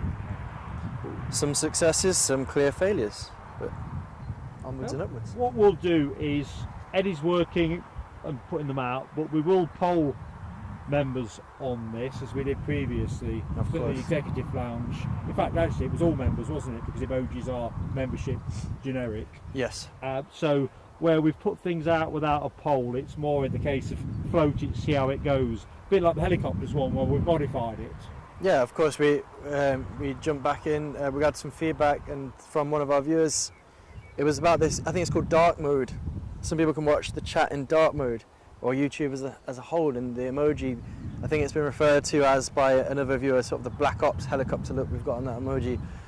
Because it is a black silhouette of a helicopter, it wasn't showing up very well for that viewer in the dark mode, so we've had a little tweak on that. Obviously the second of the new tranche of emojis, I was in a tinkering phase with it last night when, you know, 1-year-olds being 1-year-olds, I was taken away from development, but of course Scotland's finest is ready to go, and I heartily encourage its usage should we be blessed with the Loganair on air today. Alibi makes a good point that potentially affects what we do tomorrow, Father's Day. So no worries, Alibi, you have a great day. Let's have a look what you're up to. Liking the look of that, you're going to be properly treated to some refreshment by the look of it. Cuatro So, no cervezas. I don't know what I'm beers. going to be doing definitely on that score. I'm willing to be surprised. I've got you a present here. Oh, is that it? That's the present. Teasing. He's not grateful. He's not grateful at all. There he is. He does brilliantly for me, does Eddie? He's No, a son in a million, but not quite figured out the lay of the land. But Alibi, no worries. Alexandra Wood, good afternoon. Get my words out, Alexandra. Good afternoon. How are you doing? Good afternoon, Alexandra Wood. Oh dear. One of those exciting moments, thinking of Father's Day. Ian Dunn as well, thank you. I don't know, has Ian spoken already? Have we? Doan, sorry. Doan. All right, you got me there. Yeah, nice to see you as well. If Mark hasn't already had the chance to say good afternoon. I'm interested in what Rob H is. I mean, interested in what you all got to say, of course. Especially that one, Audrey. Have a foxy emoji. Well, that appeals to all of my creative instincts. So we'll see what we can do. Rob H, jumping in on this comment here. I might be live on Eurosport tomorrow with about 20,000 spectators at Knock Hill. Oh, cool. What time? What time will you be live? Yeah, it must be on a race programme. Awesome. Is that the TT? Is it? No, that's on the Isle of Man, mate. I don't know. But Rab will tell you what he's doing. Yeah, Rab, can you put me in the loop here? I'm excited.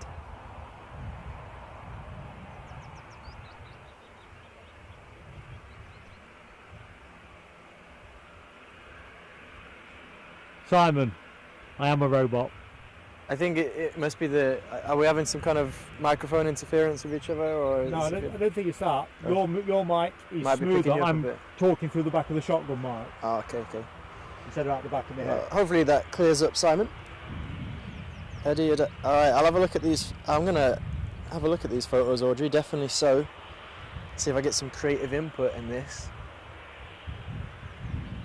I like it.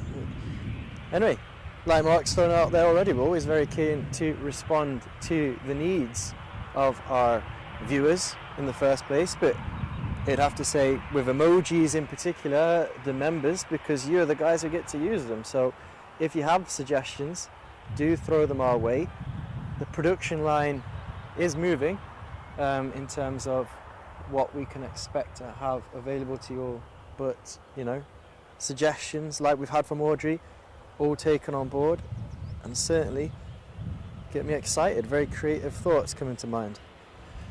DB Bassman says the green and white, the Celtic stripy Condor 330 going to be overflying us anytime soon.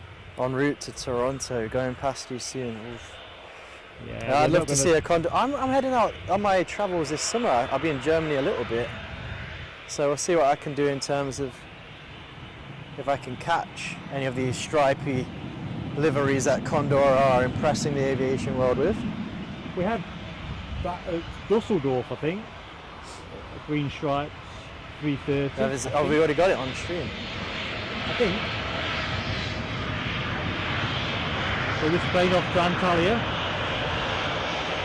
Dr. Toe registration.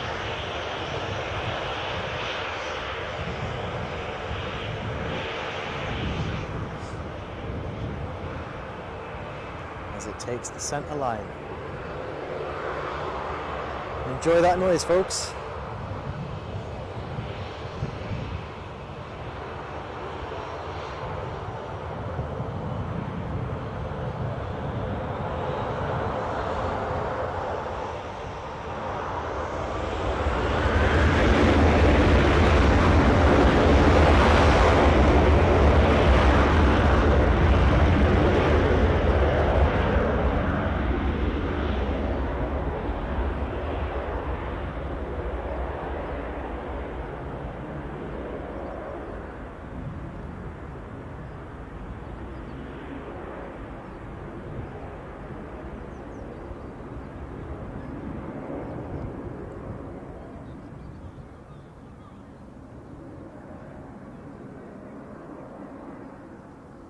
Sounds like somebody shouting to a loud area. I think they call it MCing.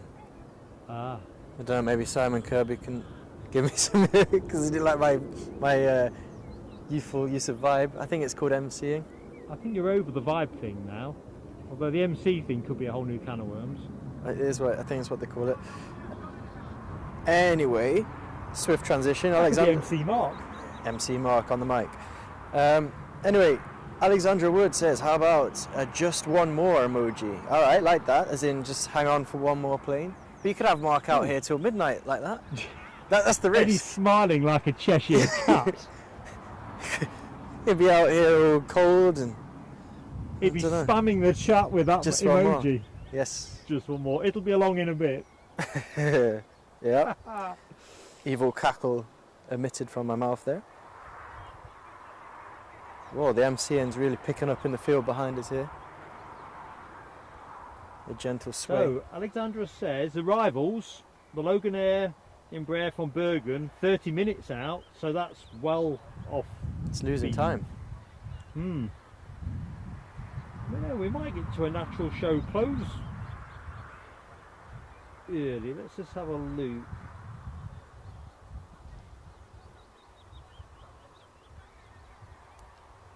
Just jumping in on DB Basement, the Condor is a brand new, yes, the A330, I think they have got new models coming out. I think they've got like a revamped model of it.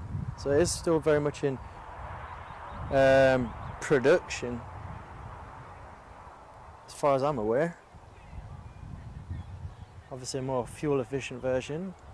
The MCN's got myself and Mark both tapping our feet. We're both enjoying the vibe.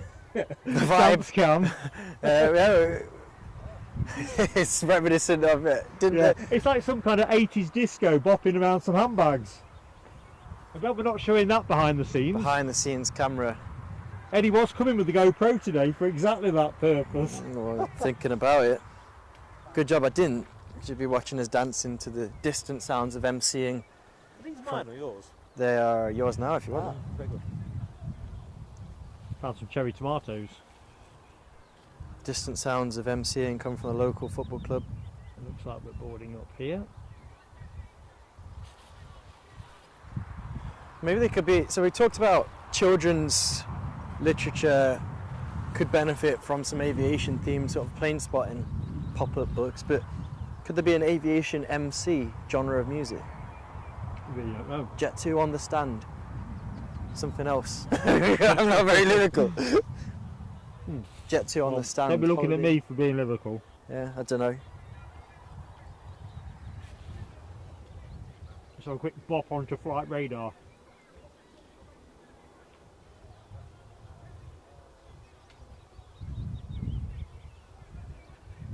So that Jet 2 that we're looking at the minute, what time's that due to go?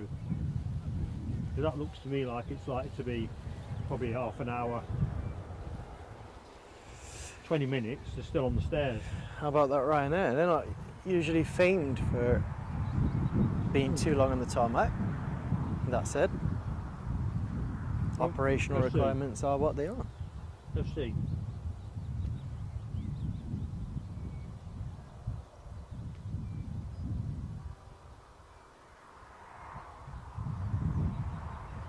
Oh, Michelle Johnson's ordered the red and white striped Condor model of the A330.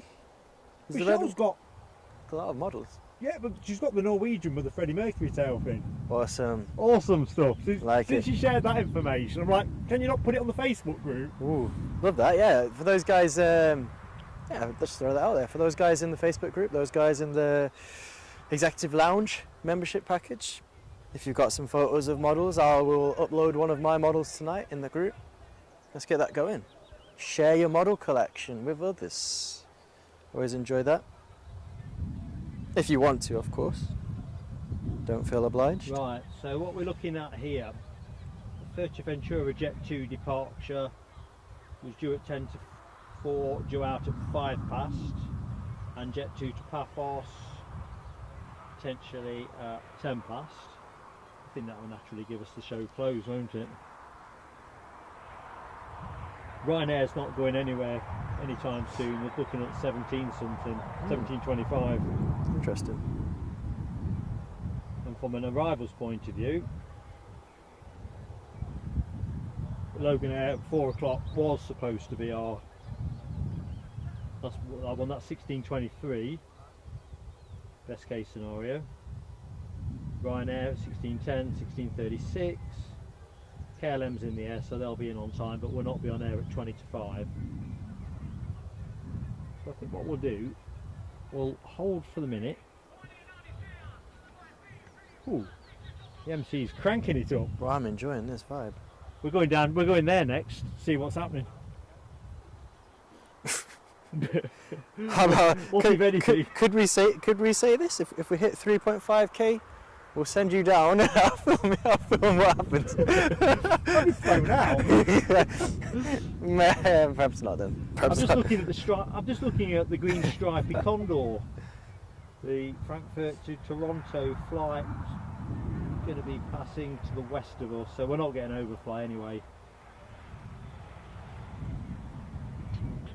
On the base. Oops. What's Jet happening here? to My chat is holidays. chatting up rapid. I think the chat is motorsport now. Simon Kirby says he met Rossi, absolute legend, of course, of MotoGP. Simon says DJ Marky Mark and MC Ed in the house. If you Yeah, could we're gonna see have to me get now. this behind the scenes stuff set up, ain't we? Oh yeah. I don't know if you can hear any of this stuff, mate. I'm hoping you guys can.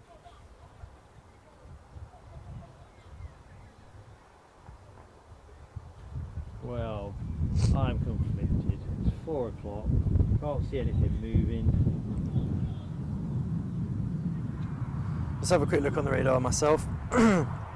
Second pair of eyes never hurt. Tell you what we'll do, I think we'll close. Folks have got other things to be spending their precious time on. I'm just going to spin her out while you're checking. You can always pull me back. Not to do my thank you to camera. Where am I going to go? Look at that, in the undergrowth. Yeah, to be fair, it does look like we've got a number of delays departing and arrivals. Well folks, that's the show. Thank you so much for your support, particularly people who've been here front to back, but everybody who's watched the show. Oh, there's my little pocketbook. Hang on. Disaster, where's my pocketbook gone? Outtake. Outtake, definitely outtake. Oh dear. So this is MC Mark talking, as we've established. So, oh my lord. I'm starting to think I've even got the wrong book. Right, well listen, I'm pretty certain that I've got most of it in my head. Here we go, 17th of June. Anyway, so doping up. Thank you so much, mate, for the super chats. The 777, as you said, it's a good thing it wasn't in orange and blue, otherwise we'd have to roll it forward to a next show. Weather here's just played fair with us. It's not rained as I feared it would, but either which way, it's been great. Not sure what we're going to do tomorrow. It is Father's Day, so I haven't quite worked out the balance of the day or even discussed anything with Mrs. Plain Sailing Aviation. I was struck during the morning thinking, well actually, quite fancy coming down again tomorrow, so make sure you've got the notification button hit, and if we are streaming, you'll get a chance to watch it. And if not, I think next action from us will be midweek. Going to be putting some comms out soon on our Aberdeen stream, but also Heathrow as well is one that we're looking at hard to evaluate. And I reckon that's it in a nutshell. I'll not waffle on. The plane's not going fast enough for us, so whatever you're choosing to do this evening, have a great time. If we're down here tomorrow, hope to catch you. Eddie, anything from yourself? No, just as always a pleasure to enjoy and join in with the chat with you guys. Awesome stuff. Great comments, great banter. Thank you to you all very much for a very enjoyable Saturday afternoon and early evening as it is now. Have a great day. I'm just thinking, these glasses, Ken's got exactly the emoji for my glasses, for God's sake. There isn't an emoji he hasn't got. Do we want Mark's No, glasses? we don't. I don't think so. We do not. Maybe a telescope. Whereas this was the earlier look, which was more of my, trying to be more of the MC Mark thing. Well, I didn't know I was going to be an MC at that point in time. Anyway, have a great evening, one and all, and catch you soon.